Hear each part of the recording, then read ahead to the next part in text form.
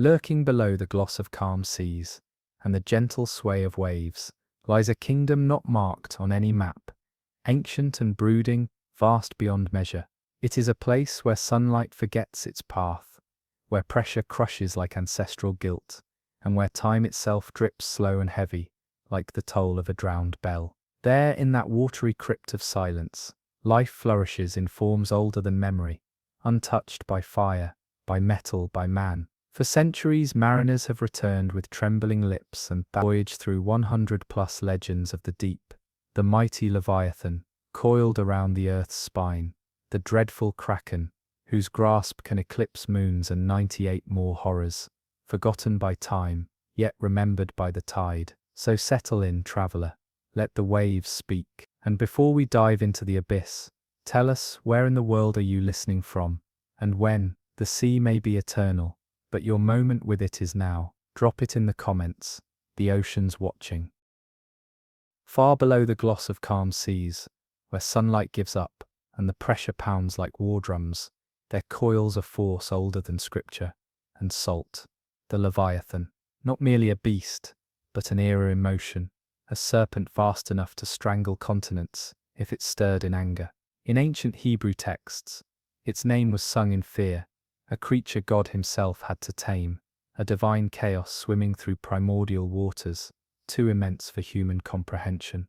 But Leviathan didn't remain sealed in holy texts. Vikings feared it as a sea drake, long and fanged, slicing through fjords like a shadow in pursuit. In Arabic lore, it morphed into Bahamut, a foundation of the world itself. In all these myths, the shape changed, but the terror remained, coiled infinity, endless hunger, sovereign of the deep. Its breath was said to boil waters, its back mistaken for islands, its roar mistaken for storms. A few sailors, maddened by weeks at sea, wrote of scales glimmering like obsidian, and eyes that pulsed like lighthouses turned inward. Some accounts claim it sleeps still, wedged between tectonic plates, coiled beneath the ocean floor, shifting continents when it dreams. And the most unsettling part, every culture seems to remember it. Civilizations separated by oceans described the same terror. Something is down there, something vast,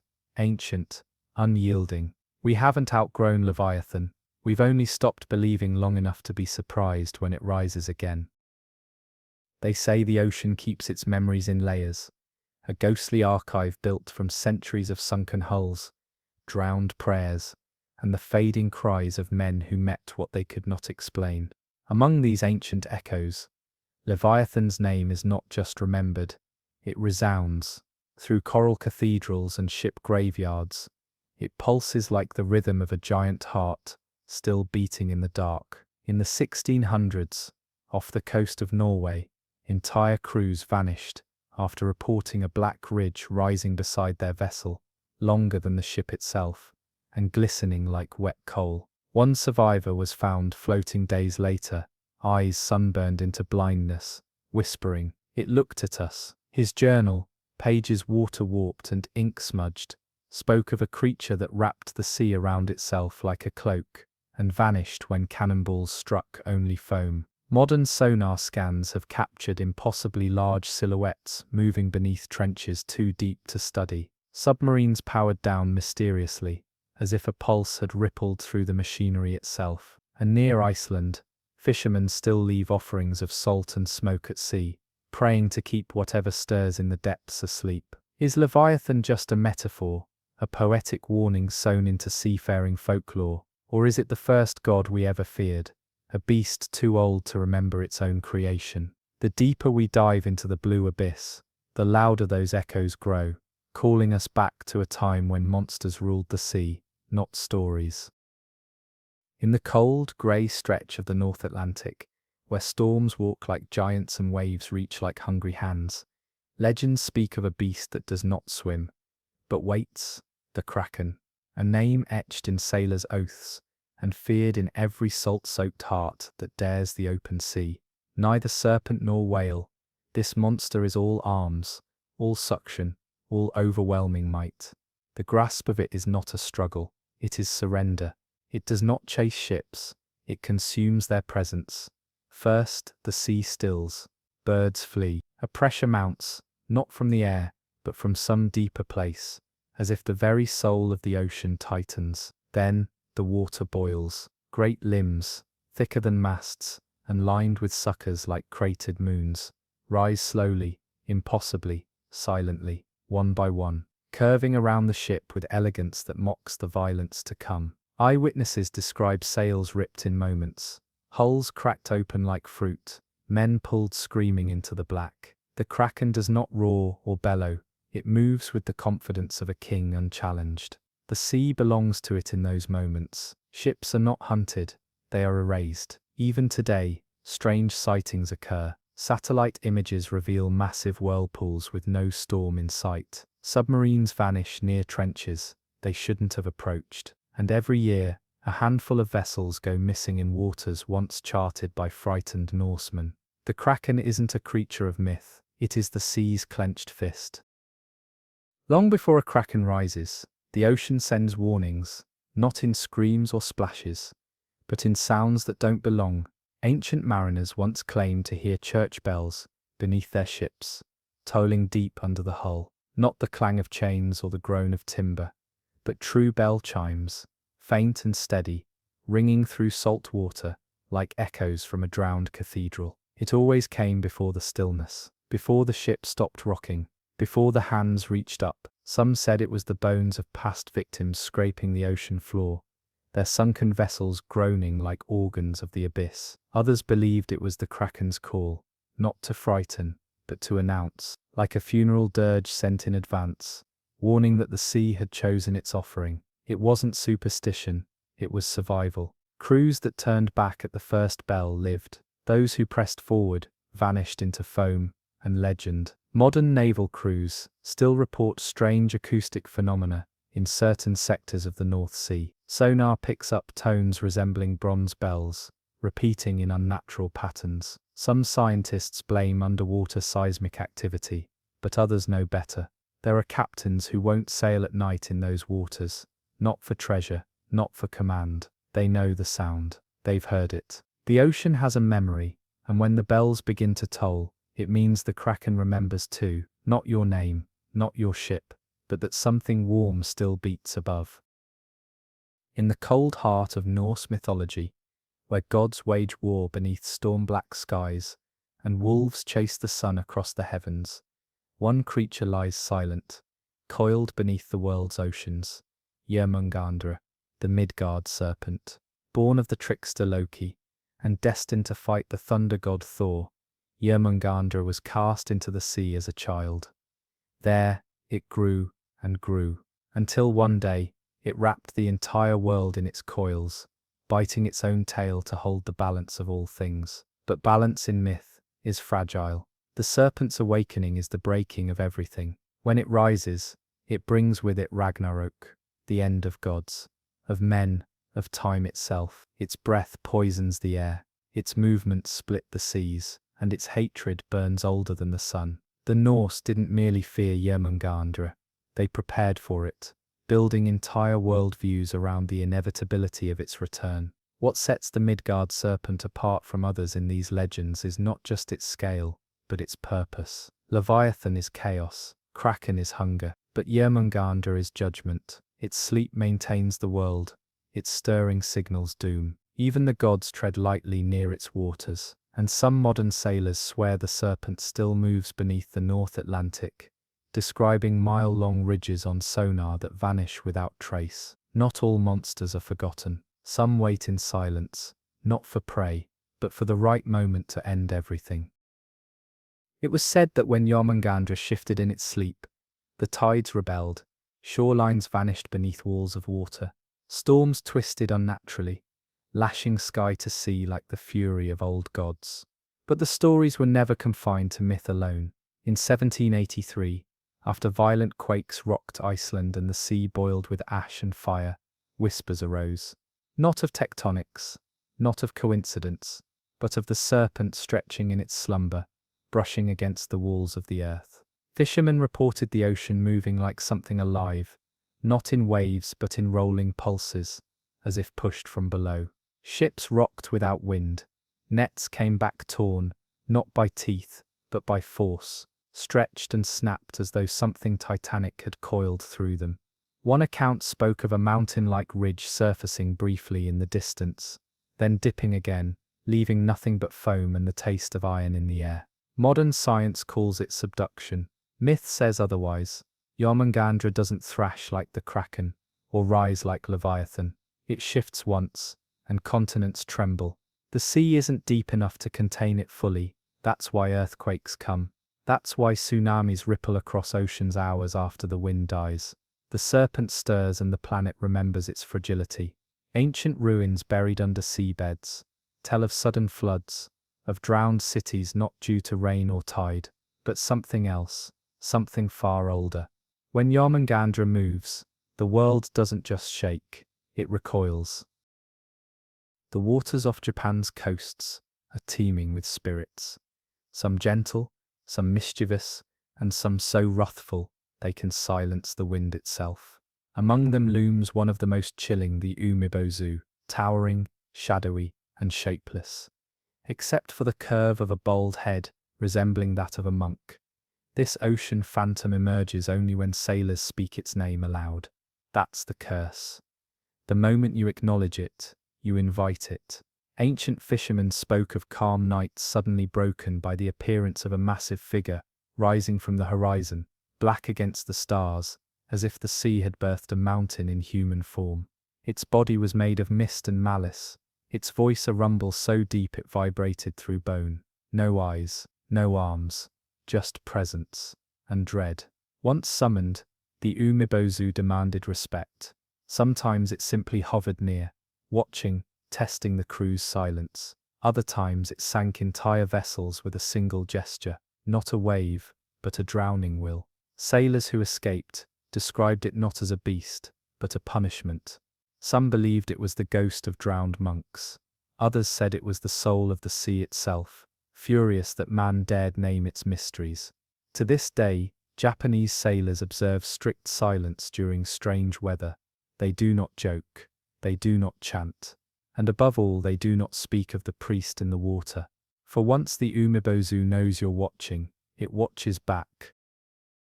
Many tales end with the umebozu dragging ships down, but some speak of a stranger fate, one that begins with a question. Survivors tell of the creature approaching their vessel in silence before speaking, asking in a voice deeper than thunder, "Do you have a barrel?" Confused but terrified, sailors offered one, hoping to appease the spirit, and then the horror began.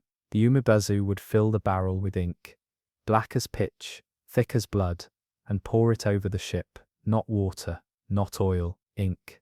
And with it came madness. The sky disappeared, stars drowned, compass needles spun. The very concept of direction vanished beneath a liquid night, so dense it swallowed even sound. Crew members screamed but couldn't hear each other. Some clawed their eyes, convinced they had gone blind. Others jumped overboard, preferring the unknown sea to the suffocating dark. That ink wasn't a weapon.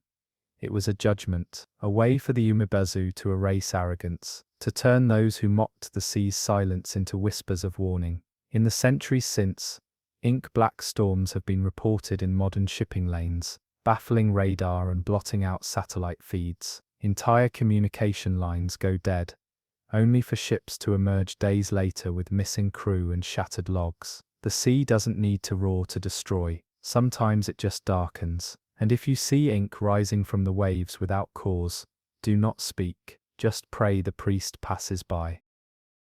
In the Bahamas, amid turquoise waters and sun-soaked paradise, there are dark circular wounds in the sea. Blue holes they're called, natural sinkholes, carved into the seafloor, descending hundreds of meters, with no bottom in sight. Tourists marvel at their beauty. Locals speak only in hushed tones, because in these azure abysses, something stirs, something half-octopus, half-shark, all nightmare. The locals call it Lusca. By day, the blue holes seem calm, but by night, the water churns. Boats vanish without warning. Divers disappear, their lines shredded, their bubbles swallowed by unseen mouths. Witnesses describe monstrous tentacles, rising briefly before vanishing into silence. One fisherman claimed he saw an arm coiled around his friend's waist, yanking him down with impossible force. They found no body, only shredded fins, and a gash in the reef, like something enormous had scraped its way free. Lusca is said to be fast, cunning, and territorial, not just a beast, but a predator with memory. Those who trespass once often don't get to do it again. Locals leave offerings at the edge of blue holes, rum, coins, fish, hoping it's enough. Scientists have tried to explain it away as sudden tidal shifts or large squids behaving aggressively. But the stories have patterns, names, warnings. No cage can hold the Lusca, for it lives where the world stops caring for laws and logic. In the perfect blue beneath paradise's smile, the sea keeps its hungriest secret. The horror of the Lusca isn't just what it is, it's where it lives. Blue holes don't behave like normal caves. They breathe. Divers report sudden reversals of current, as if the ocean itself were inhaling. Lights fail, compasses spin, and sometimes faint pulses echo up from the dark, like a heartbeat too large to belong to anything natural. One expedition, in the late 1960s, sent a team into one of the largest blue holes on Andros Island. 2 went in, 1 came out. The survivor couldn't speak for days. When he did, he whispered about walls that pulsed like lungs, about seeing movement in the distance that filled the entire field of vision. He said the deeper they went, the more the cave felt like a throat, alive, waiting. Some believe the Lusca isn't just a creature, but part of a larger being, one we've only touched the edge of.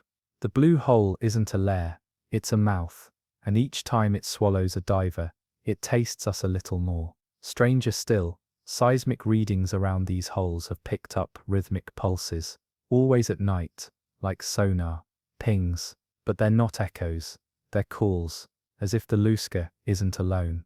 People imagine the deep sea as empty, a void of silence, but the truth is more terrifying.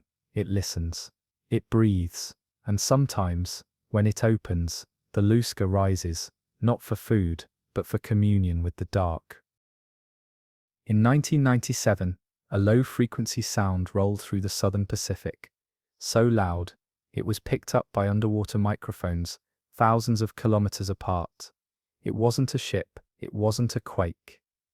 NOAA, the National Oceanic and Atmospheric Administration, dubbed it the bloop. Playful name, terrifying mystery. The bloop had no pattern, no repetition, just one massive organic-sounding warble, echoing like a groan from something enormous. And then, nothing. No aftershock, no surface activity, just an empty stretch of ocean, deeper than most submarines can travel, quiet as a tomb. Scientists tried to trace it. What they found chilled them. The sound originated near Point Nemo, Earth's oceanic pole of inaccessibility, the point farthest from any land, a place no human had ever reached, a place legends say is cursed. Theories erupted. Was it an undiscovered sea creature, a geological anomaly, a hoax? But here's what makes the bloop impossible to shake. Its signature bore uncanny resemblance to the sound profiles of living organisms, except it was several times louder than anything biological on record. Blue whales are the loudest known marine animals, and this was magnitudes beyond. Even NOAA eventually gave a shrugging explanation. Probably ice, probably. But those who heard it live remember the tremor, the bass so low it touched bone, the silence afterward like a held breath. Because when the ocean shouts like that, it's not noise, it's a warning. NOAA's official statement blamed ice, glaciers cracking, ice sheets shearing beneath pressure, a natural explanation. Safe, contained. But the problem is, ice doesn't echo like that. It doesn't pulse in waves. It doesn't mimic a living breath. Independent researchers noted something peculiar. The bloop didn't just travel in one wave. It had depth variation, rhythm, and acceleration, traits more consistent with movement than an impact. It didn't just happen. It came from somewhere, then it left. Weeks later, similar, quieter sounds were detected, smaller, more distant. As if something had surfaced once, called out, then sank again. The pattern never repeated exactly. Some analysts suggested mating calls. Others dismissed it entirely, but deep-sea experts remained uneasy. The frequency of the bloop wasn't random. It matched the ambient resonance of deep-sea trenches. Places no light reaches. Places legends always begin. Worse, in the months that followed, naval submarines reported odd sensor anomalies, distortions, heat spikes, pressure waves with no source.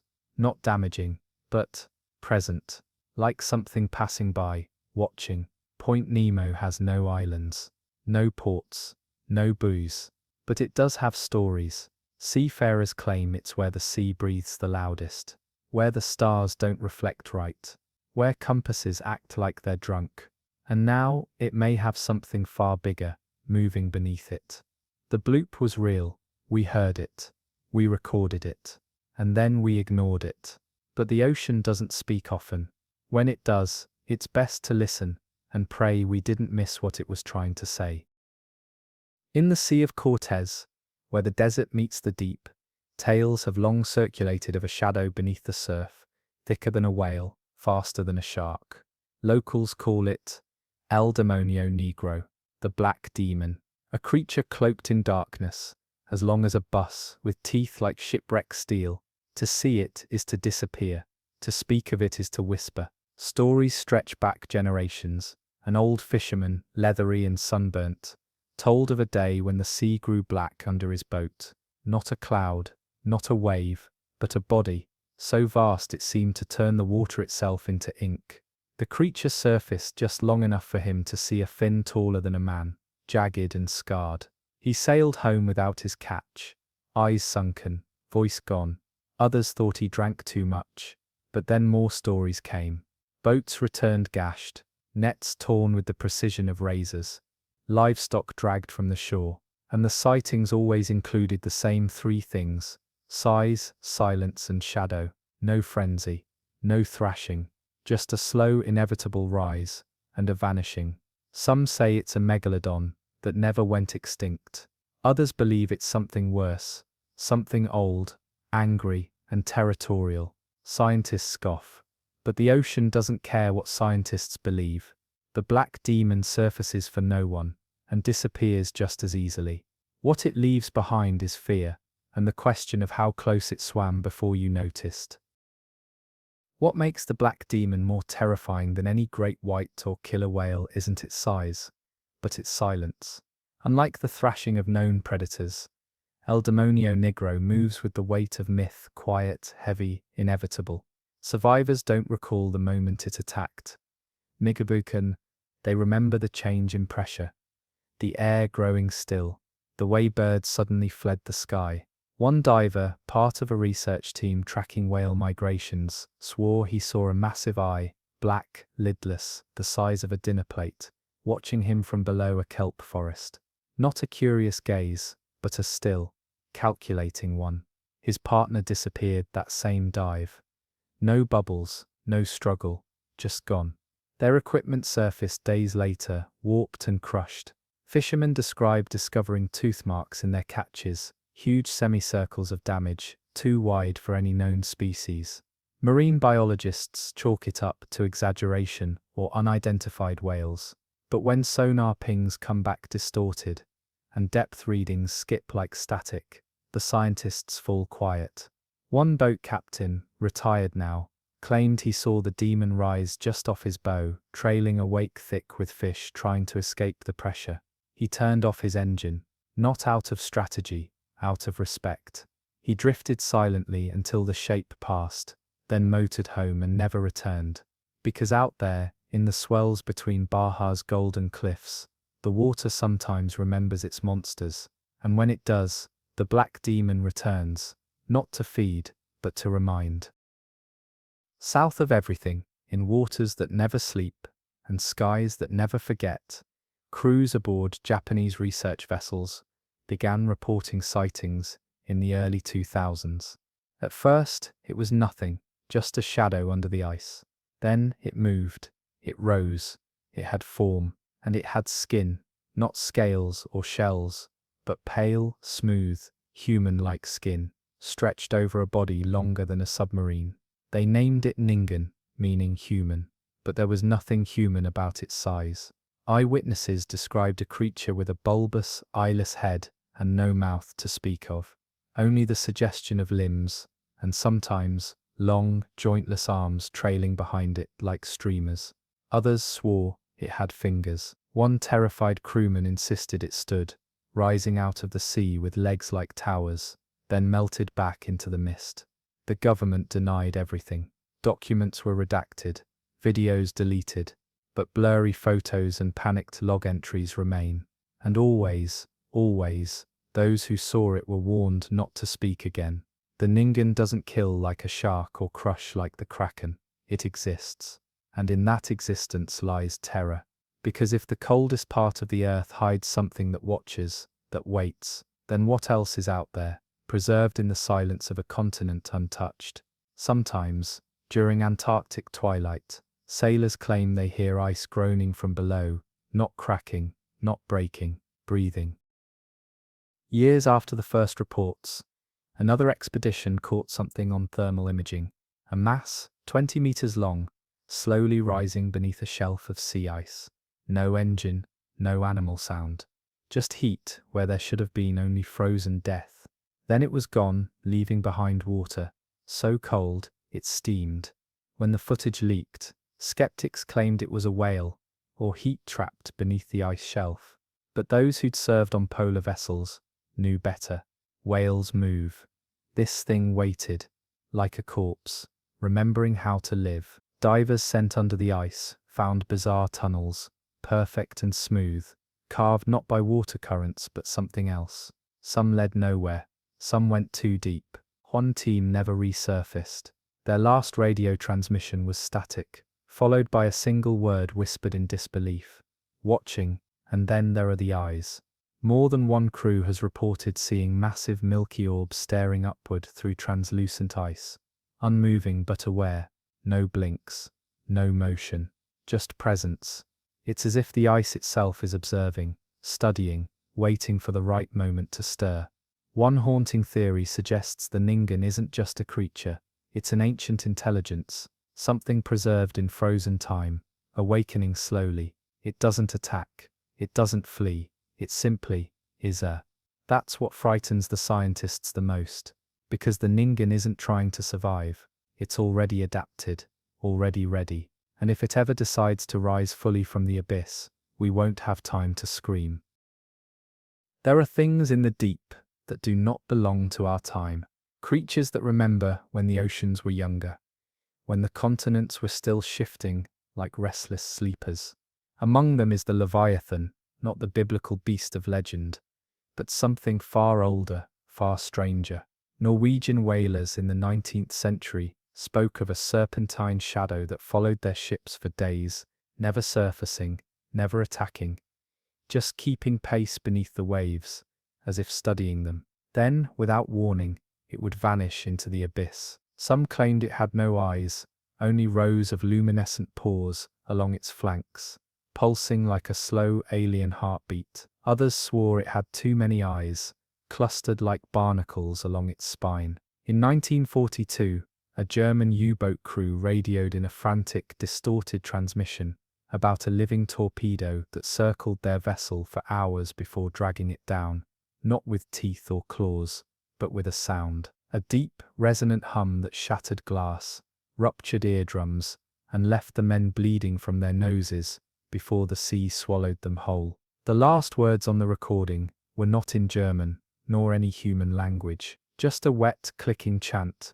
repeated until the signal died. Modern sonar has picked up anomalies in the mid-Atlantic ridge, structures too large, too deliberate to be natural. Some scientists argue they're geological formations. Others whisper of rib-like arches, half buried in sediment, stretching for miles. And once, just once, a research submersible caught a glimpse of something coiled around them, its flesh the color of drowned marble. The pilot reported no aggression, no movement, just the unbearable sense of being recognized. The Leviathan does not hunt, it does not hunger, it mourns. And in its mourning, it remembers a world that no longer exists, one it will never stop searching for.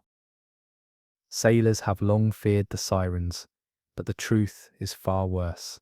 There are no beautiful women luring men to their doom, only voices that should not exist.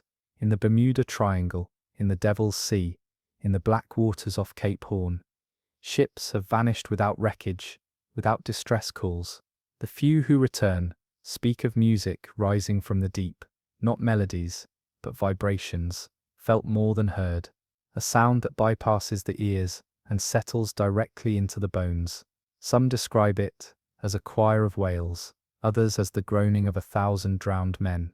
In 1987, a deep-sea microphone, lowered into the Mariana Trench, picked up a rhythmic pattern, 3 pulses, then silence, then 5, then 2.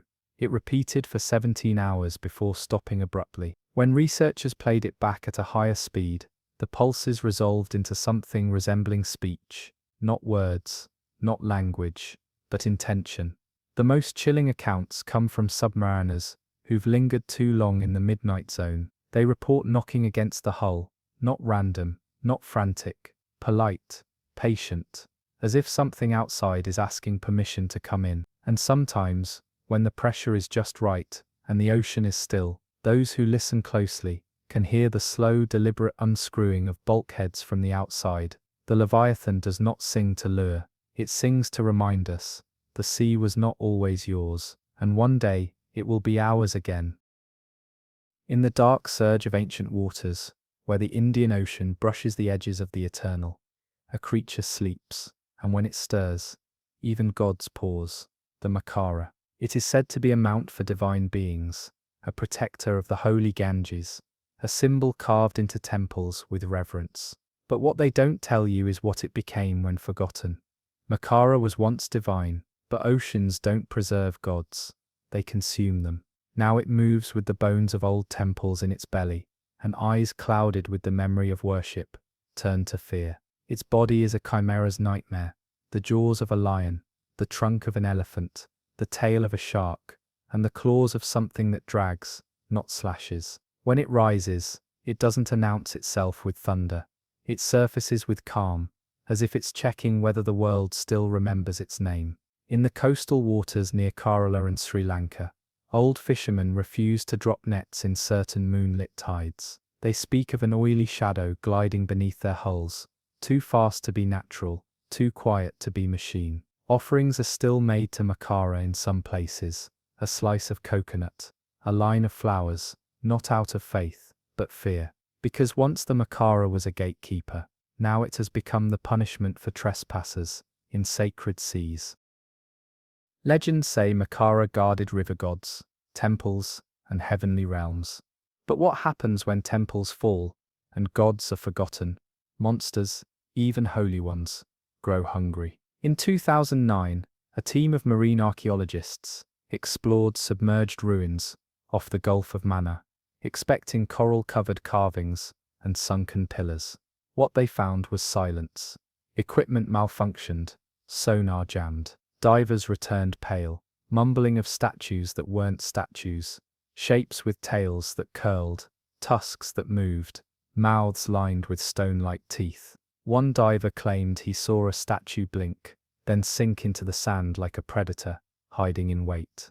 That night, their support boat was rocked by a sudden swell, not a storm, a single massive wave that slammed them sideways. A survivor swore the sea lit up with bioluminescent trails, outlining something beneath them, moving slowly, circling once, then vanishing. Old Hindu texts describe Makara as guarding gateways, to temples, to rivers, to cosmic realms. But what if the real gate it guards is far older, a breach between our world and something darker? And now, in its isolation, it drowns not sinners or warriors, but anyone who forgets to bow. The Makara does not scream, nor chase, nor thrash. It watches, waits, and when you believe the water is safe, it rises, not to kill, but to drag your spirit through every forgotten shrine it has swallowed. Far from tropical nightmares and storm-torn coasts, lies a freshwater titan, the oldest, deepest lake on Earth, Lake Baikal. Locals call it the Sea of Siberia, and they speak of it as a living entity, cold, deep, sentient. At its heart moves the Nerpa Warden, a being as ancient as the lake itself. Unlike the wrathful Kraken or the slithering Akuchi, the Warden doesn't rage. It judges. Siberian shamans say it has the face of a seal and the eyes of a man, long dead. Grey-skinned, smooth, slick with cold light, it appears through thin ice, as if looking up from a window into another world. Travelers have gone missing on perfectly calm nights. Fishermen vanish from their cabins, their sleds untouched, holes in the ice yawning wider than tools could ever carve. Locals leave bread soaked in vodka on the shore, not for tradition, but for peace. The Warden is said to surface only when the lake's balance is broken, when greed, waste, or disrespect disturb its ancient stillness. Some scientists suspect methane bubbles, or magnetic fields, explain the disappearances. But then why do survivors claim to hear knocking under their boats? Why do they wake with frostbite and memories of being watched? The Nerpa Warden isn't chaos, it's law. And in Lake Baikal, where life survived ice ages, and time slows beneath frozen silence, even laws bleed into spirit. In the dead of winter, Lake Baikal becomes a mirror, so clear you can see fish beneath your boots, so smooth it reflects the sky. But there's something else behind that glass. Something that watches, whispers pass from village to village. Never stare too long, never kneel, and never ever break the ice at night. One tale tells of a poacher who ignored those rules. He came to the lake with modern gear, loud machines, and no respect. Locals warned him. He laughed. That night, he went missing. His tent was found intact, his tools untouched, but the ice beneath his camp was melted in a perfect circle. The only trace left was a single boot, frozen upright, like someone had been pulled straight through the glass. Those who live near the lake claim to see faint shapes moving under the surface, grey, long-limbed, too fast for fish, too slow for current. Some resemble seals, others don't. Some say the Warden is a mutated Nerpa, twisted by ancient energy. Others believe it's no animal at all, but a guardian spirit awakened whenever the lake is disrespected. Whatever it is, it's quiet, but it never forgets. Baikal doesn't roar, it doesn't need to. Its silence is a language, and the Warden its mouthpiece. In a world obsessed with exploring everything, some places still choose to remain unknowable. Deep in the heart of KwaZulu-Natal, beneath the roaring curtain of Howick Falls, legend tells of a serpent so powerful, it doesn't slither through rivers, it spirals into storms. Known as the Nkanyamba, it's said to dwell in the plunge pool of the falls, its body long as thunder, its head like a horse with flaming eyes. But this serpent doesn't stay hidden. It ascends. Villagers say when the sky grows dark without reason, when winds howl though no storm was forecast, that's Nkanyamba rising, coiling up into the clouds. Tornadoes and sudden cyclones are believed to be its furious dance. Not random, not weather, but anger. Only shamans may approach its sacred pool, and only after rituals are performed. To gaze upon the beast is to invite madness. To speak its name aloud without permission is to call lightning. Many who dared swim in its waters have vanished. Their bodies never recovered. The few who returned came back changed. Silent, eyes unfocused, hair white as foam. Scientists dismiss it as superstition, but satellite images have shown strange whirlpools in the waters below the falls, circular currents without cause. Local animals avoid the area, and those who live nearby swear they've heard the serpent hiss in the roar of every storm. Nkanyamba doesn't live in the sea. It rides the storm, and when it wakes, even the sky splits to make room. The most unsettling thing about the Nkanyamba isn't its legend, it's how often it gets blamed for real destruction. In 1998, a freak tornado ripped through a township in South Africa. No warning, no build-up, no reason. Homes flattened, trees torn from the earth. Survivors swore they saw a long black ribbon twist through the air, shimmering like scales. One child claimed it had eyes, glowing bright in the funnel. The official report called it a rare meteorological event. Locals called it justice. You see, the Incanyamba isn't always mindless. It's a guardian as much as a terror. When rituals are neglected, when land is disrespected, the serpent stirs.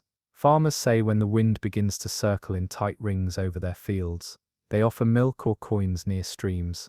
They don't want protection, they want permission. And here's the strange part. Across the world, in places untouched by Zulu culture, similar serpent storm legends appear. From South America to Australia, stories exist of sky serpents that ride wind and bring floods.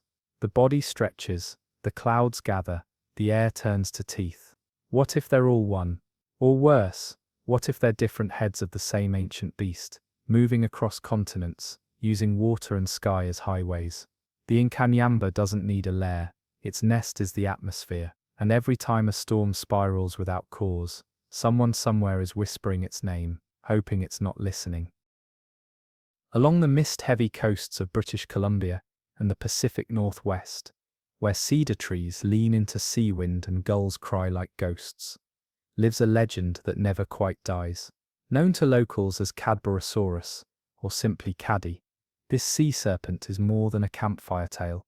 It's a recurring shape in the water, long and undulating, with a horse-like head and a body that rises in smooth humps before vanishing again. First officially documented in the early 20th century, but long whispered of by indigenous tribes, Caddy is said to be up to 50 feet in length, moving with an unnatural grace. Not aggressive, not flailing, just gliding silently alongside boats before slipping away into grey fog and tide. Fishermen describe seeing its silhouette from a distance, sleek, precise, with an elegance that made their skin crawl.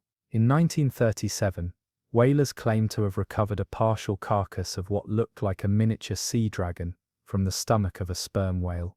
The specimen was photographed, studied, and then vanished. Authorities called it a misidentified shark fetus, but those who saw it knew better. Unlike the wild fury of other sea monsters, Caddy doesn't cause waves. It rides between them, lurking just below the threshold of belief. It's not here to kill, it's here to be seen, just long enough to remind you that the sea still holds secrets, and some of them glide silently beneath your keel.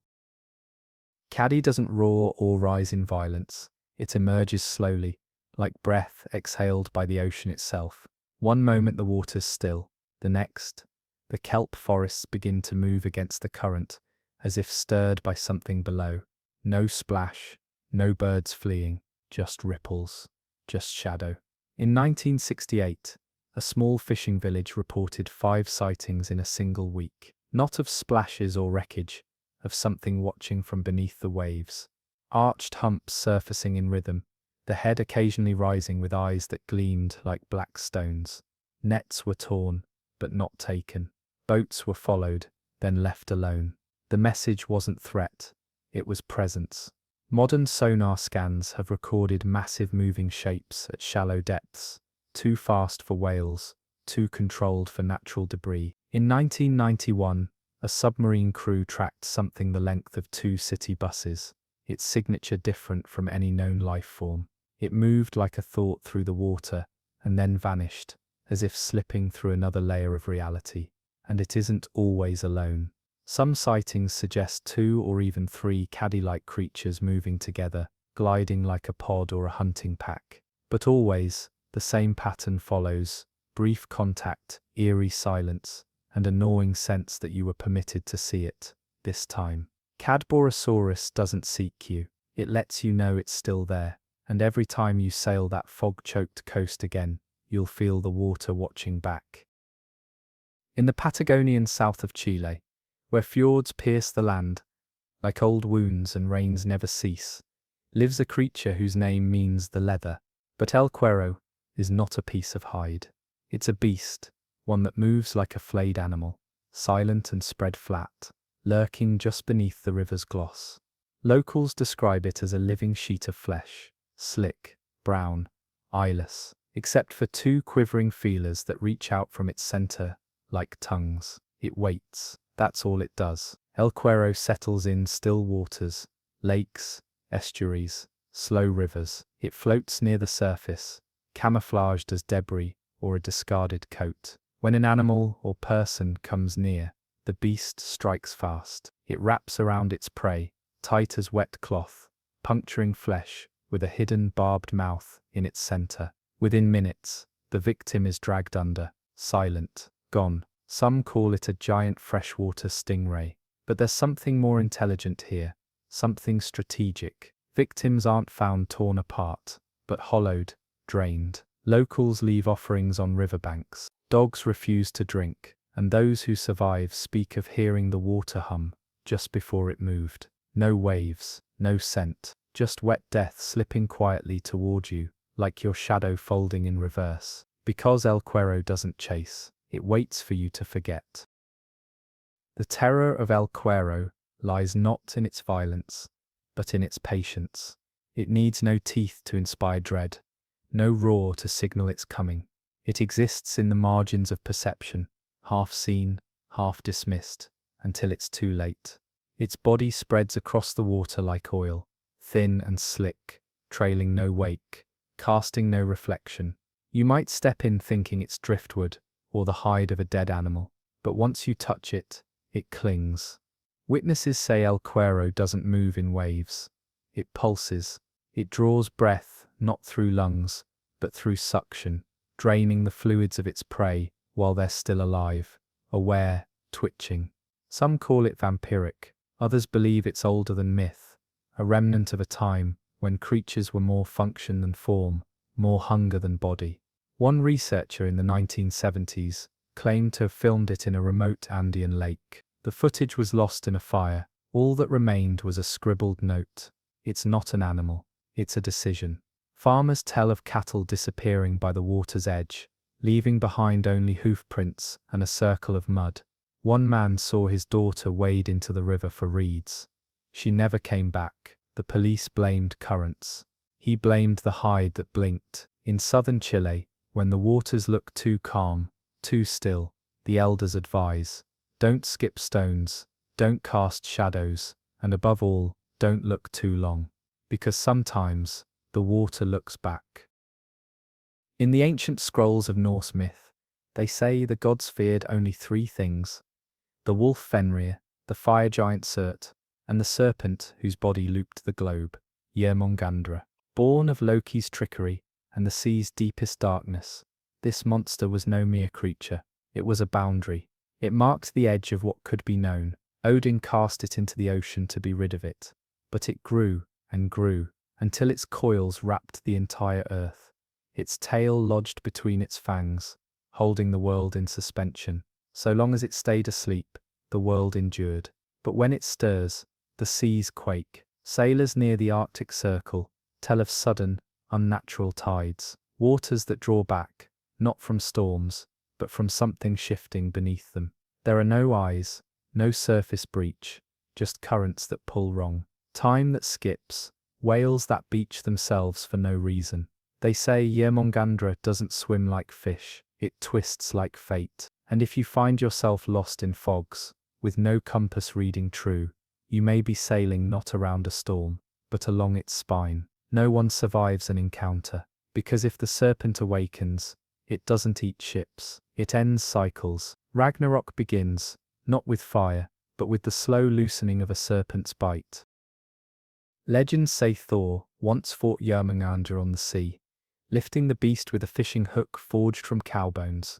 They wrestled till the sky split, the waters boiled, and time itself blinked. He struck it with his hammer, and it sank once more.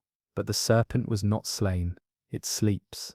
In the frigid waters near Greenland and Norway, strange sonar readings appear, massive loops of movement, hundreds of meters long, rising and falling with no explanation.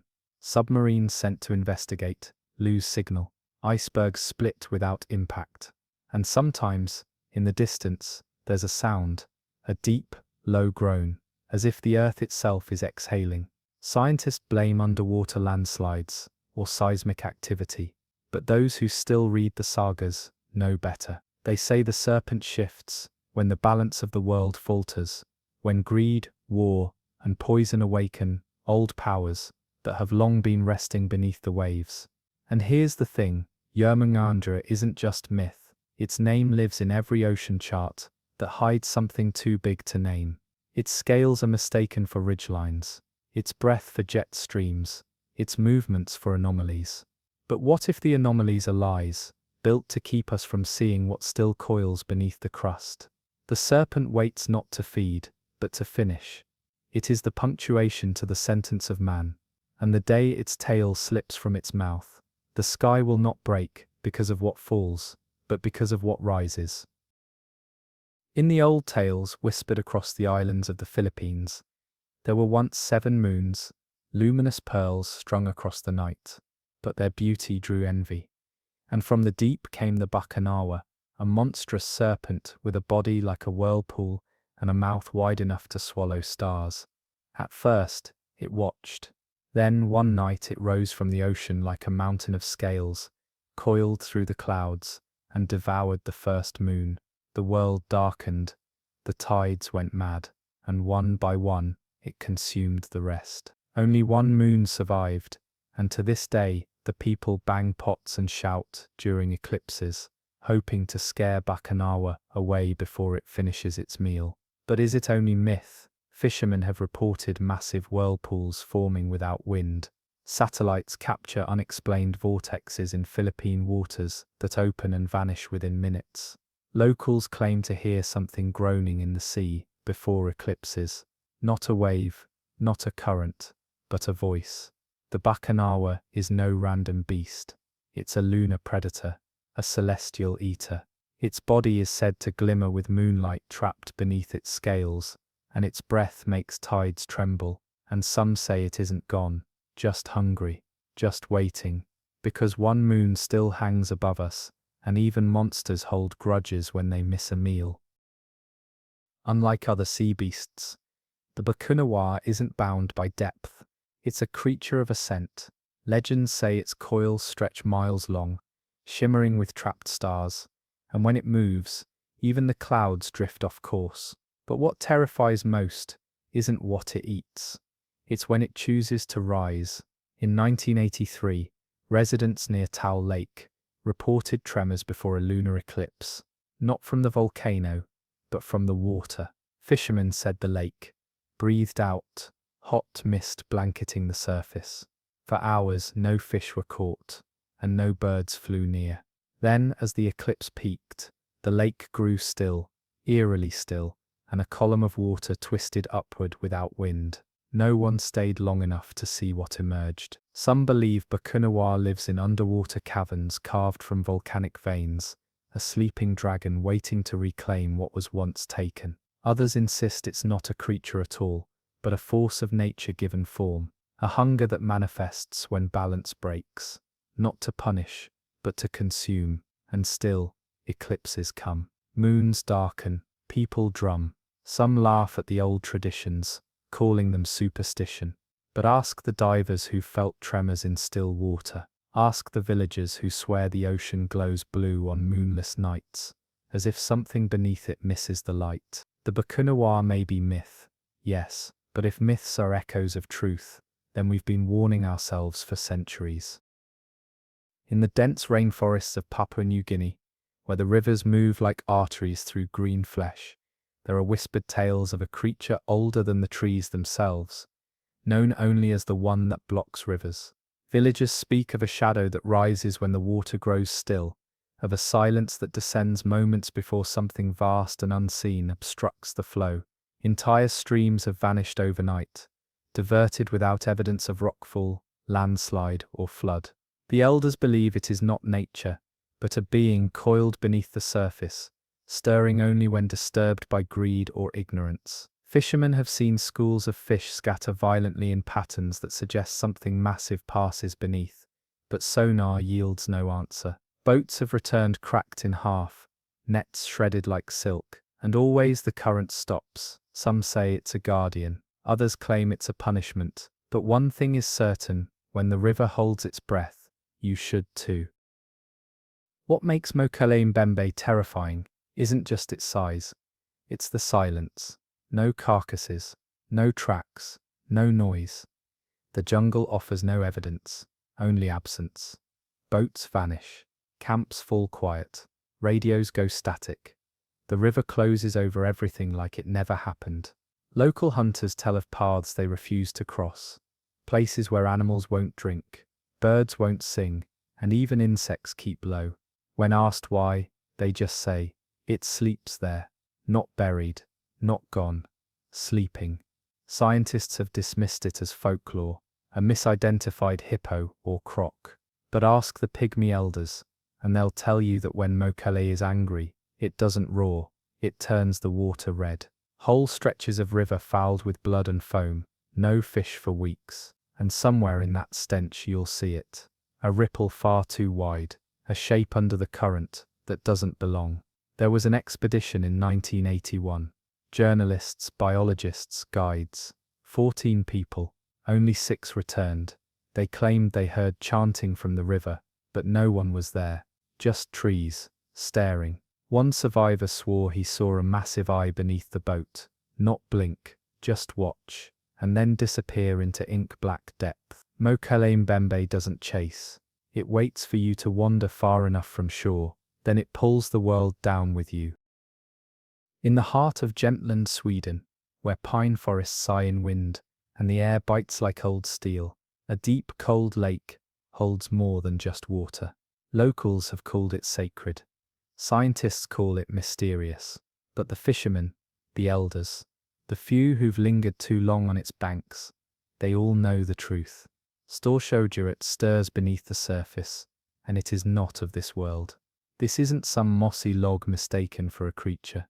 The stories are too consistent. A long, serpentine body, dark as midnight ink, with smooth skin that reflects no light, no eyes, no scales, just movement, slow, methodical, chilling. They say it stretches 30 feet or more, gliding just beneath the ice, watching without vision, listening without ears. And when it passes under your boat, the lake falls silent. No birds, no wind, no thought. In 1894, the Swedish Parliament passed a law to protect the beast. That's right, protect it. Not from hunters, but from itself being hunted. As if they knew it was real, as if the land itself made a pact with it. Sonar has since revealed enormous shapes moving at unnatural speeds beneath Storsjön. Dive teams refuse to stay submerged for long, not from fear of drowning, but from the overwhelming feeling that something below them is awake, thinking, measuring.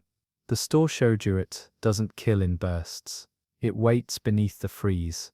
It is silence with a shape, a legend that slithers just beneath logic, feeding on the certainty that we're never truly alone. What chills survivors most about Storsjöodjuret isn't the shape, or even the movement. It's the absence of features, no eyes, no fins, no jawline, or gills, just a smooth, undulating mass that coils through the water like a thought half-formed. It doesn't thrash, it doesn't chase, it simply is, stretching through the lake like it was part of the original water itself. There's an old story about 2 engineers who tried to drag-rake the bottom of Storsjön in the 1960s. They claimed to be searching for submerged wreckage, but their map showed otherwise. They were aiming straight for a pocket of the lake, long rumoured to be the creature's resting place. Days into the operation, their equipment began malfunctioning. Sonar pulses came back, wrong, not missing, not garbled, just wrong, as if they'd pinged something that wasn't bound by normal geometry. Then the cables snapped. The sled was never recovered. The engineers left the site, and neither of them ever spoke publicly again. Some scientists have theorized the monster could be a remnant plesiosaur, or a type of massive eel, never classified. But what eel listens to music? Locals report that, on rare occasions, the creature surfaces during festivals near the lake, when music plays, not close, not aggressively, but in the distance, as though drawn to it. Storsjöodjuret doesn't behave like a beast, it behaves like a witness, one that has waited far too long, and when it comes again, if it rises, truly rises, it won't be to flee or defend, it will be to remind the world that something old still listens in the dark, beneath frozen breath and black water. Australia's sunburnt skin hides many secrets, but some of the darkest are buried in the wet, forgotten hollows, where rivers slow and billabongs stagnate. There, beneath the still surface, among reeds and old bones, lurks a creature that doesn't roar like a lion or thrash like a shark. No, the bunyip waits in silence, and when it calls, it screams. Described in countless Aboriginal Dreamtime stories, the bunyip is not a beast in the traditional sense. It's a presence, sometimes seen as a massive tusked thing with a dog's face and flippers. Other times, it's a shadow with no shape at all, only sound. Its howl is its signature, a high, drawn-out wail that slices through fog, bends branches, and turns marrow to ice. Those who hear it describe a feeling like drowning, even if they're standing on dry land. Elders warn children not to wander near the water's edge. Cattle vanish near certain ponds. Dogs whimper when the winds shift. And explorers, often skeptical, return pale and tight-lipped, if they return at all. One settler in 1845 claimed he watched the water swell upward, like it was inhaling, then saw a large, sleek figure rise, snort, and slide beneath the surface without a ripple. Scientists wrote it off as seals or known marsupials. But no seal screams in perfect intervals. No marsupial leaves claw marks 20 feet up, eucalyptus bark. The bunyip doesn't just exist, it listens, and it waits for your silence before it starts to scream. One of the most unsettling things about the bunyip is that no two sightings match. Some describe a crocodile-like beast with feathers. Others speak of a cow-sized creature with shaggy black fur and horns. And still others say it has no body at all, only a dark outline and glowing eyes that vanish the second you blink. This isn't confusion, it's design.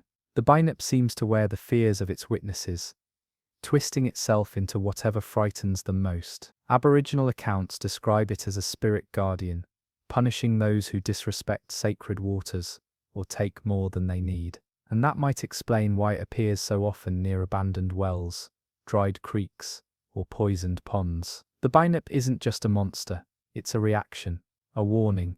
In 1932, a young girl went missing near the Murrumbidgee River. Her footprints were found circling the water, then stopping abruptly. No drag marks, no blood, just a sun hat left floating like a forgotten promise. Days later, a farmer awoke to find all his sheep gathered tightly in the corner of their pen, shivering, refusing to move. The pond on his property bubbled for hours. He moved the next week. Some say the bunyip is extinct. Others say it never was flesh to begin with, that it's a curse, a sentience bound to water, born when the land is wounded.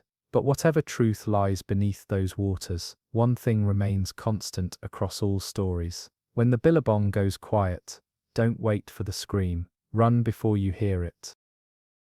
Vanikoro lies broken and forgotten, at the edge of the Solomon Chain, a scarred island shaped by disaster. In 1788, the famed French explorer La Pérouse vanished there, his ships shattered by reef and storm. But locals tell a different story, one the ocean never gave up.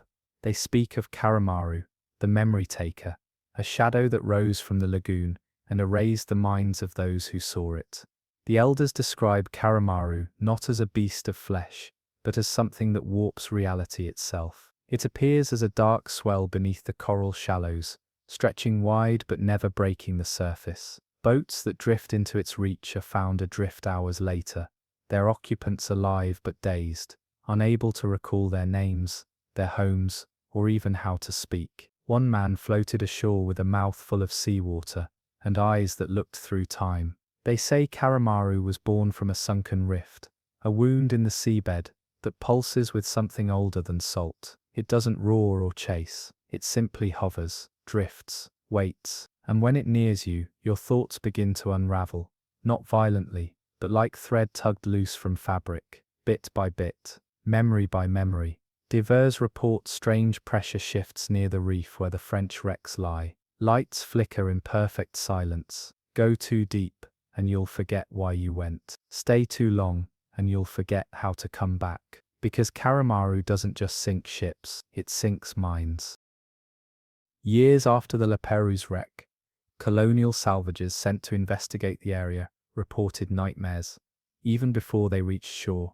One ship's log described crew waking up screaming, unable to recognize each other. Another diver returned with air still in his tank, but no idea why he had submerged. He spent the next month writing in a language no one could understand, lines spiraling off the page, like eel trails in sand.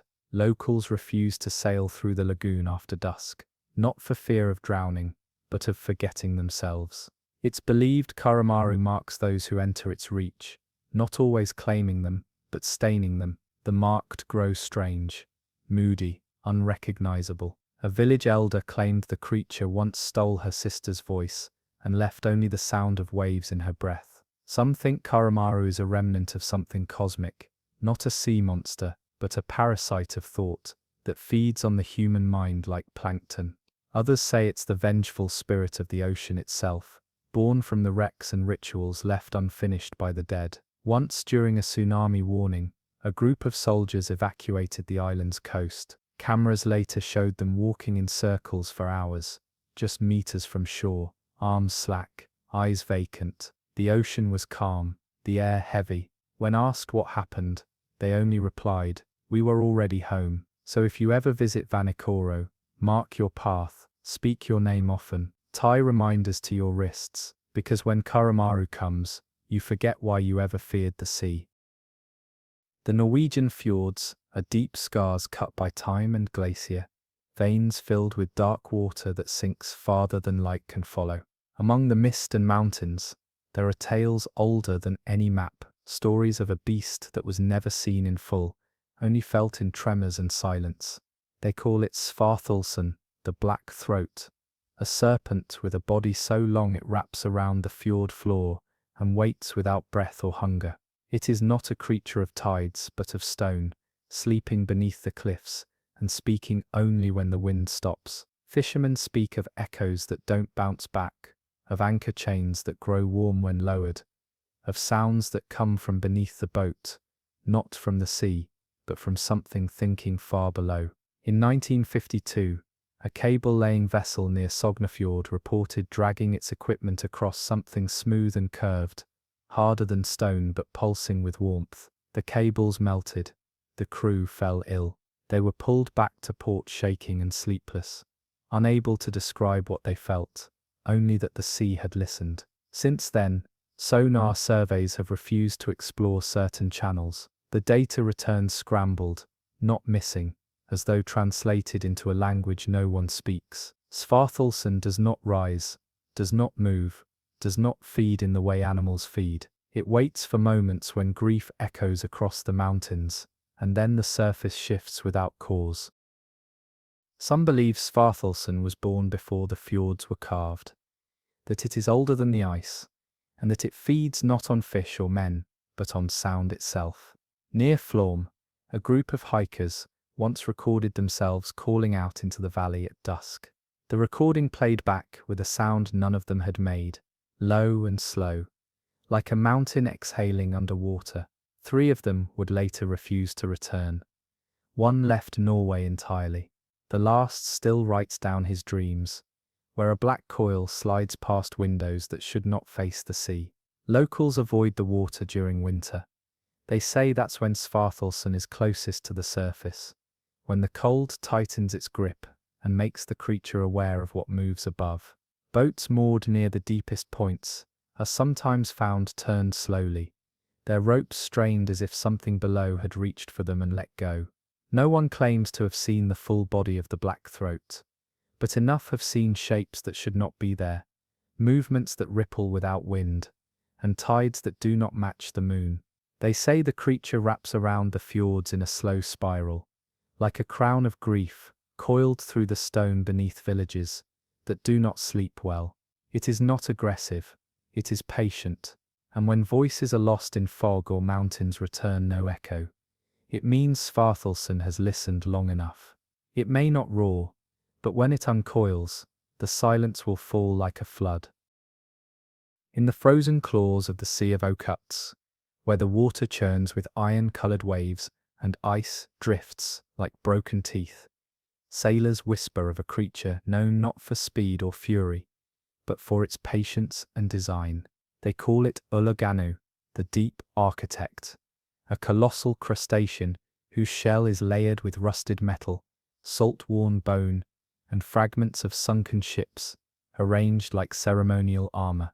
It is said to move with a precision unnatural for its kind, dragging itself slowly across the ocean floor, constructing spirals of debris that stretch for miles. Not even the sharks dare to feed near its territory. In 1904, a Russian whaling vessel named Volny was last seen near the Eastern Trench. Its last transmission described a sudden whirlpool that rose without warning beneath clear skies. When a scout team returned weeks later, they found no wreckage on the surface. Divers discovered, far below, the twisted remains of the ship wedged into a massive ring of bones and coral, arranged in what looked like a perfectly formed eye. These structures are what make Uluganu different. It does not leave wreckage in chaos, it builds with it. Submarines that pass through the zone report sonar disruptions and hull vibrations that match no known pattern.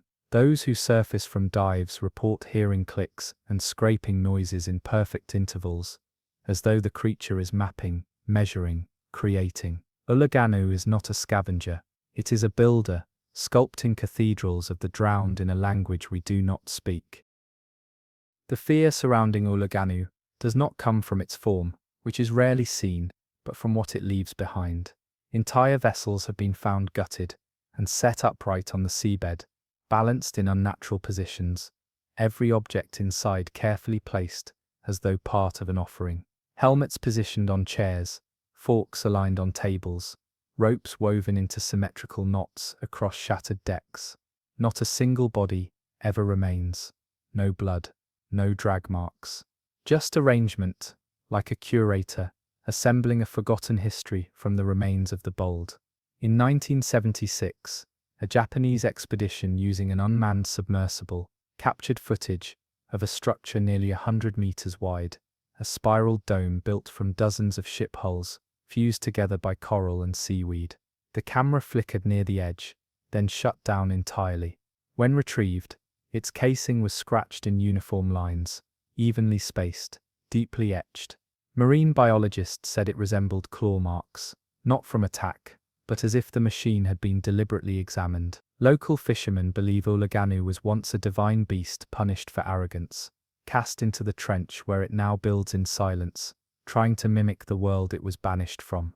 Others believe it is not one creature, but a colony, a hive mind with one purpose: to preserve, to archive, to store the drowned, in an order that only it understands.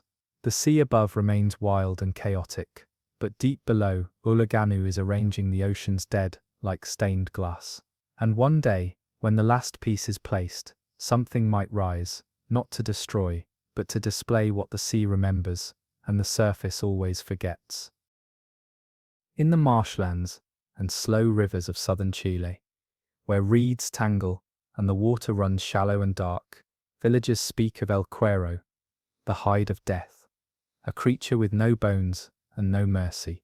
It is not shaped like a fish or a serpent. It resembles a stretched sheet of raw skin, slick and veined, drifting just beneath the surface, as still as rot. At a glance, it looks like nothing at all. At second glance, it's already too late. El Cuero is not hunted, because it does not flee, it does not strike in storms or during chaos. It waits for silence. It waits for the moment when a human dips their hand, foot, or face into the water.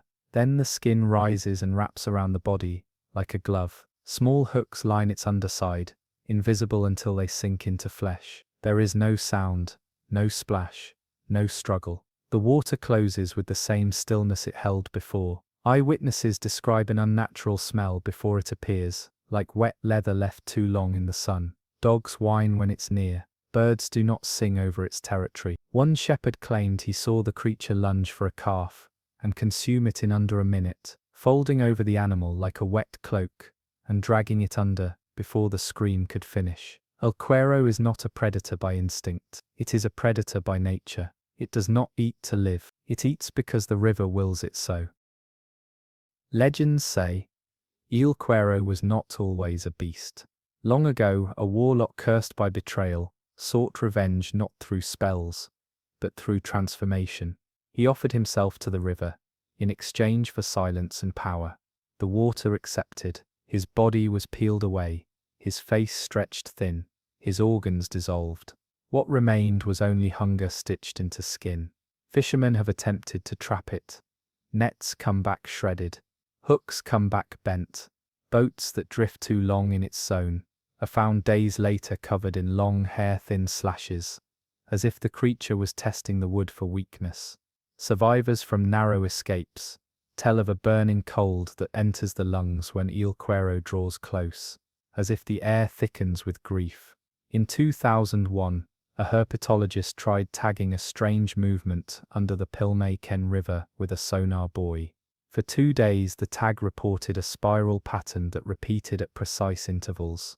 On the 3rd day, the signal stopped. They recovered the tag buried in the riverbank, its outer shell covered in thin layers of coagulated blood. No trace of the researcher who placed it. Locals hang leather talismans by the water's edge, not to repel El Cuero, but to distract it. They say it is drawn to its own texture, as if it still remembers being human, as if it longs to wear a face again.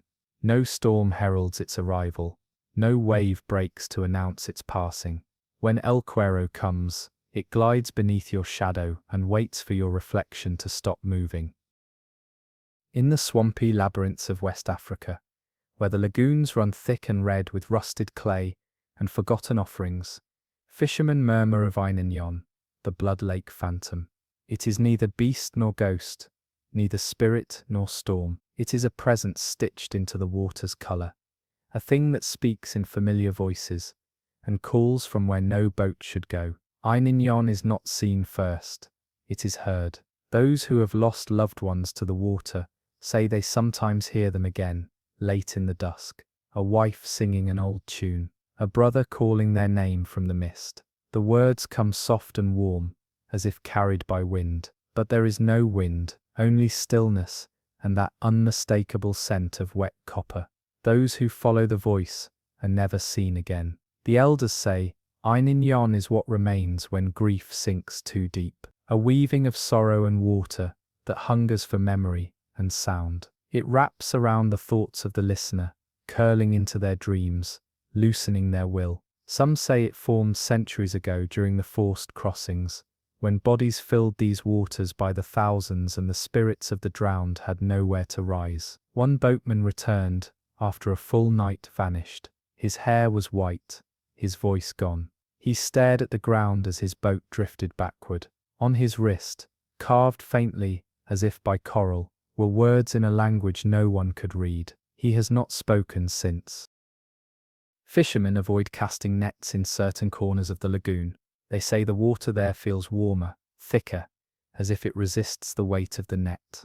Once a boy tossed a stone into the center of the stillness and watched as the ripples did not return. The surface remained glassy and undisturbed. That night, he dreamed of a pale face rising from the lake, its eyes open, mouth moving in reverse. Researchers who came in the 1980s to study fish migration patterns abandoned the project after 2 of their crew walked directly into the water without a word. Their footsteps were light, unhurried, as if following something only they could hear. Divers were sent after them but returned disoriented, unable to describe what they saw. One muttered about arms reaching from the mud, too long, too smooth, without hands, only open mouths at the ends. Shrines built along the edges of the lagoon feature carvings of faceless figures, necks elongated like reeds, heads bowed toward the water. Locals burn spices at night to confuse Einig's voice, believing that strong scent clouds the path between worlds. But sometimes the smell isn't enough, and the voice still comes, soft and pleading, always sounding like someone you miss, someone you trust, someone you swore you buried long ago. Einig does not rush its prey. It waits in lullabies. It lingers in silence. It pulls not with teeth or claws but with memory, with sound, with the ache of unfinished goodbyes.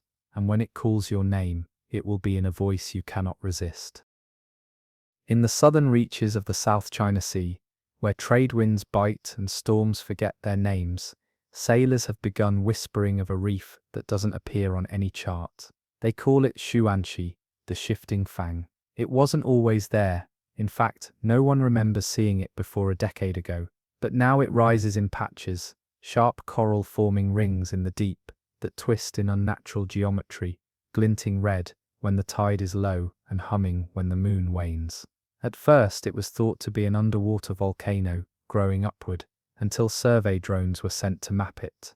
None returned, not broken, not destroyed, simply vanished.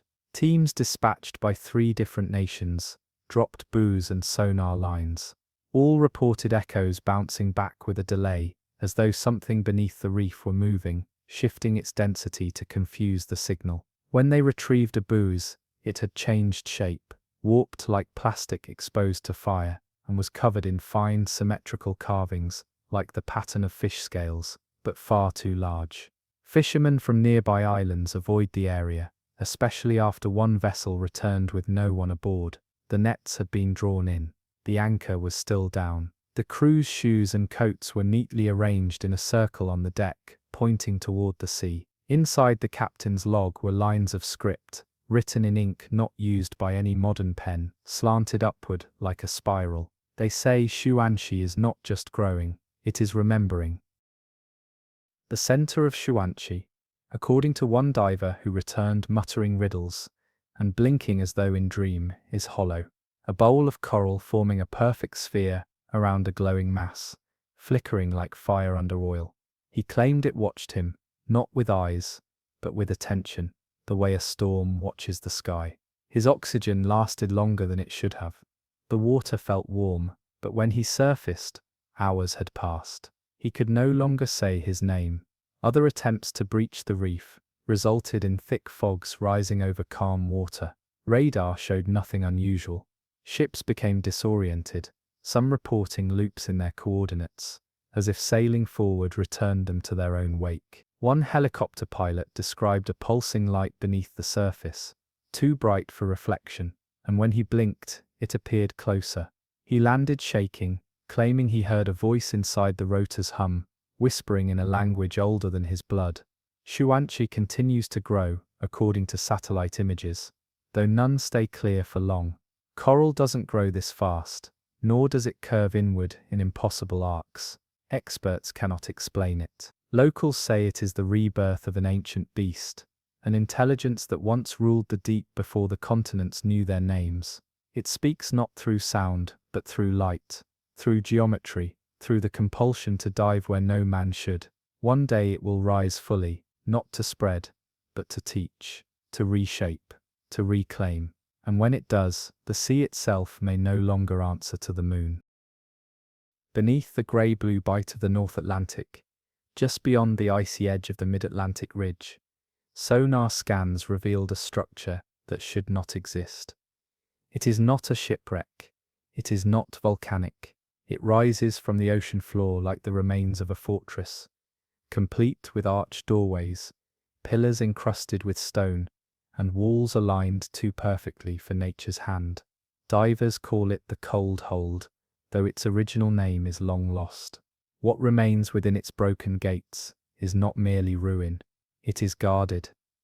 At first it was dismissed as natural formations, some tectonic quirk, but in 2013, a private expedition, funded by a northern tech magnate, sent down a manned submersible, equipped with high-lumen cameras. The footage showed murals on the stone, now coral-worn but still visible, scenes of a creature coiled around towers, wings folded like sails, with a face that seemed to shift with every angle. In the final seconds of the dive, a shadow passed in front of the camera. The feed cut to static. The submersible was retrieved. Its hull was untouched, but the pilot sat wide-eyed and silent.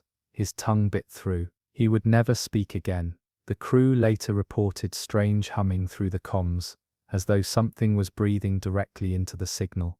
Patterns emerged in the footage, geometric sigils embedded in the stone that pulsed faintly when viewed under certain wavelengths. One shape returned in every scan, regardless of angle, a spiral eye within a broken crown. The bastion still stands, and something watches from its gate. The Seguntre Tebabut. Legends from the surrounding coasts speak of a creature called Ugurson, the iron serpent, said to have once been a sea king's pet, armored in chain, and fed the bones of invaders. It was no myth to those who dared the waters above the cold hold. Naval reports from both world wars mentioned sonar contacts, moving at speeds impossible for any known life form, large enough to rival dreadnoughts, with strange interference that scrambled navigation. Survivors from torpedoed ships swore their vessels were not hit, but pulled down by something metallic and pulsing. In the deep, Ugurson slumbers in coils of rusted armor, grown over with barnacle and kelp, but alive. Its scales clang faintly in the dark when currents shift. Divers who dare descend hear the sound before they see the shape. Chimes of hollow iron brushing stone. The creature is too large to be captured in one view, its body twisting through the ruins, like an anchor chain wound around a drowning god. Some believe Ugurson was not born but built, an ancient convergence of biology and ritual craftsmanship, given sentience by sacrifice. Others claim it was the last guardian of a kingdom swallowed by the sea, bound to defend its crumbled walls until the tides recede forever. A research drone sent near the cold-hold central chamber returned one frame before its battery fried, a serpentine face, eyes glowing dimly, its head crowned with a spire of bone-wrought metal. Then the feed went black. It was not attacking, it was waiting. In the endless mirror of the Antarctic Sound, where silence holds dominion, and the ice rises like frozen cathedrals, there drifts a melody too deep for ears yet heard in the marrow. Sailors and researchers alike have whispered of it in their logs, unsure if it was real or the wind speaking through frost. They call it the Hollow Maw, a creature said to be formed of nothing but vibration and teeth. A beast that swims not for prey but for resonance. Icebreakers passing through the straits have gone silent without warning. Radio contact vanishes. Lights dim, the crew hears humming, low and slow echoing through steel and bone. When contact returns, time has passed, though the clocks remain unchanged. Some members remember only part of the journey. Others forget their names. One survivor described the sound as a lullaby sung by the ocean to itself. Too vast to hold, too ancient to question. Drones sent beneath the ice have captured strange flickers, shadows that move too fast, loops of sonar that seem to fold back upon themselves. One image caught a spiraled formation beneath a glacier wall, perfectly circular, with indentations like gills surrounding a central dark pit. Around it, the ice was cracked in webbed patterns, as if the sound had burrowed through solid matter.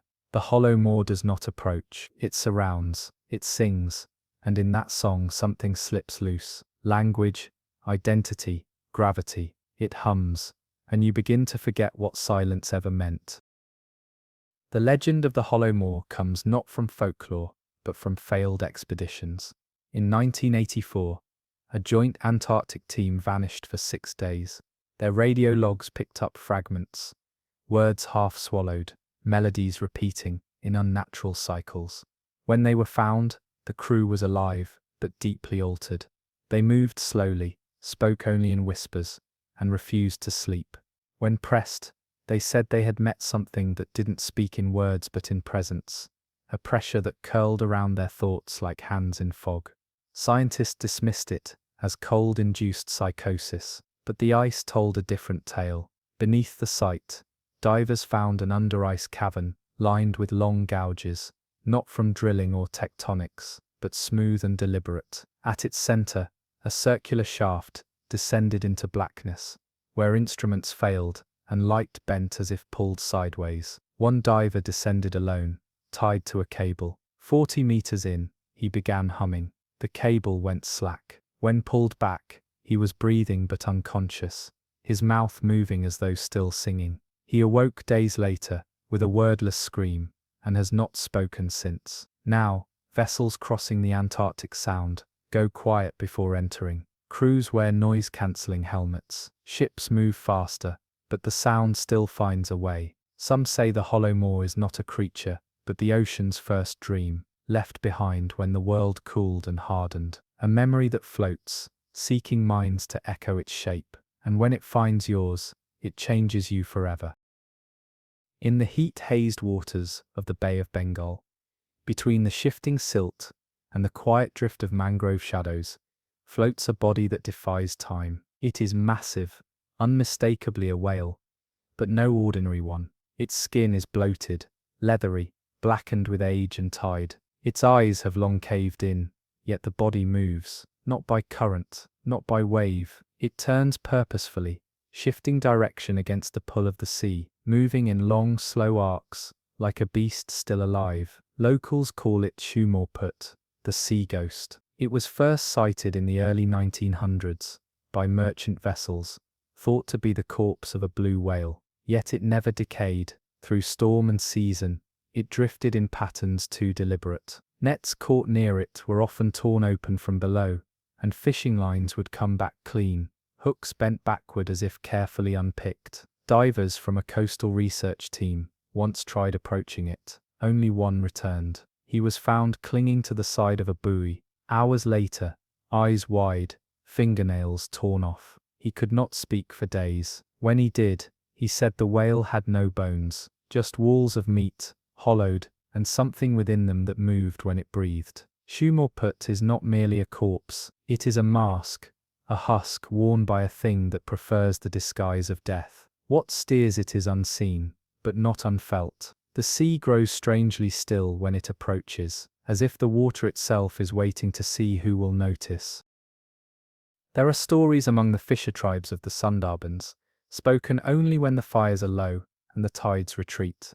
They say the sea once swallowed a god, a hungry spirit too cruel for land, and spat it out into the belly of a dying whale. Trapped but not killed, it found home in the hollow warmth of flesh. It learned to steer, to wait, to feed without revealing its shape. Now it wears the whale like a shroud, drifting toward lights, toward voices, toward those who believe corpses cannot hunt. In 1965, a tugboat passing through the bay struck the whale. The crew assumed they had hit a floating carcass, but the damage was to their own hull. Something underneath had split the metal clean, as though opened with fingers. The boat sank in minutes. Only a single radio message was logged, a scream cut off by the sound of bubbling. Years later, satellite images captured the creature again. Always the same size, the same wounds, the same bloated body, a rotting monument, immune to time. But in each sighting, the position of its fins changed. Its tail bent differently, its mouth just slightly ajar, as though adjusting, learning. One theory posits the creature within mimics the whale's biology, that it secretes preservatives, manipulates muscle tissue, animates the dead weight like a ship with sails. But others believe there is no creature, only a spirit, made of salt and shadow, puppeteering its vessel, in search of something it lost in life, a heartbeat, a home, a name. Those who follow it vanish, those who dream of it, wake with seawater in their lungs. South of the Cayman Islands, where the Caribbean deep yawns wider than most dare to imagine, lies a trench that glows at night, not with stars reflected on the surface, but from within, deep below, where pressure could turn steel to scrap. And time moves like silt. Locals call it Boca del Silencio, the mouth of silence. At first glance, the flickers resemble ordinary bioluminescence, the signature shimmer of deep water life. But they move with intent, in patterns, in signals, in sequences that mimic Morse, mimic the glint of distress flares, mimic the desperate call of something alive. In 1992, a submersible funded by a Caribbean Geological Institute attempted a dive into the trench's edge. Within minutes of descent, it reported new life forms, long ribbon-like shapes, with clusters of lights along their limbs, seemingly coordinating movement. Then the comms cut. When the submersible surfaced, it was empty. The hatch showed no damage. But inside, the control seats were soaked in brine, and the cabin reeked of ozone and decay. Divers avoid Boca del Silencio not because of depth, but because of the dreams.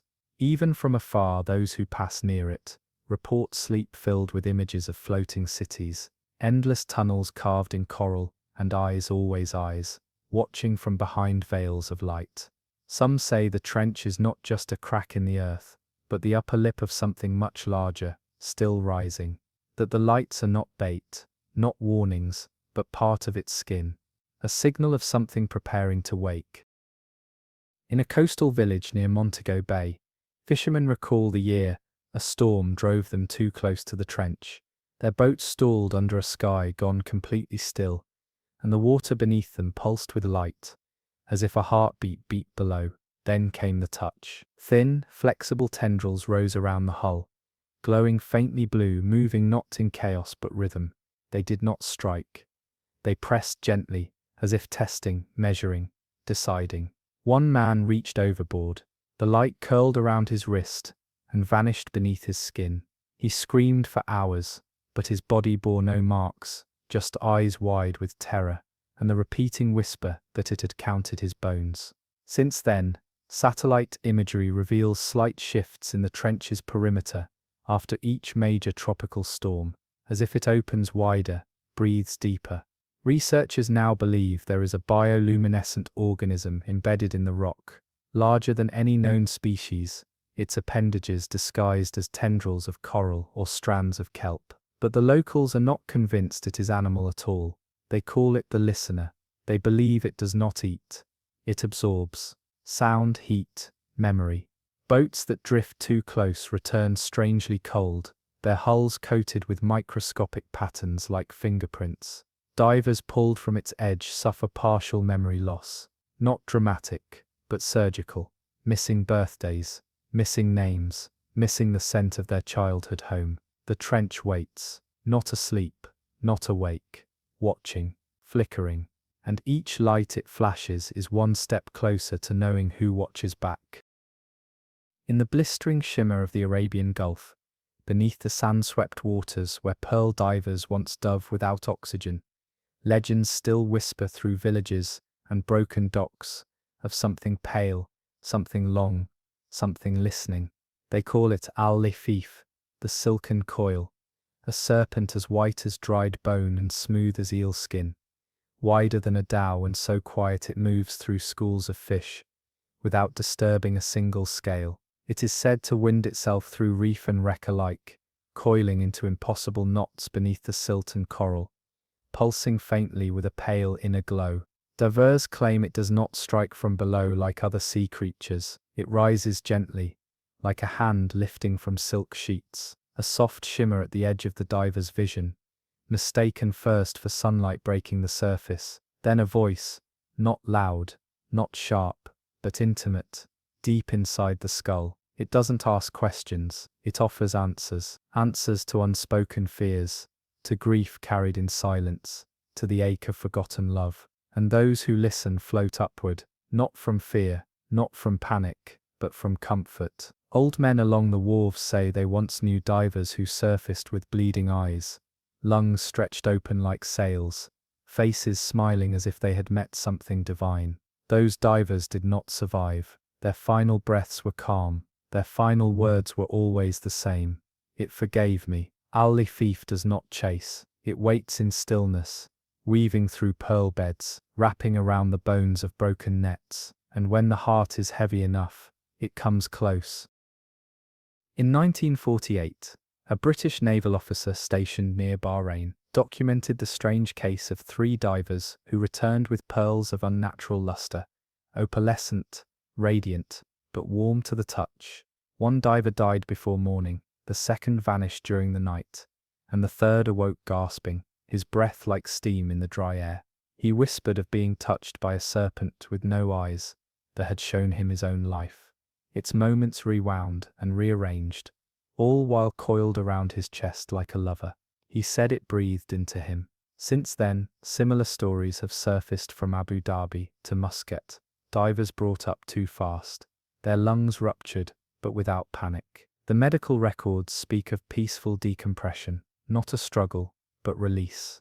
Almost willing. The autopsies reveal strange fluids in the lungs, clear and shimmering, not salt water, no bacteria, no parasites, just something clean, as if the sea itself had baptized them in something too old for naming. Folklore says Al-Lafif is not of the sea, but of silence. born of a drowned priest who prayed for clarity in his final breath. His wish was answered, and the serpent became its vessel. It swims not to feed, but to console, to gather sorrow, to untangle the knots men carry in their chests. When the burden becomes too heavy, it lifts them upward, whispering their own truths back to them in a language shaped like their mother's voice. Pearls found in its territory are always perfect, but none dare wear them. In the Gulf of California, where jagged rocks rise like teeth, and the tides change faster than thought, fishermen tell of something that does not swim. It walks, beneath the sunlit waves, through hidden caves, veiled in kelp, lives El Desolado, the flayed one. It is not creature nor spirit, but something old and unfinished, wearing the skin of those it's claimed, stepping back into the world disguised in flesh not its own. It is said to come after storms, when the water is still blood-warm, and the red tide churns thick like paint. Bodies wash ashore drained of blood, bones intact, faces eerily unblemished, a perfect disguise, except for the eyes, always cloudy, as if they remember drowning. In 1989, a diving crew near Isla Ángel de la Garda vanished. Their oxygen tanks were found on the beach, lined up neatly. Days later, 2 of the crew returned, dry, walking barefoot, and smiling. Their families welcomed them home, until one mother noticed her son's birthmark was missing. Another saw her brother eating with the wrong hand, though he had never been left-handed. The townsfolk say those 2 people were never right again. One walked into the sea during a thunderstorm. The other stood staring into a mirror, until the glass cracked. El Desolado does not drag its victims away. It becomes them, and it walks inland when the wind is right, when the moon is full, searching for faces that still breathe, to add to its silent gallery beneath the surf. The caves beneath the Gulf are carved not by nature, but by something with intent. Divers who dare enter them speak of tunnels, too smooth, turns too sharp. Inside, the walls pulse with a faint vibration, like breath. In one chamber, an archaeological team found rows of skulls arranged on coral pedestals, each bleached clean but missing the mandible. Above them, etched into the stone, were carvings of a figure with no face holding a human skin, like a robe. Locals perform an annual ritual, casting salt and tobacco into the water. They say it keeps El Desolado satisfied. The creature does not crave food. It craves form, to walk again, to be seen, to live lives it cannot truly own. Survivors report dreams of being underwater, looking at themselves from the outside, watching their own bodies move without control. Some wake to find seawater in their beds. In 2015, a marine biologist named Dr. Herrera published a paper on unexplained sonar echoes in the Gulf. He proposed the presence of a biological mimicry cluster, but the report was pulled from publication, and Dr. Herrera left his post abruptly. Months later, he was seen near Cabo San Lucas, staring out at sea. A tourist asked him for directions, and he turned with a smile that was just too wide. He disappeared before the week ended. El Desolado remembers every step it has taken, and every face it has worn. Beneath Greenland's southern fjords, where glaciers kiss black water and silence hangs like breath that never finishes, lies a trench too straight, too deep, and far too warm. The Inuit elders call it Umatingwa, the place where the earth moans. It is not marked on maps, but its presence is felt through the groaning of ice shelves that never crack, through sonar distortions that return like echoed heartbeats, and in the low throb of something breathing deep beneath the tectonic seams. Naval ships, passing near the trench, have recorded sudden changes in depth and pressure, like the ocean floor rising, then falling, in slow rhythmic pulses, as if the earth beneath is not land at all, but ribcage. In 1981, a research crew drilling through the ice encountered warm vapor rising from beneath. It carried no sulfur, no salt, only the iron-sweet scent of blood, warm as a fresh wound. What followed were tremors, not earthquakes, but waves of pressure that buckled steel beams and burst eardrums. One scientist was pulled from the ice, weeping, clutching his chest. He claimed he had heard a heartbeat, not his own, but one deeper, older, louder than any animal. That trench, some believe, is not natural. It is a scar, a wound sealed over by time and frost, but never truly healed. And what lies beneath may not be dead. It may simply be resting, a creature the size of a continent, dreaming in coils of stone and breath, waiting for warmth to wake its mind again. For decades, the trench's breath, those plumes of warm reddish vapor, was dismissed as geothermal activity. But the color, the temperature, the scent, it all defied logic. One geologist, Lena Wallström, collected a sample. It bubbled in her flask, like something alive. When exposed to oxygen, it turned dark, thick, and began forming strands, almost like muscle. The lab sealed the sample away. Weeks later, the facility experienced a blackout. When power returned, the flask was shattered, the sample gone. The footage, static, nothing more. Now, vessels passing over Umatengue sail with all lights off. They speak in whispers, they avoid sonar, fearing the trench might listen. Some have reported lights below the ice, flickering slowly, like lanterns swinging in rhythm with a breath. A few submariners swear they've heard whispers through the hull, not voices, but humming that forms patterns, pressing into the skull, like words never meant to be spoken. Local shamans say the trench is the mouth of something older than sleep, sealed by the first ice, to protect the world above. They speak of an ancient being, coiled beneath the crust, whose dreams cause magnetic shifts, whose snores stir storms, and whose hunger cannot be killed, only delayed. In 2017, a satellite showed a crack, extending outward from the trench in a perfect spiral. Glaciologists blamed tectonic drift, but the pattern was too precise. They are now watching for a second spiral. If one forms, they say, it means the beast beneath has opened its eye. Off the southern coast of Crete, where sea foam hisses against limestone cliffs, and forgotten ruins lie shattered beneath centuries of tide, there are stories of a sunken place known as Echothic, the Library of Echoes. It is not drawn on charts, nor do fishermen sail its direction willingly, but divers in the region report glimpses of marble arches through veils of sand, fallen columns resting upon each other like ribs in an ancient beast, and steps that descend deep into the seabed, too intact to be accidental.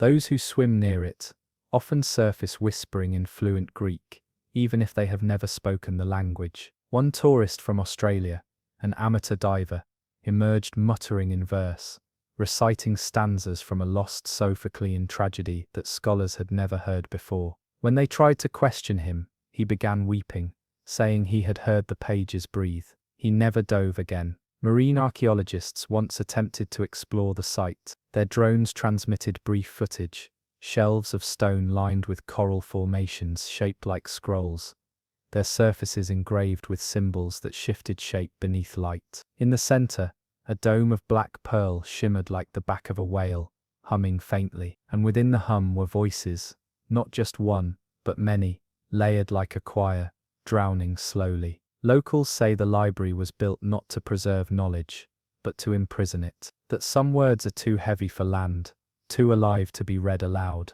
and down there, those words still wait for mouths.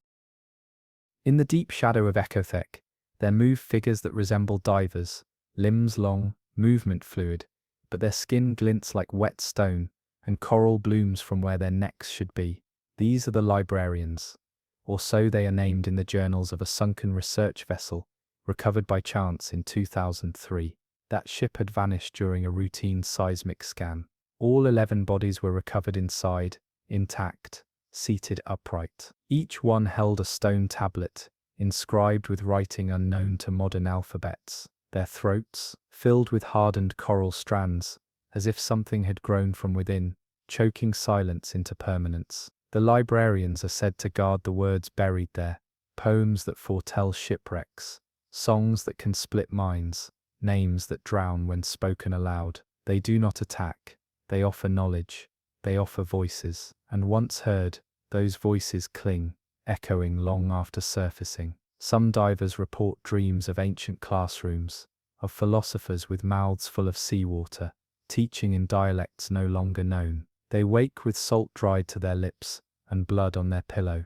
Boats that drop anchor too close to the sight, sometimes return with barnacles patterned like letters, arranged on their hulls in spirals, a warning perhaps, or an invitation. No sonar reaches far beneath Ecotech. Its dome reflects all signals. But if you listen closely on a still night, you might hear the ocean whisper names into the shell of your ear. Names you never gave it, but which feel like yours. Far off the eastern coast of New Zealand, nestled between ridgelines of volcanic scar and tectonic hush, lies a pit so narrow and deep, it has earned a simple, dreadful name from sailors who dare cross it. The Abyss of Twins. From above, it appears unremarkable, a darker blue within a darker sea. But ships that pass through its center often never return whole. When they do, they arrive split directly down the middle, each half drifting on its own course, as if dissected by a surgeon who knew both steel and bone. The first report came in 1954 from a freighter hauling ore to Chile. Its final message was garbled, a sound like groaning metal and rushing water, followed by a voice muttering in unison, overlapping with itself. The ship was later discovered in two pieces, both halves barnacle cleaned, neither scorched nor bruised by explosive force. It was not an accident, it was precision. Legends from Maori fishermen speak of Ruatangata, the twin souls of the sea, brothers cast into the deep for their betrayal of the land. They were bound in silence, and sent to circle each other forever, never touching, never able to turn away. And it is between them, in the quietest throat of the trench, that the splitting happens. Some say it's a punishment, others say it's merely curiosity. Two minds that know only halves, experimenting on everything that dares pass between. The abyss doesn't pull, it invites. And once you're in its line, there is no turning port or starboard, only down the line that divides all things. Survivors are few, but those who return from near the Abyss of Twins speak of a slicing hum in the water, not a roar, not a crash, just a whispering tremble like the ring of two swords brushing underwater. One diver describes seeing an enormous shadow gliding parallel beneath him, and then, without warning, its double, a perfect mirror image, appearing opposite. Neither moved aggressively, they circled, synchronized, like ballet in slow motion, but everything between them came undone. In 1987, a military sub reported losing orientation near the trench. Its outer hull recorded deep incisions, not scrapes, but lines etched with clean mathematical alignment. The crew inside said the lights flickered, and each man's reflection in the glass doubled. They were alone, but felt eyes on either side.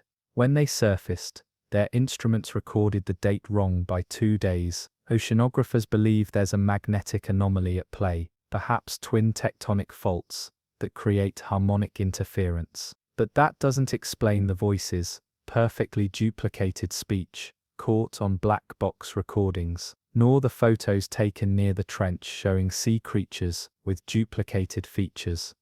2 dorsal fins, 2 eyes on each side, bodies elongated and split at the belly, but still swimming. No submersible has reached the bottom. Sonar loses track past a certain depth, returning only a flat line, as if the trench is not water, but something else entirely. A corridor through the very fabric of the sea, guarded by 2 sentinels who only understand balance by dividing all that enters. Where Patagonia's cold waves stretch into twisted fjords and sea mists curl around the hulls of tired vessels, a strange green forest grows beneath the tides. The locals call it Bosque del Susurro, the whispering forest. At first, it looks like any other tangle of kelp, long, sinewed vines drifting lazily with the current. But get too close, and you'll hear them. The voices, soft, sweet, and impossibly familiar. Fishermen from southern Chile warn against anchoring near that forest. Boats disappear. Nets return shredded. Divers resurface clutching their ears, murmuring names no one else hears. Some say the kelp isn't just plant. It's a lure that it listens, learns, and sings your memories back to you. A song too perfect to resist. In 1972, a marine biologist stationed in Puerto Aysen attempted to map the kelp bed. He recorded sounds, high-pitched whistles, groaning hums, and most disturbingly, a woman's voice singing in Mapudungun, though no speakers of the language were aboard. When he played the recording back, his assistant wept. It was his grandmother's lullaby. She had died decades ago. The kelp's tendrils are strong enough to crush a small boat, but they never strike with force. They tighten gradually, lovingly, like arms drawing something close. And those ensnared are often smiling when pulled beneath. Some say the vines are animated by the drowned, that they feed not on flesh, but memory, that they sing only what they've collected. And when the ocean goes quiet, it's only because the kelp is listening for a new song. There's a tale among the coastal villages. A sailor once jumped into Bosque del Sussurro to find his wife lost in a shipwreck a year before. His crewmates begged him not to, but as their vessel passed the kelp's edge, he heard her voice call his name. Clear as a bell and warm with love, he dove in. What he saw, he would later tell them through gasps and tears, was her face beneath the surface, eyes open, smiling, framed in ribbons of green. She reached for him, and the kelp reached too. When they pulled him out, the sailor bore deep rope burns on his arms. He said she was not dead. She had become part of the forest, and she wanted him to stay. He tried to return the next night. They had to chain the hatch. Divers who've braved the forest report tunnels, formed by the vines, arched green corridors, pulsing slowly with current, and inside those tunnels are faces. Not living, not dead, just still. Their mouths move in song, and the vines around them shimmer like breath. One team planted cameras in the kelp to observe growth patterns. The footage showed the tendrils reconfiguring into words, names spelled in perfect Spanish, sometimes the names of the crew themselves. The footage then cut to static. It said that Bosque del Sussurro is a graveyard that refuses silence, that those who die in its reach are not buried, but remembered, their voices preserved in the sway of vine and tide, and when you hear your name, it's already too late. In the archipelagic sprawl of the central Philippines, where the sea shifts with moods older than mountains, and storms curl from blue skies without warning, lies a phenomenon no sailor dares name aloud. They simply call it Circulong Tumatawa, the laughing circle. From above, it appears as a spiral of dark water, a whirlpool without wind, swirling slowly and silently, as if spinning with thought. But it's the sound that haunts those who hear it. Not a howl, not a roar, a laugh, hollow, feminine, and far too close. It echoes beneath the boat, even when the water's flat. Some say it mimics your own voice. Others say it laughs before you even speak. The first written report came from a Spanish galleon in the 1700s, which circled the vortex for 3 days before vanishing. All that remained was a page from the captain's log, half wet and ink-smeared. She is beneath us, and she is pleased. The whirlpool does not chase ships. It appears in stillness, clear skies, a lull in current. Then the sea dips slightly, like a breath drawn inward. The circle forms, and if a vessel crosses the center, the current does not pull, it convinces.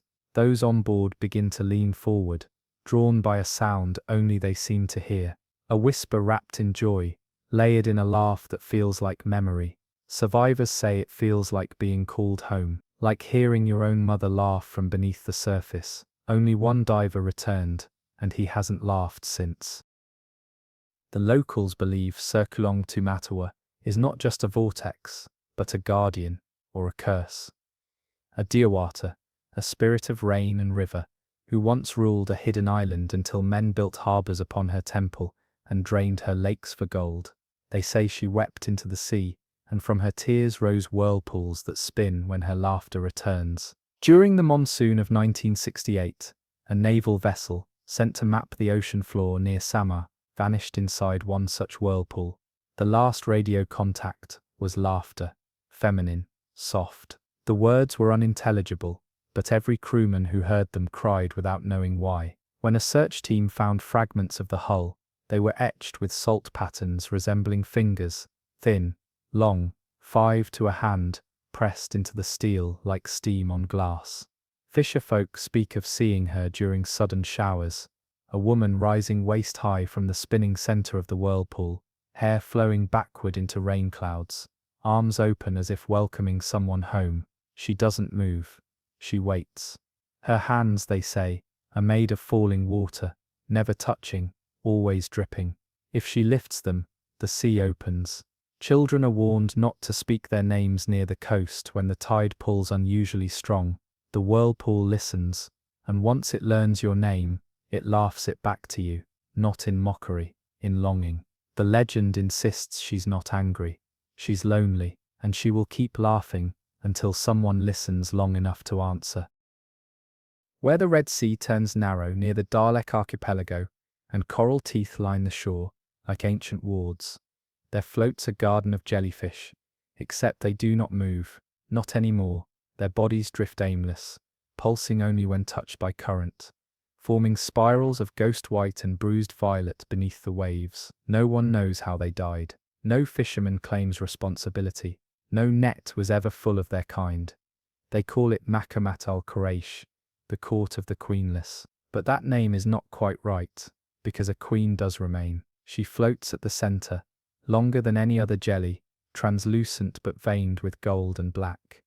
Her tendrils cracked and curled like splintered glass. Divers call her the Medusan crown. Her bell glows faintly red, pulsing with a rhythm that does not match the sea. Some believe she controls the others. But if that were true, why are they dead? In 2009, an oceanographer named Dr. Yassine attempted to film the jelly graveyard. His equipment shorted out just before reaching the queen. His footage showed a shadow coalescing behind her, something not quite her, like a second body hovering inside her bell. He called it a parasite, but later confessed it blinked. The jellyfish do not rot, they do not bloat, they remain preserved as if paused in death, gathered into a spiral around her, and when a diver drifts too near, they begin to pulse again, not with life, but with warning. She is not mourning her court, she is building one. Old maritime folk from Port Sudan tell of a sea spirit whose crown was shattered in a war between gods, who was banished to drift with her memories alone. They say she was once the guardian of the shallow reefs, ruler of the invertebrates, mother to 1,000 stinging kin. When her temple was sundered by cannon fire and colonial anchors, she gathered her court and plunged into the deep. But something followed her. Some believe the phantom inside her bell is no parasite, but a mirror of her grief, a twin born from sorrow, feeding on her thoughts, reshaping her into something stranger with every tide. That phantom stares with blinking eyes, visible only when her tentacles are completely still. It does not sting, it observes. Divers who swim too close experience what they call the tentacle dream. They report visions of marble halls beneath the ocean, lined with silent, glowing figures, wearing robes of Medusa flesh. At the center stands the queen, her tendrils raised, whispering in a language that burns the ears. Some never wake, others rise from sleep with jellyfish burns across their backs, though no creature touched them. When the moon is gone, boats nearby often find one of their own missing, just gone. No splash, no scream, only a smear of mucus on the deck, and a single glowing bell, still pulsing, still waiting. They say she is rebuilding her kingdom with borrowed minds and borrowed flesh, not out of vengeance, but out of ritual. A queen must reign. Drifting off the northernmost reaches of the Arctic Ocean lies a glacial field too quiet to be natural. It's called the Hushed Belt, a name given by Inuit whalers, long before satellites or sonar reached the region. Dozens of icebergs, colossal and ancient, drift endlessly in slow procession, like mourners at sea. They are tall as cathedrals, layered in blue glass and black sediment, sculpted by centuries of wind and tide. But it's not their shape that frightens the few who visit, it's their sound. When ships draw near, they hear moaning, not the creak of ice, not the rumble of shifting mass. Real voices, low human-like groans, deep as whale calls but full of pain, rising from beneath the bergs like echoes from coffins long sealed. Every year, those voices change. Some call out in Old Norse, others in Russian, in French, in dying dialects no longer spoken aloud. Names are sometimes heard, pleas, prayers. In 1937, an expedition led by explorer Emil Gerda went missing in that region. Their final telegram included one line, "The ice is singing back." Months later, their ship was found locked between two icebergs. Crew vanished, deck frozen over, in such an unnatural way it appeared. The cold had crawled upward, rather than descended. Scientists blamed thermal inversion. Locals blamed something else entirely. A sleeping giant beneath the bergs. A creature bound in old frost, swallowing the drowned and learning their voices. And when it exhales, it's the dead who speak. At the center of the hushed belt, one iceberg dwarfs the rest. No one knows its full depth. It extends so far below the surface that sonar dies in static before reaching its base. It does not rotate or drift like the others. It anchors, as if held by something below. Inuit lore names it Kiminunuk, the still one. Beneath it, they say, something vast and old sleeps. Not dead, not dreaming, just waiting for its cage to melt. Submarines passing near the berg report. Sudden magnetic failure. Clocks reset. Compasses spiral. Inside the sonar, pulses return in intervals, matching a heart rhythm, slow, heavy, and wet. Those who hear it long enough begin to feel their own pulse match it. Some never recover, their minds left frayed, like rope soaked in brine. In 2008, a glaciologist attempted to core sample Kiminunuk. His equipment melted before contact, though the air around was freezing.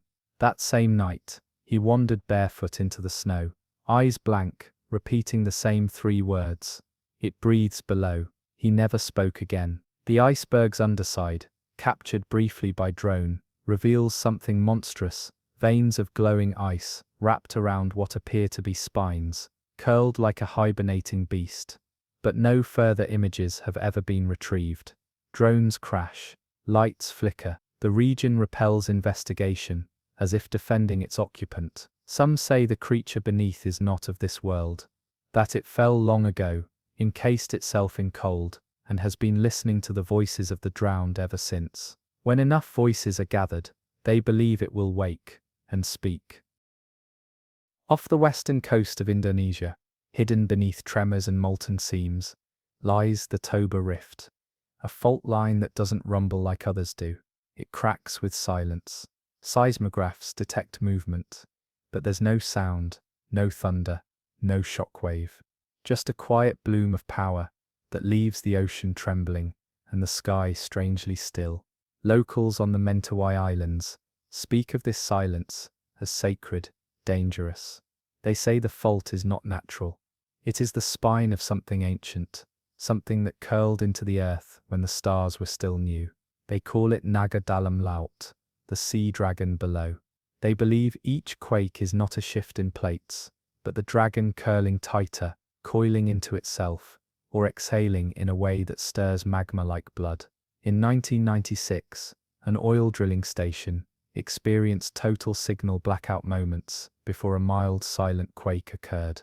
Their sensors picked up strange vibrations, not seismic, but rhythmic, as if something beneath was breathing. When the feed returned, the cameras showed the seabed had opened slightly, revealing a tunnel of glistening obsidian walls, smooth and pulsing. It closed within minutes, as if sensing the gaze. Divers in the area refused to descend past 400 meters. Those who've tried report feelings of dread, nausea, and the unmistakable sound of heartbeat, heard through the water itself. Not theirs, something deeper, slower, waiting. The Toba Rift doesn't just crack the earth, it whispers through it, and whatever lies beneath is neither sleeping nor fully awake. It is remembering. Stories passed down through generations tell of a time before land, when the oceans boiled, and the Naga Dalam Laut ruled the deep alone. Not a serpent of bone and fire, but one of pressure and silence, formed of shadow and volcanic ash, crowned in coral, eyes glowing dim as dying stars. They say it fed on tectonics, curled around the core of the Earth, and grew so large that the planet itself began to crack beneath it. The rift, they believe, is not a fault.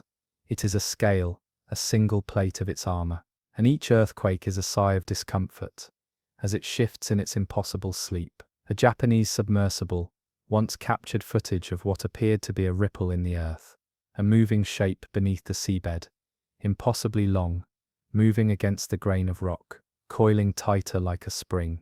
Days later, the same region suffered a quake, but with no epicenter.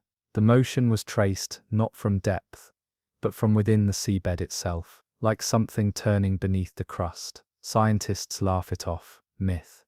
Pressure points, subduction zones. But the locals say when you feel the silence, when the sea stills and the birds flee, and even the wind forgets to blow, that's when the Naga moves. Not to rise, not yet, but to reposition.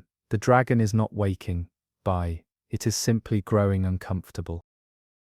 In the mid-Atlantic, somewhere between Bermuda and the Azores, there lies a stretch of water known to navigators and seafarers as La Red de Luz, the net of light. It's not on maps, not officially, but whispers about it, cross docks from São Miguel to San Juan. Captains lower their voices when speaking of it, and satellite data from the area often returns glitched, glowing with impossible anomalies, pinpoints of light rising from beneath the surface, like stars reversing gravity. It begins subtly, a flicker under the keel, a shimmer caught in the corner of the eye. Instruments lose alignment, GPS stutters, and depth sounders return static shaped like constellations. Then the lights arrive, hundreds, sometimes thousands, of bioluminescent forms that aren't fish or jellyfish or plankton. They rise in formation, precise and deliberate, as if summoned. One vessel, the Albatross, recorded 57 full minutes of these lights rising and circling the hull. No creature was identified, but the lights began spelling a pattern, loops, angles, stars within stars. Linguists called it a semic writing, symbols meant to communicate something without clear meaning, like the script of a dream. The ship returned unharmed, but every crew member experienced severe insomnia for weeks. One man vanished from his bed, leaving behind a note scrawled in light-sensitive ink. They offered me understanding. Locals say the sea in that place remembers the stars, that once something fell into the ocean, not from the heavens, but from a silence far beyond, and now it signals upward, trying to return.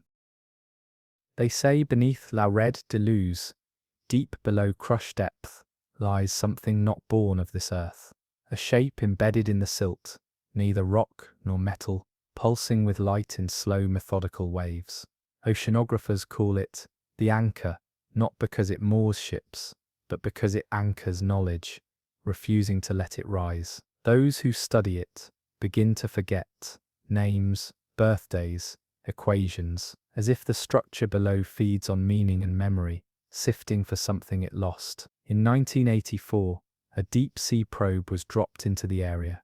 At 13,000 feet, it began spinning on its axis, uncommanded, and the temperature dropped below freezing, despite the volcanic vents nearby. The feed cut off after the probe's camera captured a glimpse of a perfect sphere, black as ink, floating above the seafloor, surrounded by lights like orbiting moons. That footage was classified. The scientists who saw it either vanished or began speaking in their sleep of star maps no one could recognize. Local myth speaks of Estrella Encadenada, the chained star, a being that fell long ago, wounded and blind, which now sings in pulses of light. It does not move, but thinks, and its thoughts scatter across the sea in brightness, calling minds toward it, like moths to flame. Boats that drift too long over the net report strange dreams of starlit oceans, and cities built upside down on the ceilings of vast caverns. The lights rise not to warn, not to threaten,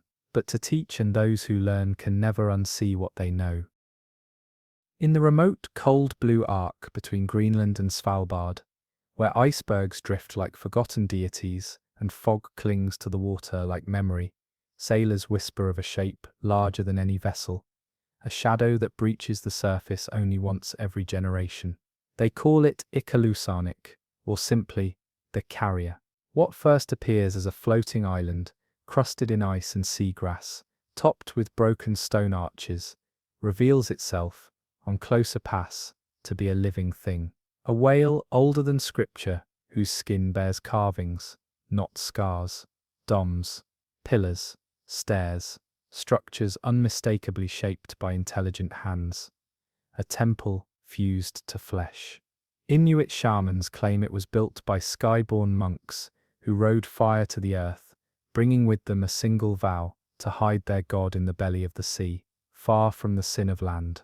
They carved their prayers into stone, sealed their voices in vaulted sanctuaries upon the whale's back, and disappeared beneath the tide. And the whale has carried them ever since, circling the polar winds like a drifting monastery of silence. Only one modern crew ever laid foot on it. A Soviet reconnaissance submersible, lost in 1961, resurfaced 3 years later, with its pilot mad and mumbling. He claimed he had docked on an ice shelf in low fog, then found a staircase leading downward into warmth. Beneath, he described stone corridors, filled with whale song, echoing in tones that bled into thought. He walked for days, never reaching the end, until the passage narrowed, and he saw a pulsing heart, the size of a lighthouse, chained in ivory, and singing in tongues. No other crew found the whale again, but sonar sometimes catches a shape beneath polar storms, immense, slow-moving, and surrounded by what sound like cathedral bells ringing underwater. When they do, radio interference follows, compasses spin, and some on board begin humming tunes they've never heard before. The carrier never harms, it simply passes. Yet those who witness it are never the same. Some abandon the sea entirely, others return again and again, hoping to see it once more, not for glory, not for proof, but for peace. They say being near it feels like standing in the presence of something ancient and forgiving, something that remembers the stars when they were new. Scientists claim it's a myth, just a trick of fog and fatigue. But cultures across the Arctic have shared the same story for centuries, of a whale who bears a temple and a god asleep inside it, breathing once every 100 years to keep the sea from remembering fire. Beneath the sediment-rich shadows of the Black Sea, beyond the reach of sunlight and modern arrogance, exists a trench so deep it has no name, only warnings. Charts mark the area with crude slashes. Fishermen call it Siaha Yazaki, the Black Scribe, not for what it does, but for what it leaves behind. Each year, when spring currents churn the lower layers, unmanned submersibles deployed by curious universities return, if they return at all, with their hulls coated in long winding black streaks, not algae, not rust, strokes, curves, characters, symbols written in what appears to be ink, yet proves impossible to scrape off, as though absorbed by the metal itself. Linguists and cryptographers have tried for decades to decipher the markings. They don't match any script on record, but they carry symmetry, rhythm, intention. The first known contact came in 1923, when a Bulgarian trawler surfaced with fragments of deep-sea stone tangled in its net. Carved across the slate were looping lines and pictograms. 2 days later, the ship sank. Its final Morse report stated, "The sea is rewriting us." Since then, ships that pass directly over the trench often report sudden pressure drops, hull tremors, and the smell of ink. Yes, ink, a briny, bitter aroma that rolls through vents like hot breath. It's said that the creature below doesn't kill in rage or hunger. It writes. It writes, not on parchment or stone, but on the very world, etching prophecies of shipwrecks, drownings and storms long before they happen. And every ship that reads its writing becomes part of the story. One diver, who made it close to the trench floor in a reinforced titanium pod, reported flashes of something immense, coiling, not tentacles, quills, long feathered limbs dipped in some oily secretion, carving into the seabed with graceful precision, as if the ocean had a librarian, and the Black Sea was its library. The same diver also noticed something horrifying. The script spelled names, not just ship names, but people, crew manifests, coordinates, dates not yet arrived. One spelled out his daughter's name, born 3 weeks later. After resurfacing, he burned his notes, sold his equipment, and disappeared inland. Before vanishing, he warned it writes only once. What's written can't be unwritten. The scribe does not sleep, it does not chase, it doesn't even notice those who glimpse it, but it writes as if it knows you will, as if the act of seeing its work was already part of what it had written down. And so, hey, it's feared not because it's cruel, but because it's correct. Every storm, every disappearance, every silent wreck, all foretold in ink upon the sea floor, where no light reaches and no prayer lingers. Where the Amazon River surrenders itself to the Atlantic, the current slows and mud blooms into plumes that stain the sea brown.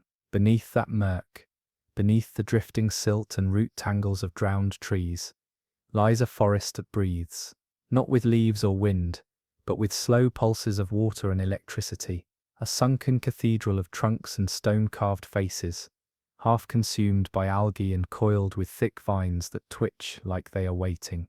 Locals call it the root spiral. Marine biologists assume it was once a sacred grove flooded thousands of years ago, now teeming with oversized electric eels and strange amphibians. But satellite sonar shows something stranger at the center. A spiral formation almost too perfect, as if carved, not grown, as if something moved through the trees in circles for centuries until it etched a temple out of nature. In 1982, a team of divers exploring the underwater ruins vanished in pairs. 2 were found later wrapped together in roots, arms entwined as if embracing, eyes wide open but pupils blown black. Their equipment had been shorted, fried by an electromagnetic surge from the deep. Nothing natural could have caused it, according to the reports. But the villagers who lived near the river's mouth did not look surprised. They spoke quietly of the spiral coil, the one who sleeps wrapped around a stone at the very center, where no light reaches. They say it is not an eel, though it has lived for so long among them that the smaller ones echo its shape. It is a serpent of current and bone, scales like river stone, and a body so vast it encircles the forest 3 times. It feeds not on flesh,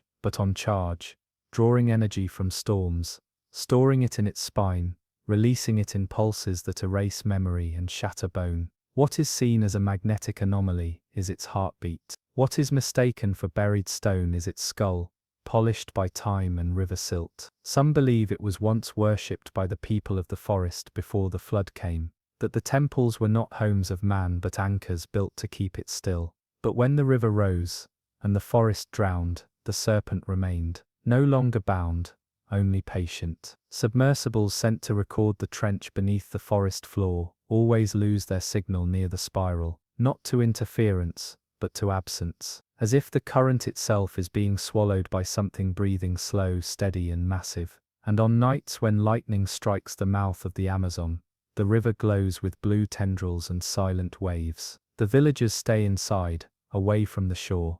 They say it is the coil waking, not angry, just stretching, remembering the time when the river belonged only to it. Beneath 4 kilometers of Antarctic ice, where no light has ever touched, Lake Vostok holds its breath.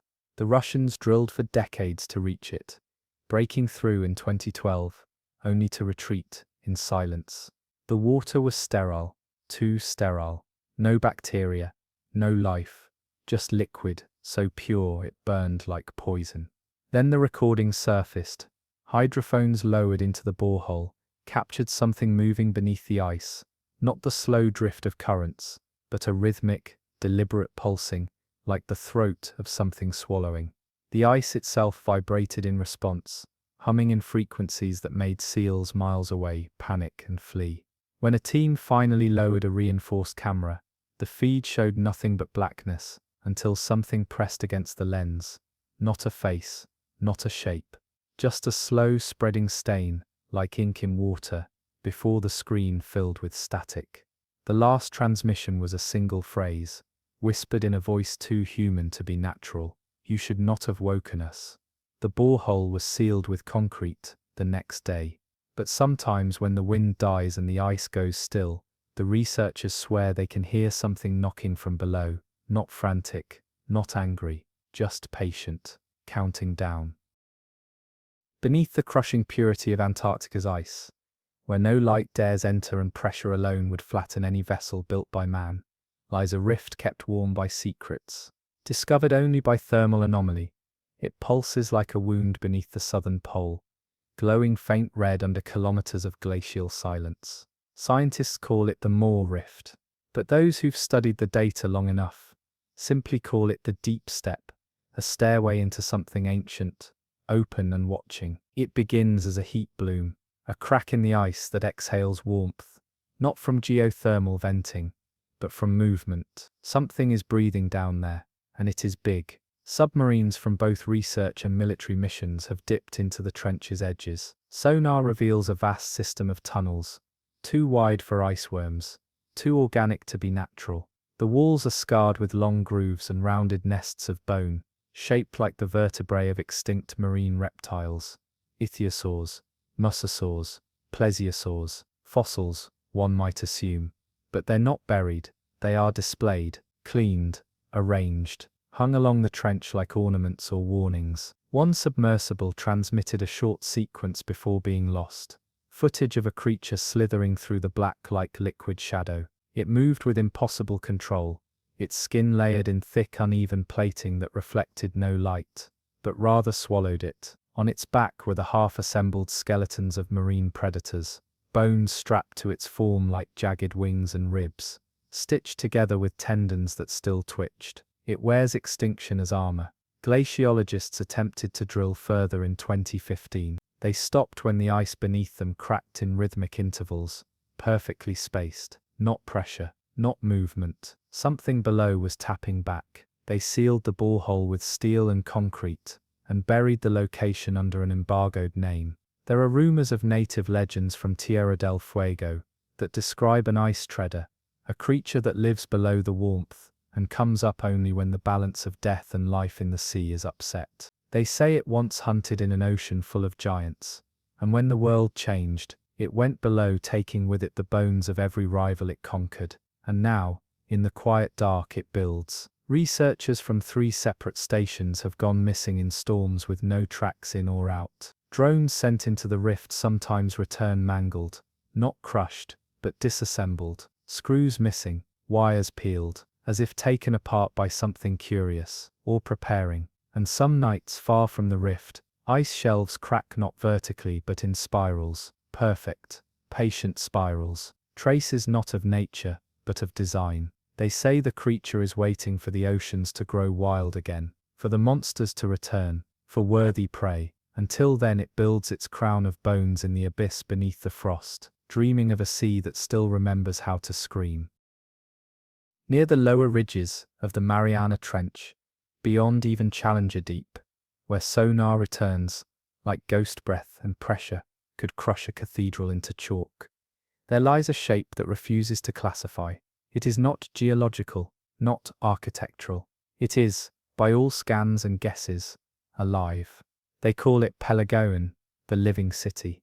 First detected by a deep dive probe in 2003, it appeared as a ring of luminous coral structures, each rising like spires from a central dome. But these towers were not attached to seabed or rock. They hovered, tethered to one another by muscle-like ligaments, shifting slowly, responding to current, as if breathing in unison. And from the center came pulses, low-frequency vibrations that mirrored brainwaves. The coral glowed not with bioluminescence, but with something more primal, not blue, but red, a dull, throbbing crimson, like veins close to the skin. It beat in sync with no known rhythm, until researchers realized the pattern matched seismic activity from hundreds of miles away. The city wasn't pulsing randomly, it was listening. In 2005, an unmanned deep-sea drone, equipped with steel casing and fiber-optic links, descended into Pelagoan's proximity. Within minutes, its feed began broadcasting images,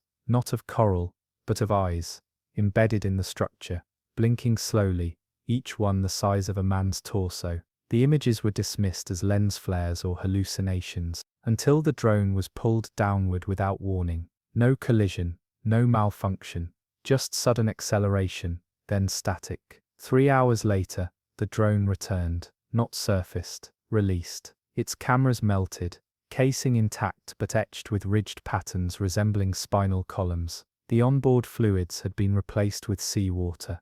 How or why, no one could say. Local Pacific folklore tells of the Ulawa, the deep architects, not gods, not animals, but builders, creatures who do not create homes but become them. Their bodies evolve into cities, consuming minerals, echoing the needs of the sea itself. When left alone, they remain passive, drifting for millennia. But when disturbed, they restructure. Pelagoan, they believe, is one such being, ancient beyond reckoning, and now awakened by noise, drilling, scouting, intrusion. The spires, once smooth, have begun to harden. Windows form like eyes, passageways close, walls breathe slower, as if it's waiting for something to finish growing, or hatching. One researcher claimed to have dreamt of Pelagoan before even seeing footage, of swimming through halls of flesh that sighed with memory, of touching a pillar and hearing 1,000 shipwrecks at once, of voices that weren't words, but questions repeated endlessly in the deep. Pelagoan does not chase, it waits, it builds, and in time, it may rise, not as a monster, but as a metropolis of mind and flesh, a cathedral of the abyss. In the deepest heart of the Indian Ocean, where the seafloor twists into knots, and the current folds like wrinkled skin, there exists a whirlpool that never stops. Not even for a second. Mariners call it chakral vata, the eternal spin. It does not move across the ocean like storms or eddies. It holds its place with terrifying precision, as if anchored by an unseen tether beneath the world. The whirlpool is vast, nearly a kilometer wide. But it's not just surface deep, it descends, spirals inward, layer after layer, drawing down anything that dares enter. Ships that pass too close find their propellers spinning against water that doesn't obey the laws of motion. Birds above seem to fly slower. Radios stretch voices like wax melting in heat. Some researchers believe the whirlpool isn't just a physical force, it's a rupture in time itself. Legend says the whirlpool guards the mouth of a hidden trench, one so deep no light, pressure, or physics, as we know them, can fully explain it. But this trench is not empty. Inside it spins a creature known as Nirantara, the unceasing, a titan, not of tentacle or tooth, but of perpetual motion. Nirantara is believed to be older than the ocean, a being born from the planet's original spin, before gravity knew what to cling to. Its body coils in loops of glowing cartilage, like a nautilus of impossible size. Its eyes, if they exist, are never still, always flickering, watching in revolutions. It doesn't swim, it turns, and in its turning it generates the whirlpool, the disruption of time, the strange echo that rattles ship hulls miles away. It does not eat, it does not sleep, it simply spins. Indian fishermen pass tales of boats vanishing into the whirlpool only to reappear weeks or even years later, aged down to the moment they first left. Others report the opposite, vessels resurfacing in a day, their decks rotted, sails faded, and logs dated decades into the future. One such vessel, the MV Trevini, vanished in 1980 and returned in 2009. Its crew was gone, but inside the cabin were pages of notes written in a spiral, wrapping the walls in one continuous sentence with no punctuation. We are all spinning, we are all spinning, we are all spinning, we are all spinning. Scientists deployed a robotic submersible in 2015. It made it halfway into the vortex before its live feed began looping on its own. Not replaying, looping live data, the same wave, the same bubble, the same fish, over and over, as if caught in a singular moment, spinning with Nirantara forever. They never recovered the drone. What lies at the center of the whirlpool remains unknown. Some believe it's not a creature at all, but a wound in the fabric of the planet, and Nirantara is simply what leaked out when time tore. But to those who worship it, and there are cults in Madagascar and southern India, it is divine, a god of rhythm, of eternal cycle, who will one day spin fast enough to stop everything else. Off the rugged coast of Norway, where the fjords stretch long and deep like fingers dragging secrets into the sea, there exists a sound that should not be. It comes not from ships, not from storms, but from the water itself, a deep, resonant toll like a massive bell rung underwater.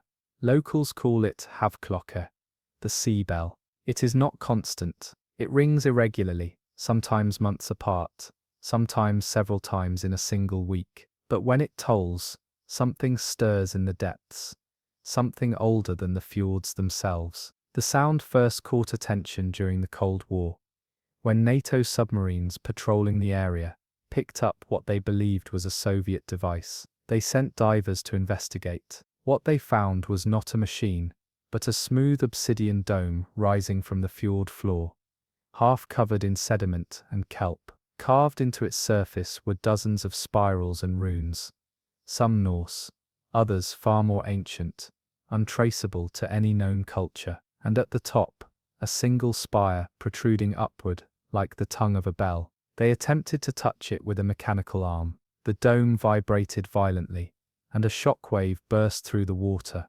snapping cables and knocking out nearby electronics. Then came the sound, a tone so deep it rattled the bones of the crew above, not just heard, but felt, like something announcing its presence across dimensions. Since then, the region has become notorious for strange marine behavior. Whales avoid the fjord entirely. Schools of fish migrate in spiral patterns around it, never entering. Divers report sensations of pressure, not from water, but from observation, as if 1,000 eyes blink behind the darkness. But it's what happens after the toll that frightens the locals most. Small earthquakes, minor at first, but increasing. Shimmering figures seen under the ice, shapes like towers moving beneath the fjord's edge. One village reported salt water flooding its well, the night after 3 consecutive tolls. Their soil became sterile within days, and every recorded ring has been followed by a sighting of Den Gamel, the Old One. It appears only for moments, a silhouette beneath the water, larger than any whale, its shape uncertain, many-limbed, some say. Others speak of an eye, like a glowing lantern staring up from below. One fishing crew glimpsed it circling a sunken Viking longship, as if studying something that belonged to it. Scholars of Norse myth have pointed to ancient texts referencing the deep binder, a being sealed beneath the fjords by early gods, kept silent by a sacred bell forged from fallen stars, a creature not slain, but buried, wrapped in chains of light and stone. The bell, they believed, kept it asleep, but the dome rings now, unprovoked, unbidden, as if from the inside. Some believe the bell is no longer sealing the creature, it is summoning it back. Beneath the turquoise calm of the Caribbean lies a reef that pulses not with the rhythm of tides, but with thought. It stretches like a living labyrinth, just south of the Cayman Trench, rarely mapped, never named officially. Among divers and sailors, it's whispered about in uncertain tones. La mente abyssal, the abyssal mind. At first glance, it appears like any coral reef, brilliant, lush, teeming with life. But step closer, and the colors change. Not shift, not fade, change. Shades of green not found in nature. Deep purples that shimmer with something beneath them. Reds so intense they feel like burns behind the eyes. Marine biologists have tried to catalogue the spectrum, but none of their lenses or digital sensors can capture them. They are not outside of vision. They are beyond comprehension. Some claim the reef is a mutation, others believe it is not coral at all. The theory began with a research crew from Mexico in 1994. They conducted standard dives with fiber optic tethers, collecting specimens and footage. All returned, but one diver, Marta Rivas, stayed submerged longer than her oxygen should have allowed. When she was finally pulled up, her eyes were wide, her lungs still full of breath, and her voice whispered a single word: listening. She later wrote pages of text in sleep, in symbols and glyphs no linguist could trace. When played through a waveform analyzer, her writing translated into pulsing patterns, the same pulse seen in the reef's bioluminescence. Her brainwaves, while asleep, matched the flickers, not random, synchronized. La mente abyssal, it seems, is not passive. It is a hive of signals, each coral polyp's a neuron, each glowing tendril a synapse. The reef does not just react, it thinks, observes, remembers, perhaps even learns. One theory suggests it was seeded long ago by something not of this earth, perhaps not a creature, but a form of sentient mineral that evolved underwater, growing not by consuming, but by copying. The reef has been known to shape itself into new patterns, matching the architecture of sunken ships or mimicking human tools with eerie accuracy. Anchors grown from limestone, propellers made from coral fans, replication, not mockery. In 2012, an ROV sent deep into the reef's heart discovered a hollow chamber, perfectly spherical, lined with smooth coral that pulsed in rhythm to the ocean's magnetic field. Within it floated a dense orb, the size of a human brain, coated in polyps that shimmered with unreadable symbols. The orb pulsed once. The ROV's camera shorted. When retrieved, its memory bank contained frames of light, still shots of other oceans, other skies, scenes from places no one recognized. Marta Rivas still draws those scenes. She paints endless coral cathedrals and cityscapes beneath alien suns. The reef is growing, slow, patient, deliberate, expanding its thoughts across the Caribbean shelf. What it wants is unknown, but its dreams echo through the water, and they are starting to speak. Near the volcanic ridges that cradle the Galapagos Islands, where marine life blooms with raw primeval force, something new has arrived. Or rather, something very, very old has returned. It does not breach, it does not circle, it glides beneath in silence. Like thought without shape, like hunger without body. The locals call it El Silente, the Silent One. For centuries, the Galapagos were ruled by apex predators, hammerheads, tiger sharks, whale sharks, that swam like kings through cathedral-like trenches. But in recent years, the sharks have fled. Their patterns have shifted. They skirt certain paths now, avoiding a ring-shaped region just south of Fernandina Island, where currents fall still and echo. At first, marine biologists believed it to be seismic disturbance, but the real clue came from a tagged hammerhead named Koa. Its signal vanished for 2 weeks, then reappeared. When retrieved, the tag showed data impossible to fake. The shark had plunged below its natural depth range, into crushing pressure zones it shouldn't have survived. When it resurfaced, it bore no external wounds, but its brain activity had flatlined. Not death, not coma, just silence. Dissections revealed something chilling. The olfactory bulbs, the part of the brain used to detect scent, were scorched, overrun by some unknown chemical erosion, and within its jaw, a single smooth scale was embedded, black as oil, soft to the touch, but impossible to pierce with any instrument. Organic, but neither bone nor cartilage. This was the first trace of El Silente. Reports from research subs describe glimpses, a creature without eyes, pale and seamless, with gill slits so thin they could be mistaken for cracks in the water. It does not chase prey. It stalks ideas. It moves toward electrical signals, sonar pings, brainwaves, the pulse of intelligence. Not random. Selective. Diving teams who descend too close report pressure headaches, loss of speech, even sudden inability to recall basic language. One diver stared at his partner and forgot the word for human. Another began to mimic whale clicks involuntarily. The Galapagos fishermen now avoid that part of the sea entirely. They say El Silente smells thinking, as a shark smells blood. It is drawn to noise not of sound, but of mind, the friction of thought, the tension of problem solving, the shimmer of memory. And once it finds a mind, it considers rich, it circles and feeds, not with teeth, but with something else.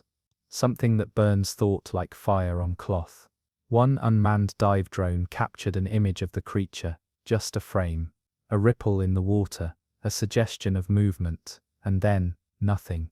But in the next 50 frames, a strange image pattern began to appear, fractals that matched human neural pathways, as if the creature had stared into the camera and left behind an impression, not a warning, a signature.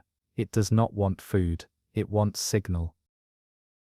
In the glass blue heart of the Sulu Sea, where sunlight turns the surface into a sheet of serenity, and the horizon often blurs with sky, something drifts that is neither boat nor beast. It is flat, wide, and cold to the touch. Those who've seen it call it Salamin Dilim, the mirror of darkness.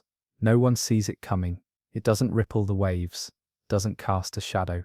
One moment it is sky and sea, the next, a perfect mirror, circular, wide as a fishing boat's deck, reflecting not what hovers above, but something deeper, something inside.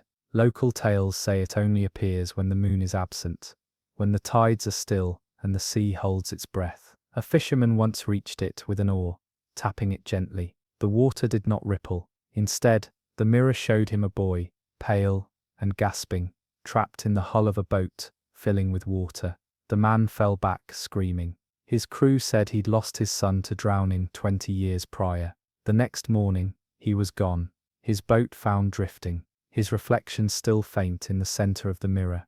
Divers who've approached it claim they see not their faces, but memories, some joyful, most terrifying. It reflects what you've buried, the childhood accident, the whispered betrayal, the choice that cost a life. And the longer you look, the closer the reflection gets, until it's not a reflection anymore, but a copy, a double made of sea foam and grief, staring upward with hunger. In 2009, a marine research vessel named Bandar Dawn reported contact with the object. It hovered for nearly 40 minutes, within visible range. Attempts to photograph it failed. Cameras captured only darkness and warping light. Sonar bounced away, twisted. A diver was sent in, strapped with cables, monitored every second. He swam to the mirror, he looked, and then he began to scream. No words, just raw, blinding terror. He tore off his mask, ripped his regulator, and tried to dive deeper. Not away, but into it. His line went taut, then slack. His body was never recovered. Since then, only one video remains. A shaky surface cam that caught the mirror slowly dissolving, curling at the edges, like paper in fire, folding into itself and vanishing. In its place, the water boiled, and a sound played through the ship's audio, like a lullaby, slowed beyond recognition. Some scientists have proposed wild theories. It is a natural anomaly, a phenomenon of heat and gas, but others whisper that it's a sentient entity, a thinking sea mind that offers no threat unless you bring one with you. It feeds not on the body, but on shame, on memory, on fear. No one has ever seen the mirror appear twice in the same place, but every fisherman in the region knows the rule. If you see the sea go still, if the light bends too perfectly, do not look down. Off the haunting stretch of Namibia's coast, known grimly as the Skeleton Coast, where desert meets ocean in a clash of bone-dry silence and roaring waves, there lies a patch of water locals fear without fully knowing why. It is not large, barely a kilometre across, but no one sails through it, not because of reefs or wreckage, but because the water there is stained red, not rust red, not algae. It is deep crimson, dense and shifting, as though something ancient and arterial bleeds forever beneath the surface. Fishermen call it Doudrou, the dead red. Satellite imagery shows the patch forming a near-perfect circle. Inside, sonar fails. Boats lose their magnetics. Steel corrodes faster. But it's what divers found in 1976 that began the legend. Hoping to uncover a shipwreck, they dove into the murk and emerged days later, babbling nonsense and clutching hand-scrawled sketches of symbols made of bones. They'd found a clearing below, a shallow basin where fish did not swim and coral did not grow. In its place were arrangements, whale ribs curved into loops, seal skulls stacked like towers, vertebrae placed with obsessive precision, not scattered, not drifted, placed. They said the bones shifted as they watched. One diver claimed he saw a pelvis rise from the silt and join a larger pattern, forming something like an eye. Another wept as he described a shape like an open mouth, stretching from the seabed, filled with molars too large to be from any whale. The bone formations spelled something, some kind of script, a language not known but felt.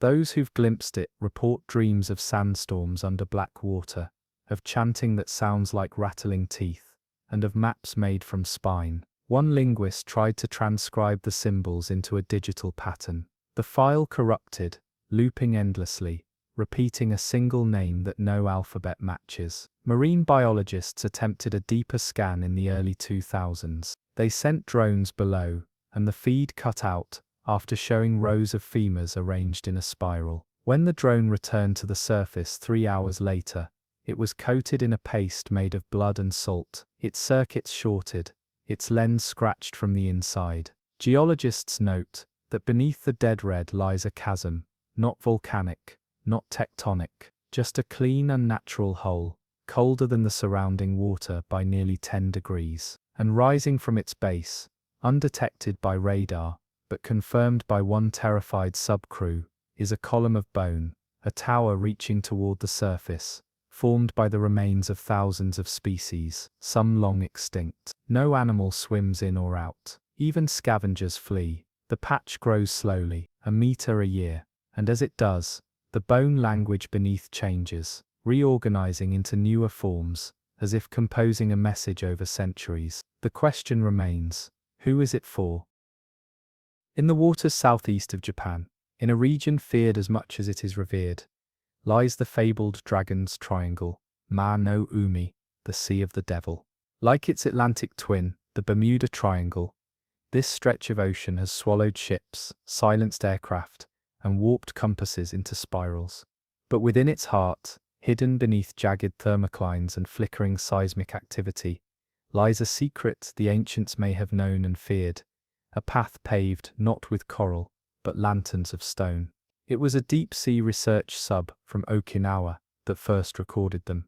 Descending along a volcanic shelf near the Izu Islands, the crew saw what they believed were underwater ruins, rows of standing stones arranged too precisely to be natural. But as they drew closer, the cameras showed something stranger. Each pillar was topped with a rounded basin, shaped like a traditional taro, a ceremonial lantern found in temples and shrines. These were not modern structures. They were ancient, encrusted with layers of coral and silt. But inside each stone basin, light flickered. No fuel, no flame. Just a cool, wavering blue glow that pulsed like breath. At first they thought it bioluminescence, but the light didn't react like algae or jellyfish. It responded only when approached, dimming when touched, growing brighter when studied from a distance. One diver held their hand above a lantern and saw shadows dance across the seabed, shadows of things that weren't there. Then came the whispers. Audio from the dive later revealed faint murmurs, layered beneath the sub's engine hum, a language not recognizable, but unmistakably rhythmic, like ritual chanting heard through walls. One crew member reported hearing his late grandmother's voice, calling his childhood name, urging him to come closer. Another wept, hearing a song his wife used to sing. The path continued, dozens of lanterns spaced evenly, leading downward into a fog of deep-sea mist that had no visible source. Within that mist, movement, something tall, long-limbed, gliding between the lanterns. It left no wake, cast no shadow. The crew never saw it clearly, only glimpsed it in reflection, in their visor glass, in camera feeds, in the lantern light. They called it the Walker, a shape that never charges, never flees, never speaks, only walks, endlessly, as if patrolling a temple floor no longer bound to land. It stops when observed, but when unseen, it moves again. The path of lanterns loops endlessly, in a spiral. Those who follow it too long lose all sense of depth, time, and gravity. One diver was lost, his tether cleanly severed. When his body was recovered weeks later miles away, he had no oxygen left, yet no sign of suffocation. His eyes were closed, hands clasped. In his dive slate, he had carved one Chinese word, the fire that welcomes. Japanese legends speak of umibuzu, and spirits of drowned monks, of monks who walked into the sea with lanterns, seeking the dragon that sleeps below Japan. But what if they found it? Just off the jagged coast of Chile, where the Humboldt current churns cold and ancient through kelp forests that sway like forgotten banners, there lies a graveyard of ships, more than history recorded, more than any captain confessed. But this is no wreckage site. It is an arrangement, a construction, a purpose-built labyrinth beneath the waves, built not by hands, but by hunger. The locals of coastal fishing villages call it El Órgano Calado, the silent organ. Divers have described it as a cathedral of ruin. Sunken vessels, from steel frigates to wooden trawlers, lie fused together by coral and barnacle, bent into arches and hollows, with precision too clean to be coincidence. Long corridors made of hulls, portholes aligned like stained glass, propellers arranged like rosary wheels, and at the center lies the mouth, a rusted chamber formed from the collapsed remains of a Spanish galleon, its masts twisted into pipes, its cannon ports opening into black silence. What makes this construction terrifying is not its shape, it is its sound. It never sings when heard, not by man, not by machine. Divers wait. Recordings play static, but every time a submersible leaves the site and returns to the surface, the audio logs bloom with impossible tones, long resonant chords that rise and fall like Gregorian chant, overlaid with creaking steel, whispering ropes, and the occasional burst of static, shaped like a voice trying to form a word. In 2002, a marine acoustic team studied the phenomenon and found a frequency spike in the recordings. When played backward, the sound wave revealed a structure, matching the exact blueprint of the ship organ itself. The place is singing its own body, a song of form, of memory, of assembly. But it gets stranger. The arrangement of the ships changes, slowly, subtly. One diver swore a vessel had shifted 12 meters since his previous dive. Another noted that a lifeboat, previously broken in half, now sat upright, filled with intact bones arranged like passengers, not human, not entirely. The wrecks are not just vessels, they are organs in a larger being, a thing with no skin but much voice, a creature that does not hunt with teeth, but with resonance, and it sings not for us, but for something else, something deeper. One Chilean sailor, who survived a near sinking near the site, claims the sea beneath him hummed just before his ship went under, a lullaby, gentle, sad, and when he floated amid the wreckage, he saw a great shadow beneath, not moving toward him, but listening. There are stories that when the ocean is still, and the moon is high, you can stand on the cliffs and hear the waves pulse in time with that distant choir, as if the sea itself mourns, or calls. The ship organ never ends its song, we only hear it when we leave. In the glacial waters near Greenland's abyssal plain, where even submarines creak like old bones under pressure, and the cold is not just numbing but alive, a presence drifts, slow, deliberate, eternal. It is not a beast. It does not swim. It walks through the darkness with no body inside it, encased in armor blackened by centuries, etched in runes older than Icelandic stone. They call it the Frost Sentinel. It was first recorded in 1998 by a research sub from Reykjavik University.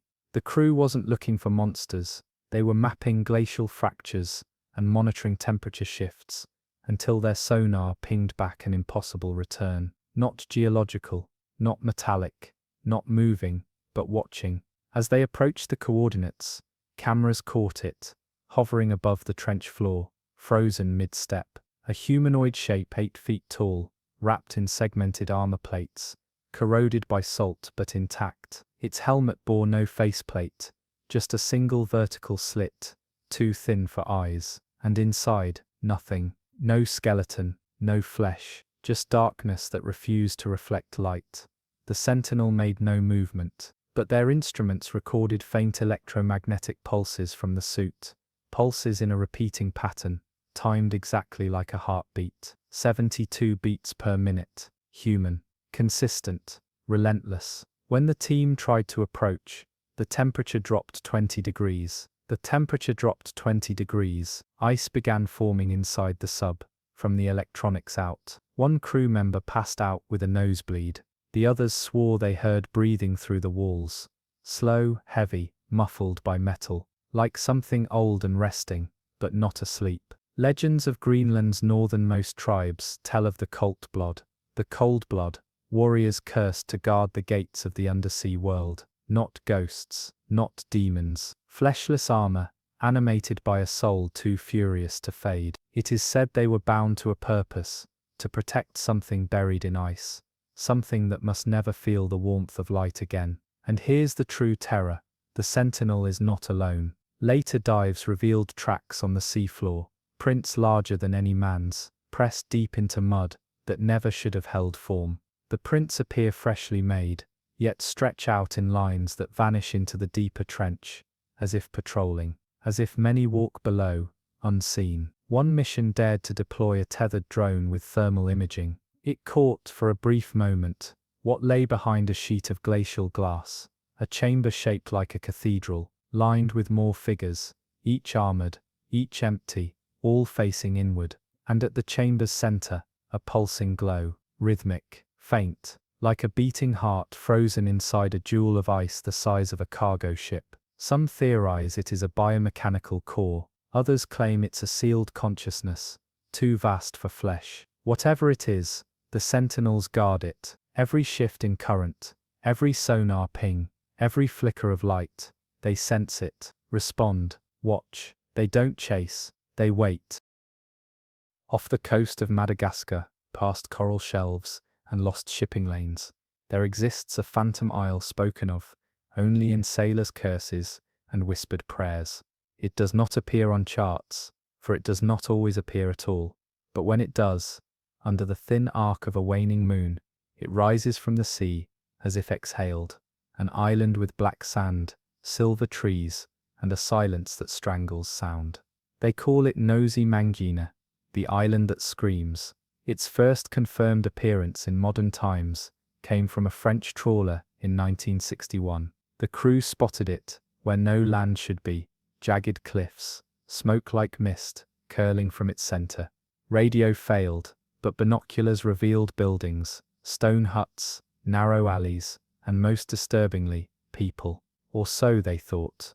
When a search team landed, they discovered the villagers had not moved in a long time. Not because they were dead, but because they were no longer flesh. Every figure stood frozen in motion, mouths agape, faces twisted in terror, skin hardened into crystallized salt. Some cowered, some reached out, all were mid-scream. Tests proved they were once organic. Their salt structure still retained blood traces, as if the transformation had been instant. What could do this? No heat, no wind, no sign of trauma, only the residue of sound. Vibrations embedded into the stone huts, woven into the soil, like an echo that had folded time inward. Then came the singing. Faint at first, like a whale song underwater, then clearer, a single voice echoing from the island's heart. Not in Malagasy, not in French, not in any known tongue. Just a steady ascending wail that rose with the tide. Crew who stayed too long began to feel pressure in their skulls, like their thoughts were being wrung. One collapsed, salt bleeding from his ears. Another dove into the sea, trying to flee the voice no one else heard. But the strangest thing, every time the island resurfaces, the village has changed. Statues shift position. Huts crumble, then reappear rebuilt. One crew swore they saw a new figure, a woman in robes made of seaweed and fishbone, her mouth open not in terror, but in song. Old Malagasy, myths speak of Zanak Andrea Manatra, the drowned choir, singers cursed for silencing the gods. The ocean, in its rage, froze their final hymn into the air itself. Now, when the moon wanes, the island returns to replay the punishment, and always, the same cycle, appearance, the song, the salt. Then it sinks again. Some say the island is not a place, but a memory, forced into flesh and reef by some forgotten force, that it rises only when someone nearby remembers it. In the coldest place on earth, where winds scream like banshees across white deserts, and the sky shimmers with ghost light, there lies a rift in the ice, an eternal wound on the Ross Ice Shelf, known only to satellites, and the few mad enough to track its rhythm. Each year, the glacier splits not with chaos, but precision, always the same angle, always the same depth, and always followed by a river that should not flow in such a place. The locals, few and distant, call it Itanak, the red cry. From the sky, it looks like a vein carved into the skin of the world, a long bleeding line of crimson that seeps slowly from within the ice, staining snow like rust, like warning. Scientists call it the blood glacier. They've sampled the fluid. It is not blood, not truly, but it carries iron, ancient microbes, and a warmth that should not be possible. A glacier should freeze from within, but this one bleeds warm. What baffles geologists is its timing. The crack forms once a year, always in early August. It opens for 3 days, then it seals, and when it does, the red flow crystallizes into frost.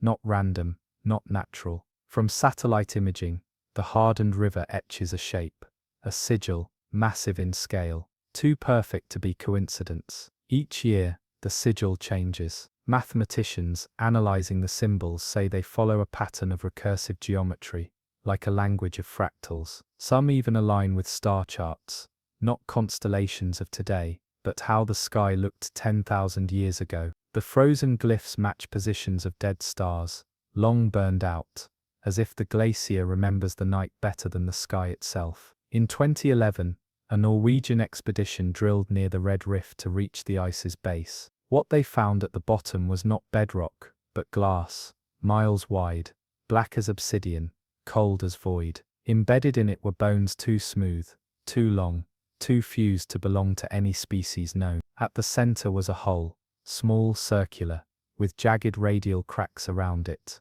like something had burst out, not in. Then came the hum. Low-frequency pulses began emanating through the glacier. Instruments shivered, electronics scrambled, and then on the 3rd day, the crack closed again. One crew member whispered that he saw a figure walking just beneath the ice, frozen mid-step, its arms stretched toward the surface, but no one else saw, or perhaps no one else remembered. Since then, no expedition has returned to that precise site. The symbol this year, 2025, was different, more angular, sharper, and centered in it was a shape unmistakable, a tooth. Indigenous Antarctic myths, long dismissed, speak of a tooth buried beneath the world, too large to pull, too loud to ignore. They called it the root of the hunger, a beast sealed not with chains but with memory, marked by ice, so that none would ever dig again. But the ice is melting, the glacier is cracking, and the tooth, may not be buried much longer. Far in the folds of the Andaman Sea, where waters churn with secret warmth, and the seabed breathes ancient silt, a spiral current spins without rest. Mariners avoid it instinctively. Charts mark the zone only with a cautionary swirl, no names, no depth readings, but those who've witnessed its heart, those rare few who've returned, speak of a miracle carved by no hand, submerged beneath the spiral's eye, like a pearl in an ever-hungry shell. They call it Kalmandir, the Temple of Time. Every 7 years, at the precise hour of a lunar nadir, the vortex calms, the waters hush, the eye of the storm stills, and rising from below, slick with sea, and draped in weed, comes the temple. It emerges not like a structure, but like a breath exhaled, coral-encrusted, flawless, vast beyond logic. No ruin, no rubble, it stands complete, with towers, steps, and a central spire, wrapped in sculptures no barnacle dares touch. At its base, an archway with a keystone carved to resemble an open eye. Inside, silence. Divers who've entered say the temple swallows sound. Even their own thoughts become muffled. One described it as walking through someone else's dream. The walls are etched with spirals, repeating patterns, and statues of beings that wear no face, only smooth ovals, where eyes and mouths should be. Each holds a bell made of coral, but none have ever rung, except once. In 1977, a solo diver entered during the full moon's pull. His crew lost contact after he stepped through the arch. No sign, no struggle, just gone. Until 7 years later, a different team entered, and in the central chamber, they found the diver's suit, empty, but still standing upright, as if filled by invisible flesh. Clutched in its hand was a small stone tablet, inscribed with a message in Sanskrit, words that hadn't been spoken aloud for thousands of years. Roughly translated,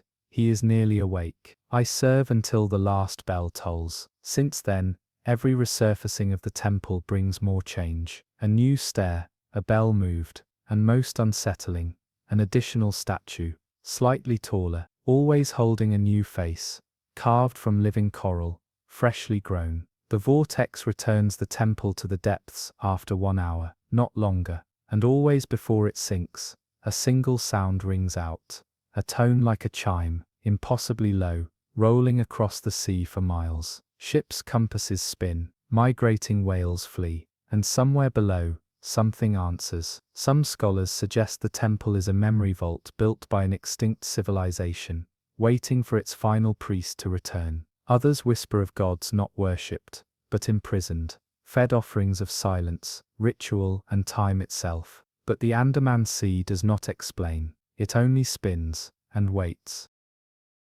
In the far north of Norway, where the fjords plunge like claws into the land, black and still and older than speech, there is a place the locals do not name. No lighthouses face it, no fishing routes skirt it, only the bravest, or most foolish, dare sail its way. For nestled within one such fjord is a shape that drifts against the current, unanchored and unwelcome, not a boat, not a creature, just one immense lidless eye. It is the size of a ship's hull, smooth around the edge. Its iris a deep green so vivid it seems lit from within. The sclera pulses faintly, as if veined with current. It does not roll, it does not blink, it simply stares upward, outward, endlessly. They call it, some seer, the eye that sees. The first known encounter came from a solo kayaker in 1984, who returned pale, frostbitten, and unable to speak his native tongue. He described, through frantic drawings, a glass of God hovering just beneath the waterline. Since then, those who have witnessed the eye and returned alive all speak of the same moment. The second you look into it, the world falls away. The fjord vanishes. You fall inward, not physically, but in time. A woman saw herself dying in fire. A man saw his daughter, unborn, screaming at a future war. Another sailor saw a world flooded, with cities eaten by coral, and whales swimming between skyscrapers. And these visions are not dreams. They come true, but only if you remember them. That is the price. Those who speak of what they saw in the eye report symptoms that grow worse with each retelling. Nosebleeds, seizures, visual distortions. One priest who visited the site tried to record a sermon warning others. He died before he could speak it. His tongue blackened, and his eyes turned toward the fjord. But there is something more terrible still. In recent years, satellite imagery has captured the eye turning, not drifting, turning, as if responding to watchers, as if focusing, and its shape is beginning to change, slightly, but unmistakably. What was once a flat disc now bulges at the center, swelling like a pupil, under light. Some scientists think it's a bubble of bioluminescent plankton, a rare convergence of sea matter and current. Others, including a retired Nordic cryptographer, claim it is not an eye, but a keyhole, a lock, meant to never be looked into for too long. And the visions, they are not prophecies. They are memories of a future already broken open, playing backward, luring minds until the key is finally turned. Beneath the silent watch of Easter Island's Moai, where winds carry chants long faded, and the sea hushes the echoes of forgotten builders, divers have discovered that what stands above is only half the story. For off the island's submerged edge, where the continental shelf drops like a swallowed breath, lie others, massive stone heads, carved in the same style but twice the size, and all with mouths wide open. They face downward, sunken into the seabed like singers caught mid-hymn, their expressions stretched not in serenity, but in desperate invocation. The locals never speak of them directly. The elders refer only to Teremo, the sleeping voice. They believe the stone giants beneath are not memorials or guardians, but a choir, created not to be seen but to be heard. The first official record came from a Chilean naval expedition in 1973. A sonar scan revealed anomalies, massive geometric structures buried in volcanic sediment, aligned in a spiral that led toward a central trench. Divers were dispatched. What they found changed them. The moai were not simply copies of those on land. They were older, rougher in some places, but with mouths so perfectly carved, they created natural resonance chambers. When currents pass through, the stones sing, not noise, not vibration. Voices, low, harmonic tones that drift through the deep like monastic chanting. Layered, shifting, mournful. One diver described it as a lullaby sung by mountains. But the song is not passive. The divers reported hallucinations as they lingered. Visions of vast gatherings of people standing in the surf, faces turned to the sea, mouths open in mimicry of the statues. One saw the sky blacken as stars blinked out like dying candles. Another heard a voice, his own, whispering from inside the stone. We sing because he sleeps. When acoustic researchers tried to map the harmonics, they found the frequencies corresponded with brainwave patterns, specifically those linked to dream states. The moai aren't just resonating with the ocean, they're resonating with us. One theory posits that these statues are part of a planetary scale mechanism, a deep sea warning system, or even a seal. The mouths form a continuous vibration when the tides align, sending their chant into the deep trench where some believe something waits, not dead, not gone, just listening. And when the harmony breaks, when one voice falters or a head shifts, the pattern fractures, and the voice becomes a call. In 2019, a minor quake shifted one of the submerged moai. Days later, sonar picked up a new signal from the trench. A call and response. The tone had changed. For the first time in recorded history, the choir answered. What ancient force are these heads trying to soothe, or imprison, or lull? And what happens when the chant is interrupted? In the warm, crystalline waters near the Bahamas, where coral gardens bloom, and the sea sings soft lullabies to passing storms, there exists a place where the beauty abruptly ends.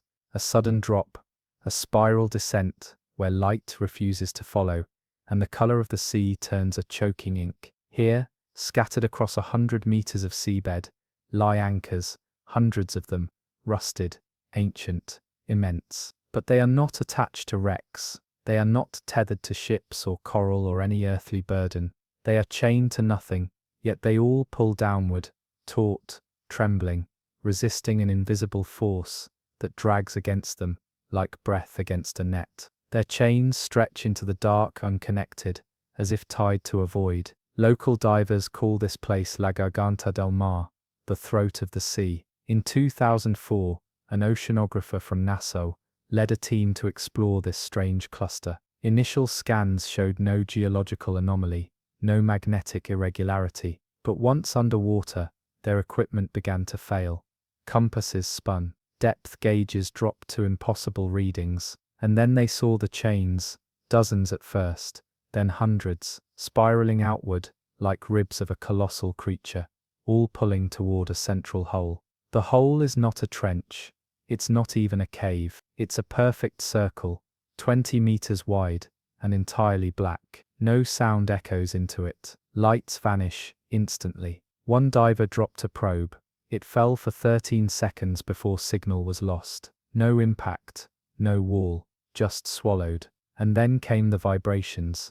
The chains began to rattle. Not from current, not from movement, but from something beneath, pressing upward in slow pulses, like a heartbeat in reverse, a pull instead of a push. The team retreated. Days later, the lead diver was found pacing his hotel room in a trance, muttering a single phrase. The wait was never ours. He later described dreams where he floated above the anchors, watching them groan, stretch, and one by one snap. And they do. Once every few years, an anchor vanishes. The chain remains, but cut cleanly, as if severed by pressure or force. What lies beneath them is unknown, but it is rising, slowly. One local legend warns when the last anchor breaks, the hollow will breathe. The Bahamian elders tell of a mythic beast, not a serpent, not a kraken, but an absence given shape, a thing banished long ago by tethering its mass to the bones of ships and whales and warriors, an empty god,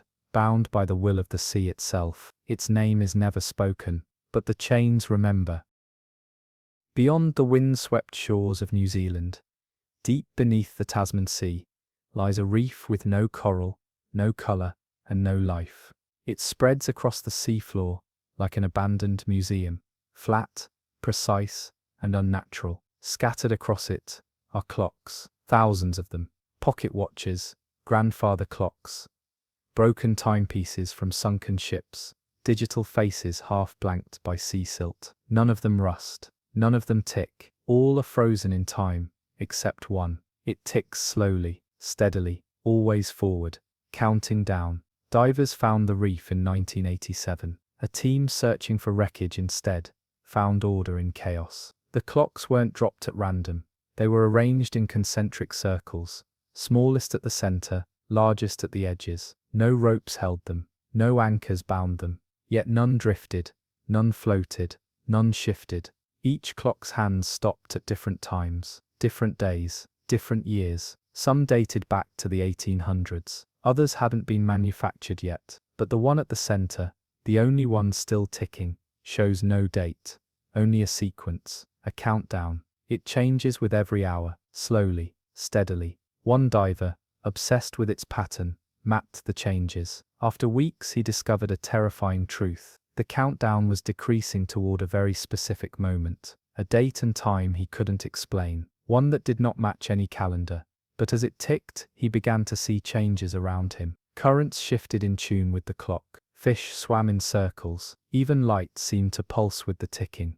Then came the dreams. The entire dive crew began having synchronized dreams. Vast oceans empty of stars, where something with a face made of gears and bells whispered numbers in reverse. Always numbers, always counting down. In 2001, a submersible returned to the site. The clocks had shifted. They had moved, just slightly, but every single clock now pointed inward, toward the ticking one. It had not stopped, it had sped up. No diver has returned since. Oceanographers now believe the clocks are not artifacts, but symptoms. Evidence of time being warped in one place, by some force too large to be measured.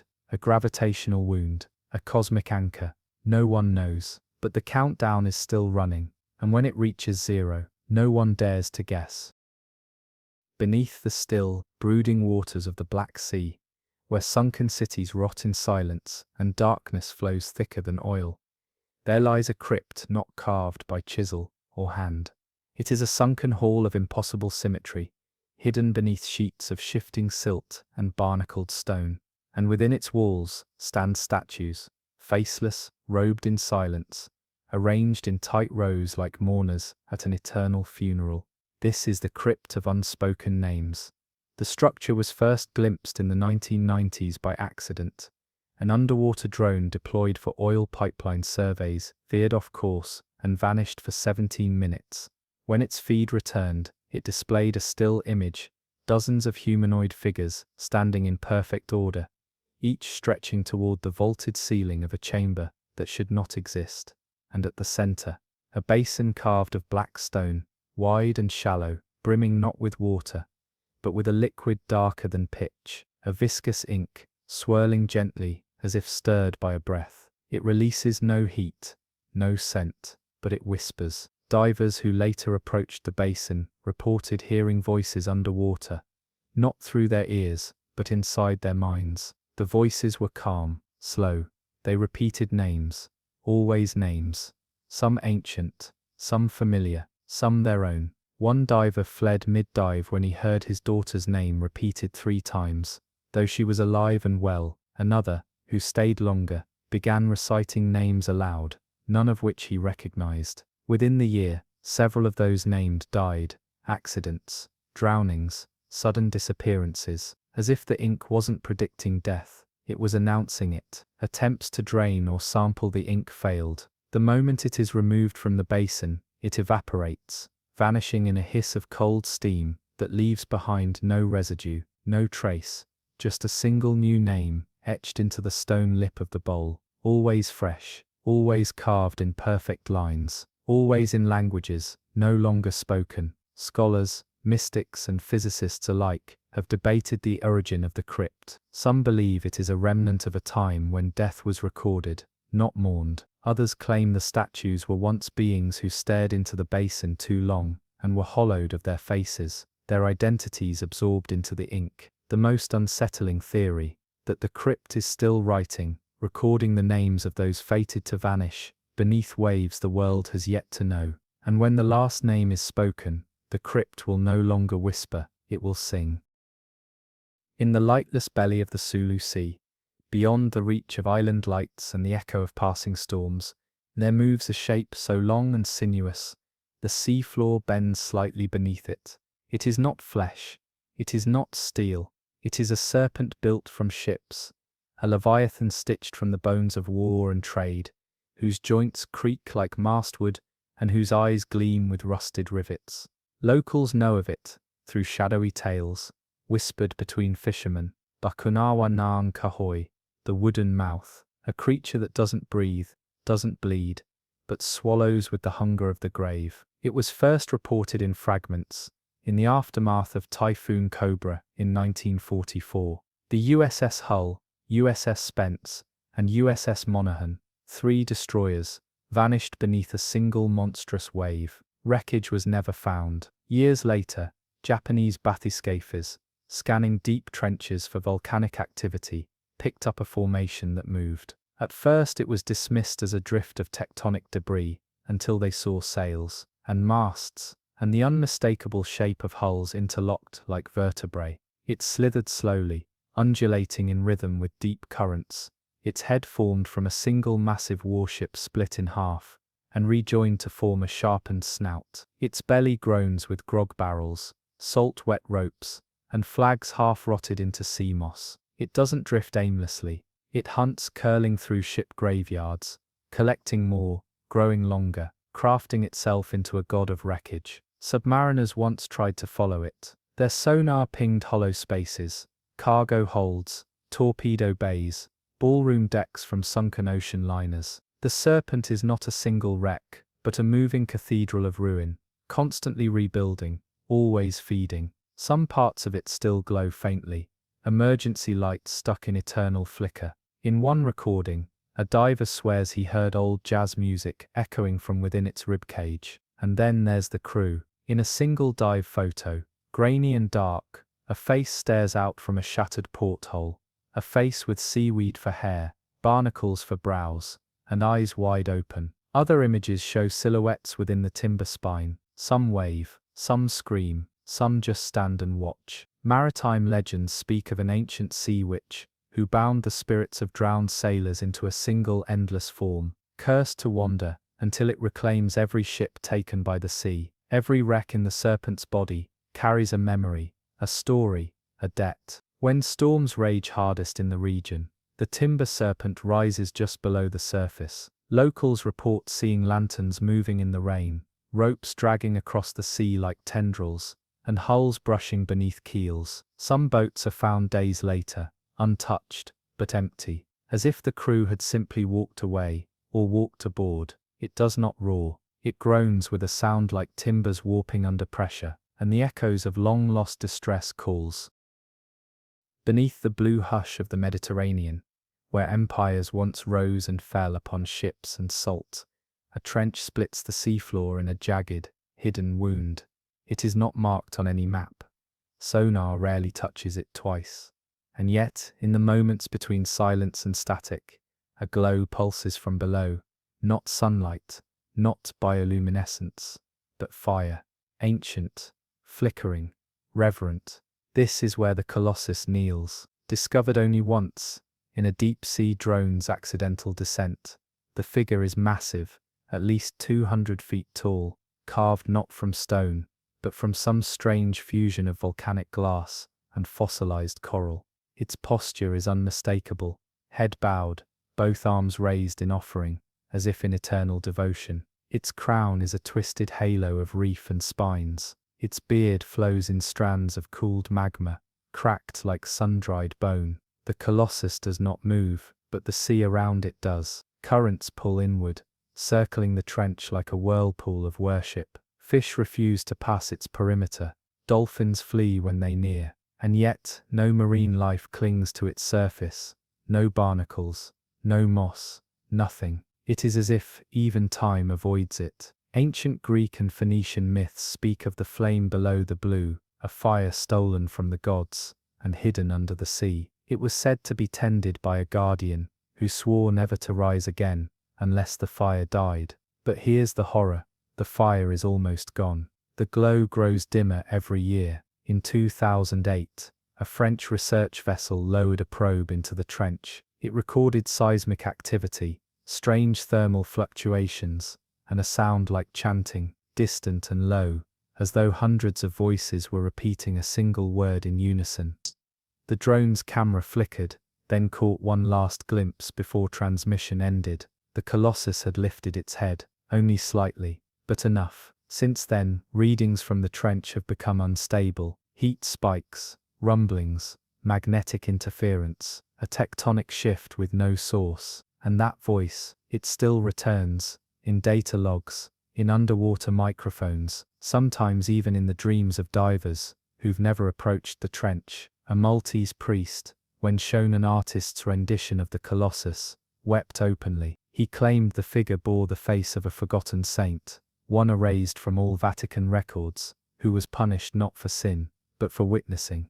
The priest died that same night, salt water in his lungs. Now the kneeling god of lava and reef waits, as the fire wanes.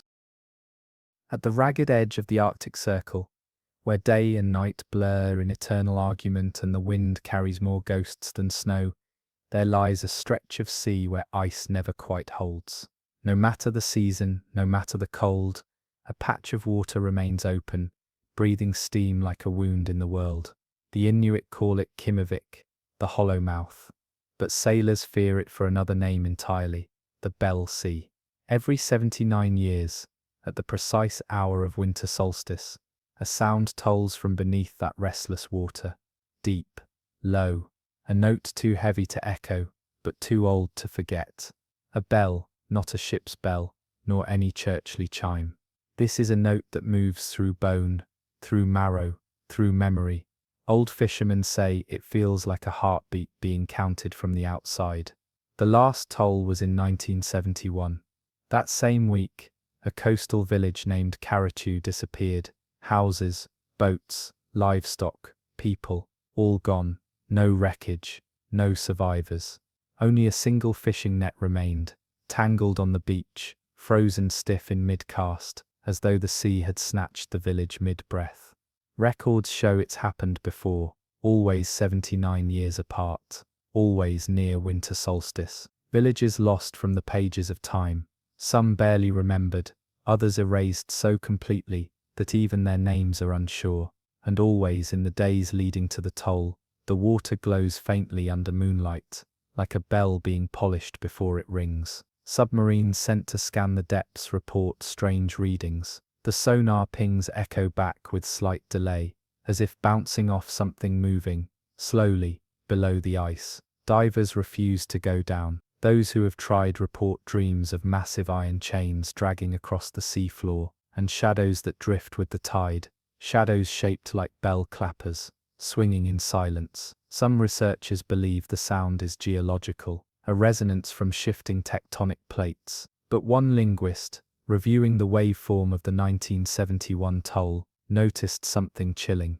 When sped up and filtered, the bell's tone forms a word, a single syllable, repeated 5 times. He never revealed the word. He died of hypothermia the day before his press release, found with frostbite on his fingers, though the room was heated. Now the next toll approaches, set for 2050. But something's changed. Inuit elders say the sea has begun whispering at night, groaning louder, earlier. The bell is warming. It may ring sooner than expected. And what will it take this time? A village, a city, or something greater, a piece of the world that was never meant to vanish? At the poisoned heart of the Pacific, where the ocean forgets how to breathe beneath a skin of floating waste, there drifts a monstrous island, not made of land, but of plastic, wire, driftwood, bones, and shipwreck rot. The world knows it as the Great Pacific Garbage Patch. But satellites in recent years have captured a disturbing truth. It's no longer a formless mass. It's spiraling. From above, it now coils like a galaxy, its shape mimicking an ancient Polynesian glyph, known only from petroglyphs, in caves on Rapa Iti, and now. The glyph translates to Timatagi, meaning he who waits beneath. Within the eye of the spiral, nothing floats. No debris, no fish, no current, just stillness and heat. In 2017, a cleanup drone passing through the core abruptly lost connection. Its last image showed something not made of trash, a surface, smooth and dark, pulsing softly like skin, under a slow heartbeat. Analysis revealed it wasn't rock, nor machine. It was organic, massive, and asleep. The elders of nearby islands warned this would happen. Long ago the ocean had imprisoned a guardian below its surface, not to protect the world, but to protect it from the world. It fed on silence, on forgetfulness. But now, surrounded by centuries of noise, pollution and chaos, the guardian stirs. Divers have gone missing near the spiral, not dragged under, not attacked, just gone. Their air tanks surface days later, unscathed. But inside the tanks, a strange residue, not seawater, but amniotic fluid, warm. Some environmentalists have started hearing strange vibrations through underwater microphones, not whale songs, not sonar pings. A chant, low and repetitive, in a language no human speaks, and it grows louder as the spiral tightens. The plastic begins to bend inward, pulled by an unseen force. Crates shift, nets tangle into braids, entire cargo containers float together like fingers clenched into a fist. The ocean does not want this spiral, it shudders beneath it. But the spiral will not stop forming, and what lies beneath it is not a god, or a beast, or a curse. It is a mirror. It reflects what we've cast into the sea, not just our waste, but our neglect, our noise, our sins. And soon, when the spiral closes, it may rise to return it all. Off the snow-bitten coast of Greenland, where the northern lights flicker like signals from lost gods, and the sea groans beneath glaciers, old as memory, a ship appears only during storms. It sails when no vessel dares. It moves against the wind, cutting straight through gales with sails stretched wrong, and ropes hissing like strained sinew. Locals call it Haunter of the Northern Eye, but its true name is carved into its blackened hull in faded white. The Morrow's Grief. It vanished in 1789, last seen chasing a pod of whales through an unexpected squall. The sea swallowed it without wreckage, without goodbye. The logs left behind in port spoke of strange sightings days before.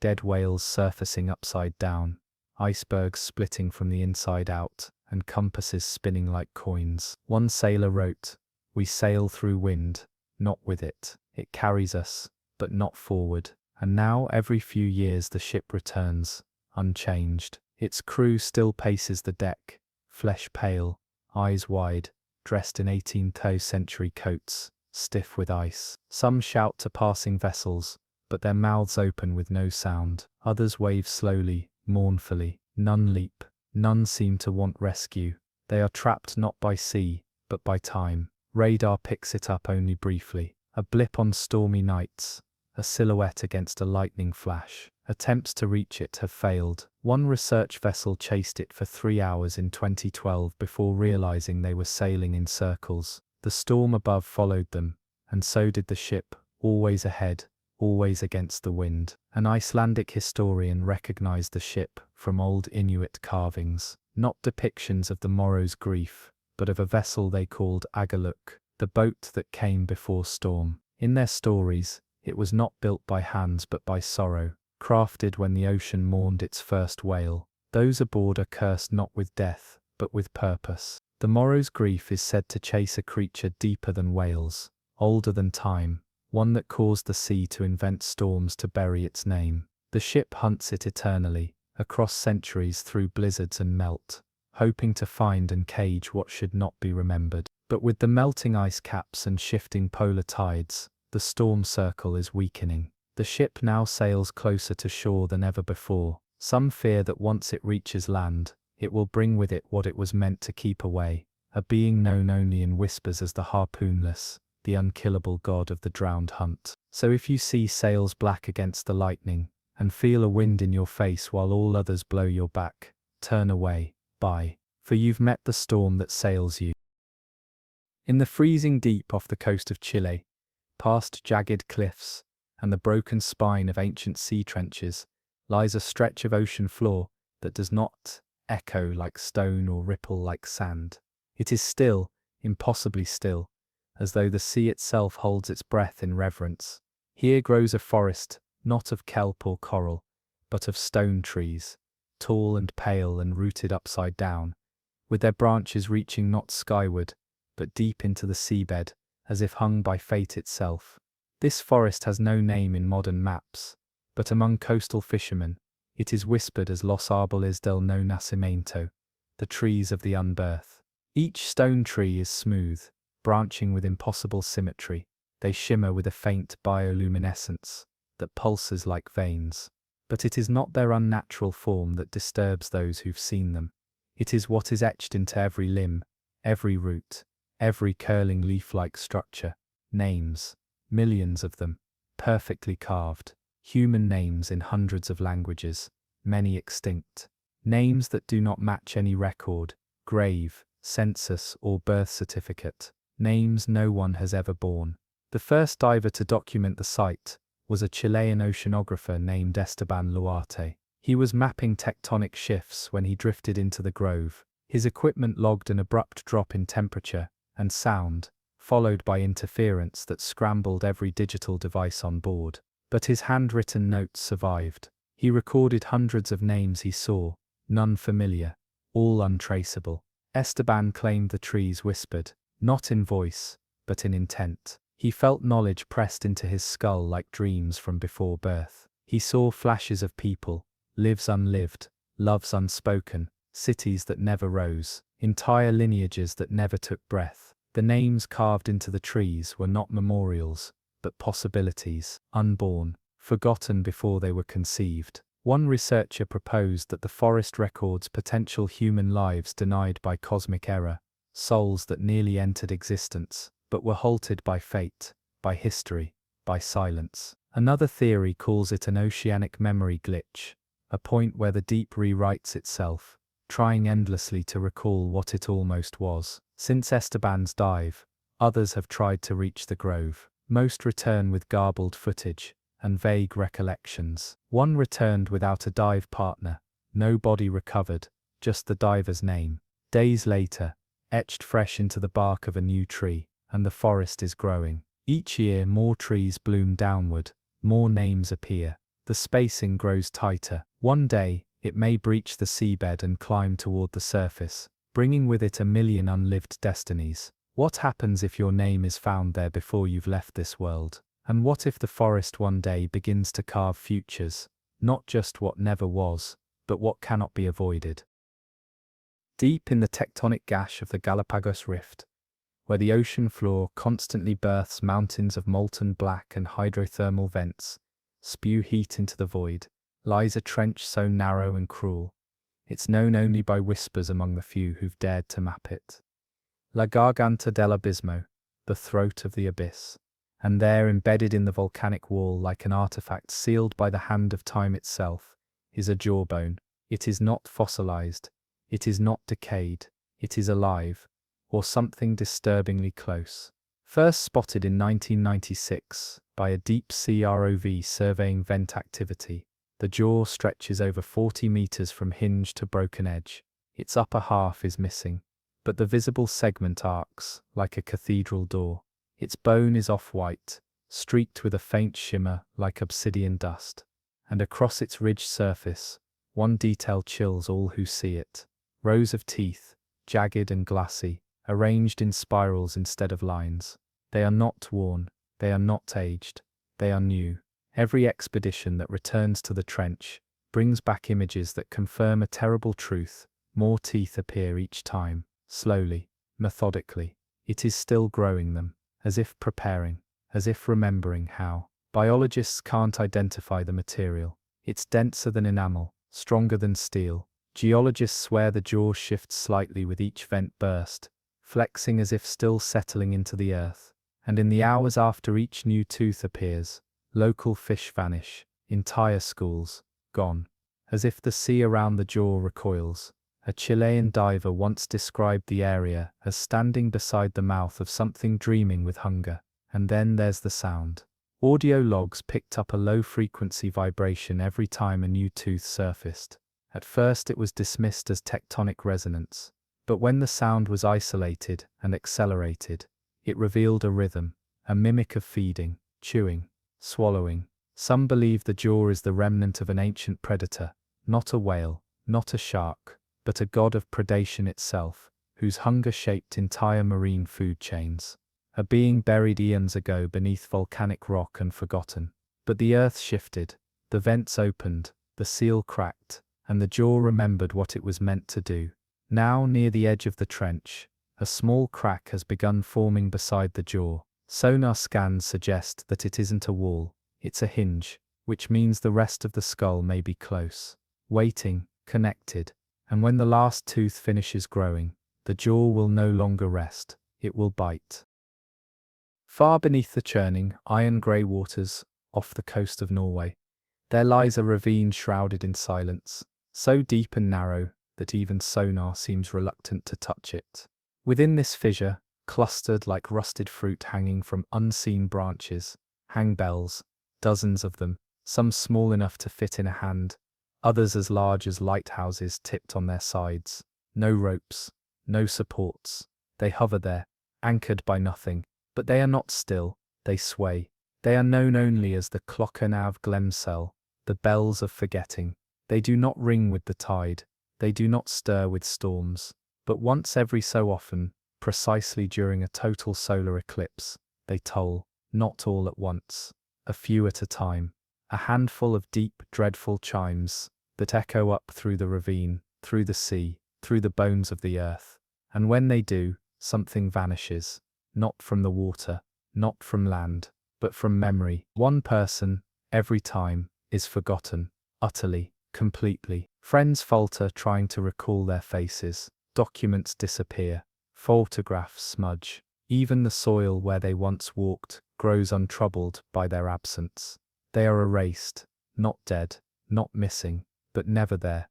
In 1999, a team of deep-sea archaeologists recording tectonic activity during an eclipse captured the first known footage. The bells swayed in unison, chiming, despite the vacuum of the ocean. One diver, Lars Mikkelsen, was seen in the footage. He spoke, he laughed, and then gone. No passport, no file, no mother who remembered him. His name became a blank space in every log. Another diver remembered him briefly, a feeling, a voice, the taste of a shared coffee. But even that faded by the next morning. The bells are not uniform. Some are etched in runes older than Old Norse. Others appear made from wreckage. Scraps of sunken ships, twisted cathedral copper, brass from forgotten wars. One bears the crest of a family that never existed. Another bears a face, yours perhaps, if you look too long.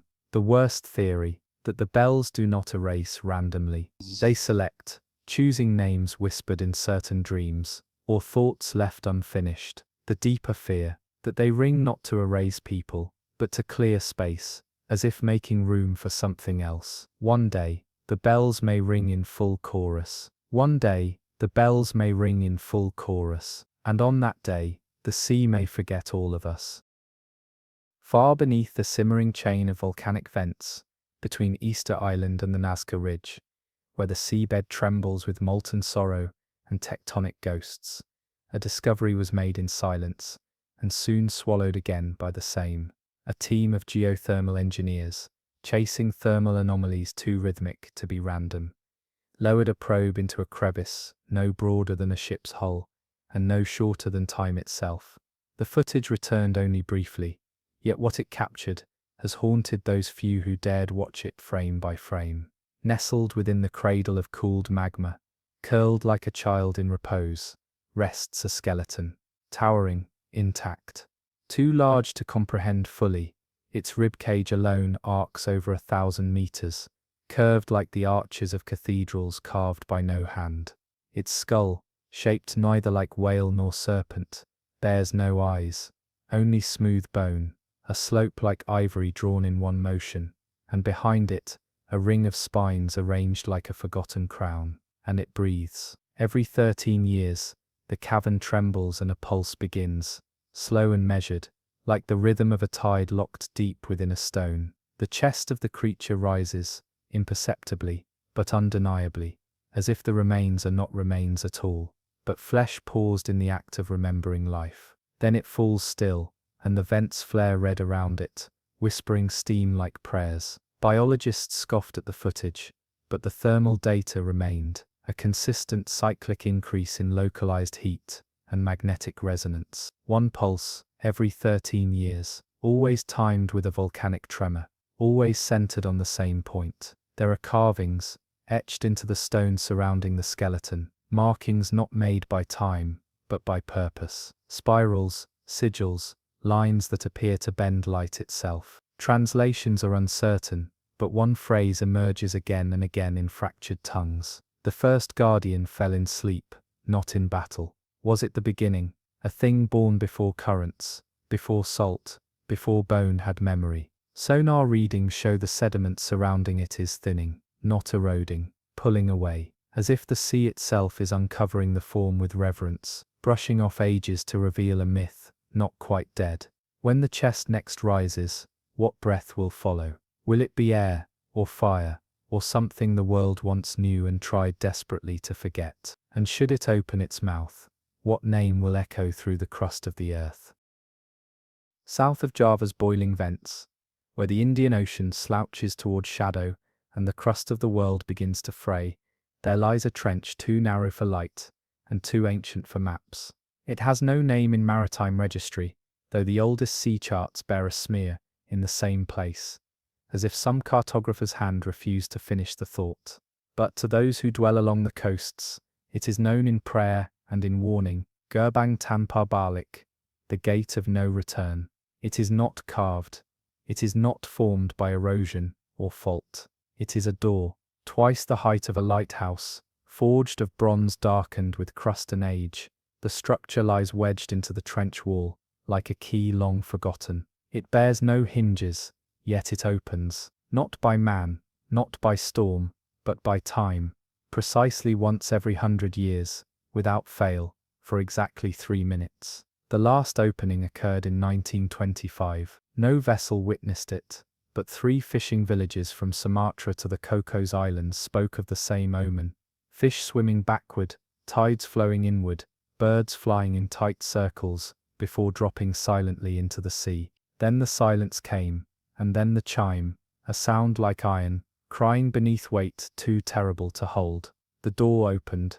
What emerged was not light, nor darkness, but motion, a current so strong that it pulled wreckage from 2 miles away, siphoning detritus, silt, and sound itself. A Japanese merchant vessel, the Shinsei Maru, vanished that day. No wreckage ever found, no distress call, no crew remembered after a year, as though their lives unraveled with the tide. But sonar buoys have since captured strange pulses, always a century apart, always spiraling toward the same trench. Not echoes, not pressure shifts, signals. In 2025, the door is due to open again, and now, with modern eyes and deeper tools, there is fear in knowing what might be seen. Submersibles that pass near the trench report momentary blindness in their cameras, followed by glimpses of landscape behind the bronze flickering shapes, not of seabed or cavern, but something shifting, an ocean within an ocean, endless and too bright,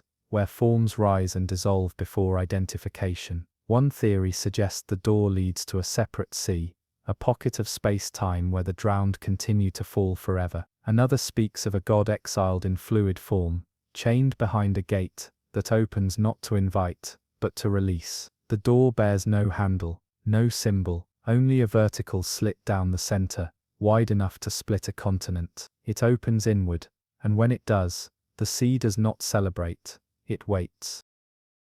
Beneath the blue expanse of the Gulf of Oman, past the tangled drapery of warm currents and cold memory, there rests a city, not ruins, not reef-cloaked remains. A city, whole, intact, and impossibly complete. It lies within a basin of polished basalt, tucked like a secret between two rising cliffs of black rock. For centuries it evaded all sonar and scan, as if shielded by some unseen veil. But in 2016, during a deep-sea mineral survey, a drone caught its reflection, not its shape, but its reflection, shimmering where light had no business being. The city is built of stone that does not erode, stone that glimmers with a faint translucence like quartz that has tasted flame. Streets stretch in perfect grids, smooth and uncracked. Towers of seamless obsidian rise at angles that defy gravity and reason. There are doors, each identical in size and pattern, sealed tight and cold to the touch. But it is the windows that defy explanation. There are thousands of them, framed in copper-laced metal, perfectly clear, and through each, one sees a different sea. In one pane, a coral reef teems with life not found in this age. Spiraled creatures with 100 fins, and whales the size of stadiums singing songs too fast for human ears. Another reveals a deep abyss where bioluminescent cities blink in patterns that resemble Morse, though no translation has yet matched. A third shows an Arctic seabed choked with ice flowers and frozen spires, where time seems paused and even water clots in place. No window reflects the gulf, none reveal what lies just outside the city, not a single one is dark. Divers who approach the city report odd pressure shifts in their suits, flickering hallucinations, and a profound sense of being studied. Some claim they saw their own faces in the glass, but older by centuries yet unmistakably them. Others swam too close and vanished from sonar, their last known coordinates marked by a sudden burst of static and the hum of something mechanical waking. One researcher named Dr. Hannah Al-Qadri swam the perimeter for 5 hours before returning to the research vessel with eyes wide and speech slow. She claimed the city had spoken, not in sound, but in rhythm. The blinking lights of the towers pulsed in a sequence, like a breath or a heartbeat. She began to record the intervals, writing them into a notebook that has since been locked away. Each line of the sequence, when charted, created a map, not of the Gulf, but of Earth's oceans over millennia, showing routes long gone, continents before they cracked, and lines beneath the surface where others may have built. And then there's the central tower. At the heart of the city, taller than all others and untouched by seaweed or coral, stands a spire shaped like an hourglass. It is ringed with windows, every one shows a different sea. But at midnight, local time, a pattern emerges. One by one, the windows turn, showing first the past, then the present, then something else. Waters too red, moons too many, stars that should not be. In these frames, the city appears again and again, but in different places, on mountaintops, in deserts, on icy plains, each time unchanged, waiting, watching. Some believe it's a ship, a vessel meant not to travel seas, but realities, a gate between oceans that never shared a tide. Others whisper it is the observer, created to catalogue life and loss, and leave no version of the world unmeasured. But if it records, what is it waiting to report? And why do the lights inside those towers blink faster, pulse harder, whenever a diver looks too long into one particular window? The only one that shows nothing at all, a black pane that reflects neither light nor sea, only a shape slowly approaching from within. In the throat of the Mariana Trench, where pressure grinds the bones of machines, and sunlight dies screaming, there exists an anomaly that redefines the very shape of fear. A freshwater lake, round as a coin, and still as held breath, lies sealed within a caldera, unreachable by tectonic reason. No river feeds it, and no salt ever taints it. Yet there it sits, clear, placid, impossible. Beneath that lens of mirrored glass, untouched by current or life, rises something that should not be a cathedral made of coral, that does not match any known species on Earth. It rises once a year, always on the spring equinox, never before, never after. The structure, taller than Notre Dame, and wide enough to eclipse a warship, does not emerge with violence. It ascends slowly, as though remembering how to stand. Its spires, curled like the horns of extinct beasts, glisten with a strange mucus that shimmers under the faint ambient light of bioluminescent vents. Its entrance is a yawning aperture, flanked by two spiraled columns that weep bubbles in pulses, like breathing. No fauna approached the lake in the days before the surfacing. Not a fish, not a worm, not even plankton. The sea, so full of life in every depth, becomes vacant as a forgotten prayer. What's more, the water near the cathedral turns breathable. Divers report removing helmets inside the dome. The air smells of stone, wet ash, and saltless memory. And something moves within. Rows of coral pews line the nave, grown rather than constructed. The walls are ribbed with veins of opal-like matter that seem to pulse slowly, echoing the beat of the world's oldest drum, the tide. Above the altar, suspended like a question that's never meant to be answered, floats a single orb of black water. It never spills, never shifts, but seems to watch, reflecting not the diver, but their guilt. Survivors describe visions of things they've done, forgotten, or denied, moments from childhood, hidden cruelties, decisions never made, but still regretted. One diver saw a version of herself within the orb, older, gaunt, wearing a necklace made of teeth. She returned to the surface screaming, and could never recall her own name again. The entity that roams the cathedral has never been seen clearly. It moves in blinks, first on one side of the hall, then behind you, tall, narrow, carrying no light, but trailing the sense of being witnessed entirely. It does not attack, it does not touch, it only listens, because that is its purpose, a confessor, perhaps, or a judge. One researcher likened the dome to a biological archive, a place where the ocean holds the sins of the land, letting them bloom into architecture and warning. Another, a theologian turned deep-sea analyst, declared it a sacrament, the ocean's church, its warning, for the cathedral does not always return to the same location. It has surfaced elsewhere, near Tonga, in 1921, beneath Lake Baikal in 1853, and once, horrifically, in a naval dry dock in Malta, where 5 dock workers vanished overnight, and a 6th survived only to draw the dome in chalk on the walls of his cell for 12 straight years before dying mid-sketch. No one enters twice, because on your second visit, the orb shows not your sins, but the world's, and few who see that ever surface again.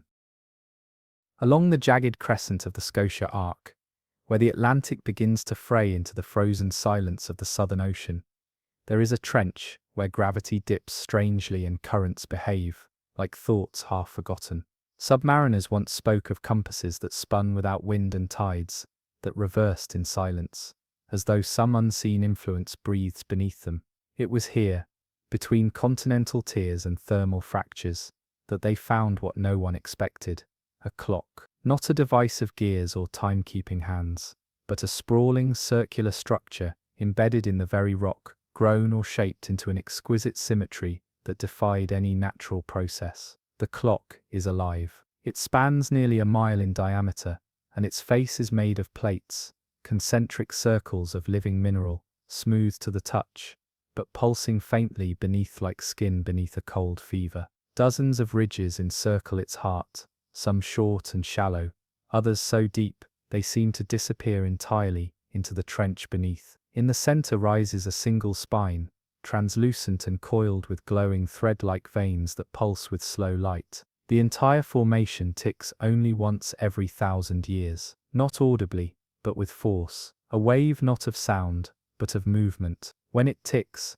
the surrounding seabed shudders with an organized tremor, a pulse that rolls out in all directions like a ripple in a sleeping god's breath. The clock does not merely record time, it alters it, or rather it adjusts something more precise and less understood, currents. Records pulled from drifting buoys and oceanographic data logs show a pattern too exact for coincidence. Each major shift in deep-sea current routes, each rebalancing of salinity lines or alteration in thermohaline circulation, can be traced backward to the same point, a tremor at the Scotia Arc, always recorded as minor tectonic activity. But now the truth emerges like salt through cloth. Those tremors are the ticks of the clock. In 1021, Historical weather patterns shifted across the southern hemisphere. Glaciers receded, fisheries collapsed, Polynesian migration routes became easier to sail. In 2021, the clock ticked again, deep within the night,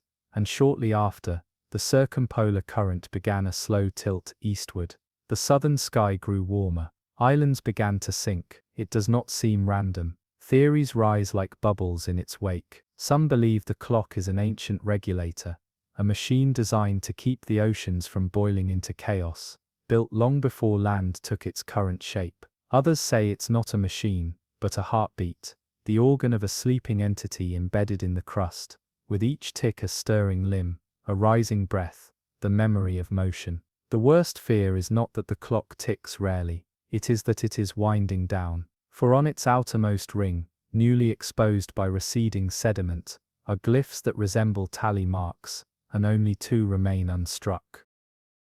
Far out in the Atlantic, nestled within the caldera of a long-dead volcano in the Azores archipelago, lies a lake of unfathomable darkness. The locals call it Lago do Vazio, the Lake of Emptiness, not because it is lifeless, but because nothing in it has ever been fully known. Birds do not fly over it. Fish do not live in it. Boats that cross it report strange drag, as if something pulls from below, not with malice, but with intent. In 2003, an undersea drone, deployed to chart thermal vents in the caldera's floor, vanished without signal. When it was recovered days later, washed ashore miles from its last known location, its footage revealed a hollow beneath the lake, a cavern not flooded, but filled with air, locked in place by a membrane of water that pulsed like a lung. And within that dome, suspended as though floating in time, lay the body of a colossal squid, its arms curled in a perfect spiral around something glimmering. A book, not paper, not ink, but a codex of curved glass. The squid's body is long dead, yet intact. No decay, no bloat. Its eyes, vast and clouded, face outward from its cradle, ever watching the dome. Its skin shimmers faintly with bioluminescence, forming patterns along its mantle, untranslated, but rhythmic. Every hour, the lights pulse once, as if speaking, as if remembering.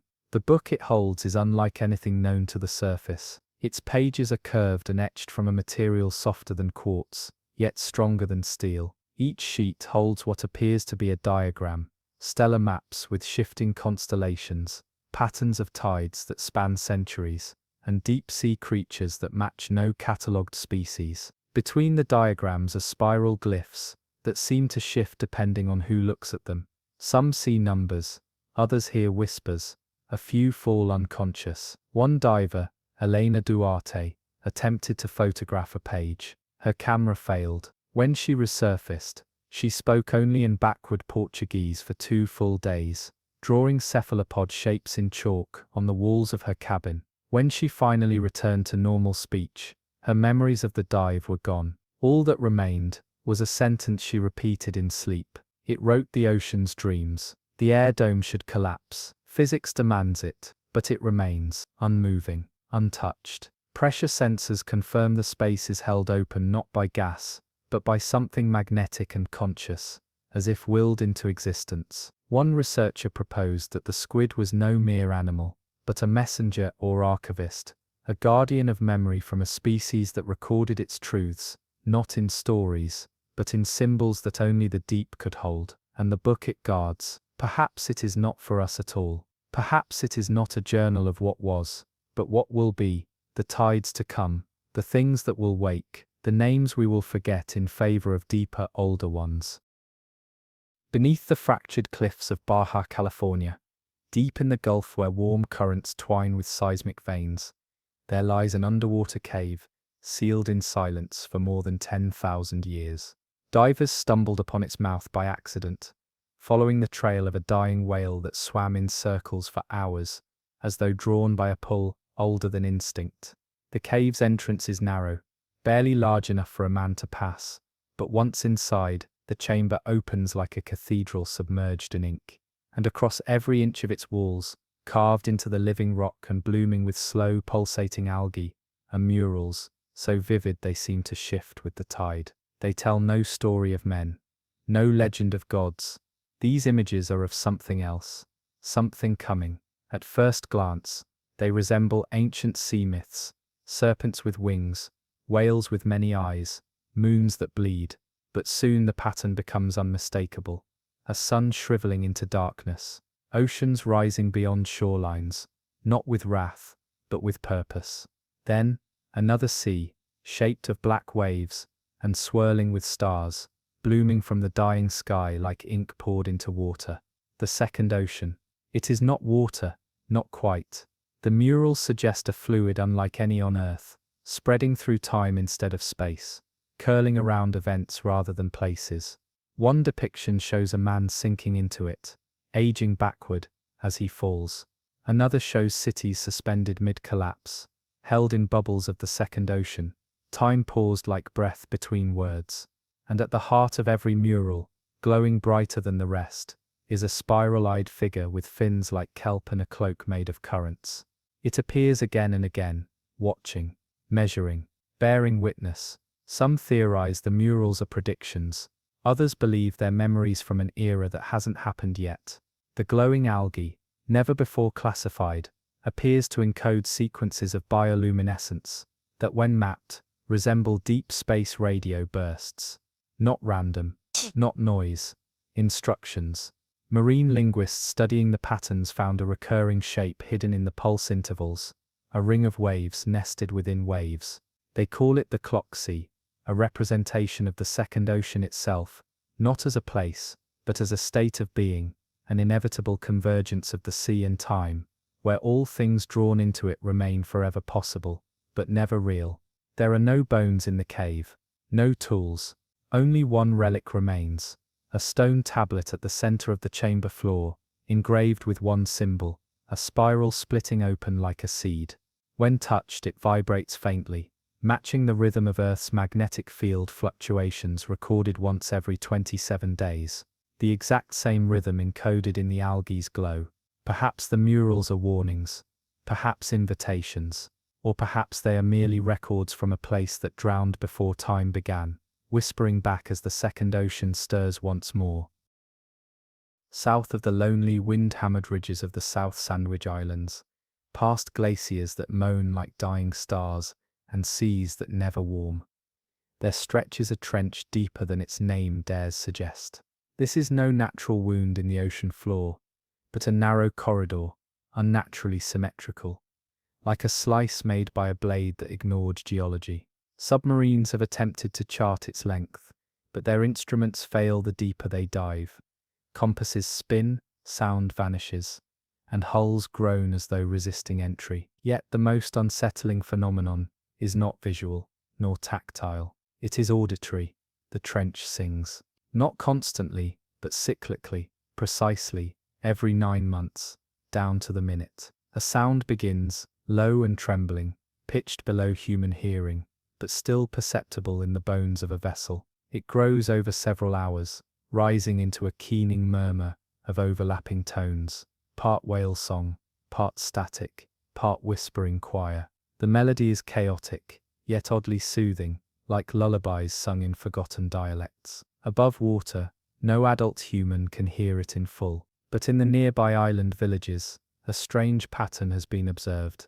Pregnant women report vivid dreams of deep blue light, and their unborn children move in rhythm with a pulse they've never been taught. In 1978, a research team installed vibration sensors along the trench's ridge. The recordings showed a mathematically perfect symmetry in the waveforms, each cycle composed of 19 distinct tones, rising and falling like breath. No marine creature has ever matched the profile. The source is unknown. The signal ends suddenly, always after 6 days. Those born near the trench during the song cycles tend to share certain traits: perfect pitch, immunity to deep-sea pressure shifts, and dreams they describe only as old. A boy born in 1993 claimed to remember falling asleep before he was alive, cradled in arms made of warm current and sound. A girl in 2006 could hum the trench's tone at will, despite never hearing it directly. When scanned during her song, Local marine life clustered around the ship, silent and motionless, as if waiting. A retired Soviet sub-captain once confessed to diving near the trench in 1965. He reported a moment where time appeared to freeze, gauges halted, water turned still, and a sound impossibly clear filled the hull. A voice not in language, but in meaning. It asked only one question, pulsing with unbearable gentleness. Are you ready to begin again? When they surfaced, half the crew resigned. One man walked into the sea that night, and never came back. The working theory: the trench is not a void, it is a cradle. Some believe it holds an entity not yet born, something gestating across millennia, singing to itself, shaping future minds with lullabies. Others think it is not birthing, but remembering, a song played backward, heard only by those who have not yet forgotten how the world began. There is a place in the Weddell Sea, west of the Filchner ice shelf, where satellites go blind and compasses lurch, as if afraid. Sailors call it Mar de Nullo, the Sea of None, because it reflects no radar, no sonar, no signal at all. From above, it appears empty, a void of perfect stillness. But under thousands of feet of pressure-locked ice lies something uncharted by maps, unspoken by men. An oceanic mirror, discovered in 1987 by an Argentinian polar expedition. The mirror was first dismissed as a sensor error. An ROV recorded a depthless surface, a liquid layer suspended within a cavity of frozen stillness, smooth as obsidian, perfectly flat. But the footage revealed something impossible. The ROV, approaching the surface of the mirror, did not see itself. It saw its opposite. Instead of its lights, it saw darkness. Instead of its shape, a twisted twin, mechanical limbs bent the wrong way, emitting pulses that made the surrounding ice vibrate in pain. And when the ROV blinked its signal light, the reflection blinked back. First. More disturbing still, the ROV sent a final image before contact was lost, its own tether unspooling downward, not reflected, but filmed from below. A second ROV was sent. This one recorded 5 minutes of footage before losing all function. In those minutes, it captured not just its own approach to the mirror, but dozens of others. Reflections of divers, submersibles, ships that had never entered the Weddell, some that had vanished decades ago, even one marked with future model numbers. They all hovered just beneath the mirror's surface, unmoving, as if waiting. But each one was wrong. Their eyes glowed faintly red. Their motions, when they moved at all, were in reverse, and none of them cast ripples. No scientific team returned after 1991.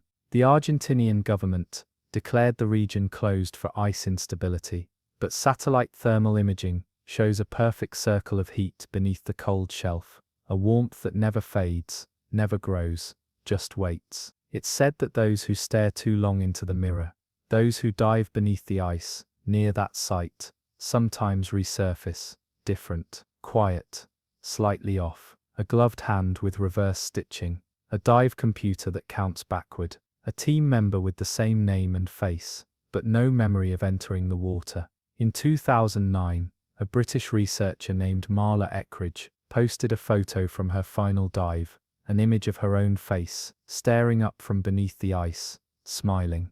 Her suit, inverted, her eyes black. In the metadata was one phrase embedded where no metadata should have existed. We remember which one you were. Some say the mirror is a boundary, a rift, a reflection not of ourselves, but of what the ocean thinks we are. Others call it a gate to the anti-sea, a realm where all lost things drift, half alive, watching us through the waves. But there's one theory darker still, that the mirror isn't showing us another world, it's showing us the real one, and we are the echoes, the illusions floating above, waiting to be reclaimed by what lies beneath. So if you ever hear ice cracking, while the sea lies still, if you ever see your reflection blink when you haven't, if your echo doesn't match your breath, step back, because the mirror remembers, and it knows which version of you it's still missing. Lo, the chronicle closeth like a tide gone still, and yet the echoes of what hath stirred beneath remain, unwritten in books, unsung in hymns, unseen in the cartographer's reach. but etched forever in the marrow of the brave, and the damned who dared gaze into the fathomless folds of Neptune's desolate theatre. O listener, thou who hast tarried through these dread-tossed verses, know this: the sea is not merely water, but memory, a cathedral of sorrows unconfessed, a tomb where even the stars do not peer without trembling. In its gloomsome chambers dwell not beasts alone, but reckonings. Each ripple bears the weight of epochs, each silence a dirge not yet spoken. What maketh a Leviathan more monstrous? Its size, or that it forgeth not what it hath seen? And what horror lies more true than the gaze of a creature that hath watched the moon rise 1,000,000 times, and never once blinked? Ye have met them now, the witness of the ice mirror, the chronicler squid, the great dome of breath, and the city that sleepeth not, but dreameth through glass. These were no idle terrors conjured by fishermen's rum, nor fables spun in sailors' dread. Nay, they are the unyielding truth, the secret breath of the ocean, revealed but once every mortal generation, and only to those who dare look with eyes unclouded by arrogance. Each tale unfolded like a sail in fog, each name a bruise upon the map of man's bold ignorance. For what hubris hath taught us to believe we were lords of the deep, who know naught of its tongue nor its memory? The ocean keepeth no masters, it suffereth no claim, it remembereth all. It was not we who named the sea monsters. They were named long ere our tongues learned to speak. They were written not in ink, but in pressure and light, in currents that bend as scripture, in salt etched into the bones of whales older than pyramids. The Kraken, the Leviathan, the forgotten 98. These are not names but warnings, chords struck upon the abyss, calling not to man, but to time itself. And yet we listened, and lo, how it answered. Ye who hath stayed until this final reckoning, ask thyself, were these naught but shadows of tale? Why then doth thy heart beat with such haste? Why then do windows rattle when no storm stirs, and dreams taste of brine, and birds falter in flight over calm waters? There are songs that never leave the sea, but sometimes the sea sends them ashore. When next thou standeth by the strand at twilight, and the tide draweth breath as though to speak, remember, thou art not alone. The sea remembereth thee, it knoweth thy shape, it knoweth thy silence. For beneath the lull of waves lies a vast parliament of eyes, unshut, unblinking, unfathomably patient. They have waited before, they wait still, and perhaps they wait for thee. Let this be thy scripture of the brine, thy gospel carved of tide and bone. Take it not as ending, but as anchor, for the deeper truths are not told, but felt, echoing in the bones long after the song hath ceased. Let it cling like salt to skin, let it haunt the hush between heartbeats. Thus ends the 100 and more legends of the sea monsters, a testament not to their malice, but to their memory. For it is not the monsters who forget, it is us. So seal thy lanterns, traveller, close thy compass, and walk not backward to the shore, but forward into the hush. Leave no trail but breath, for the sea knoweth the sound of steps that linger, and it shall remember thine.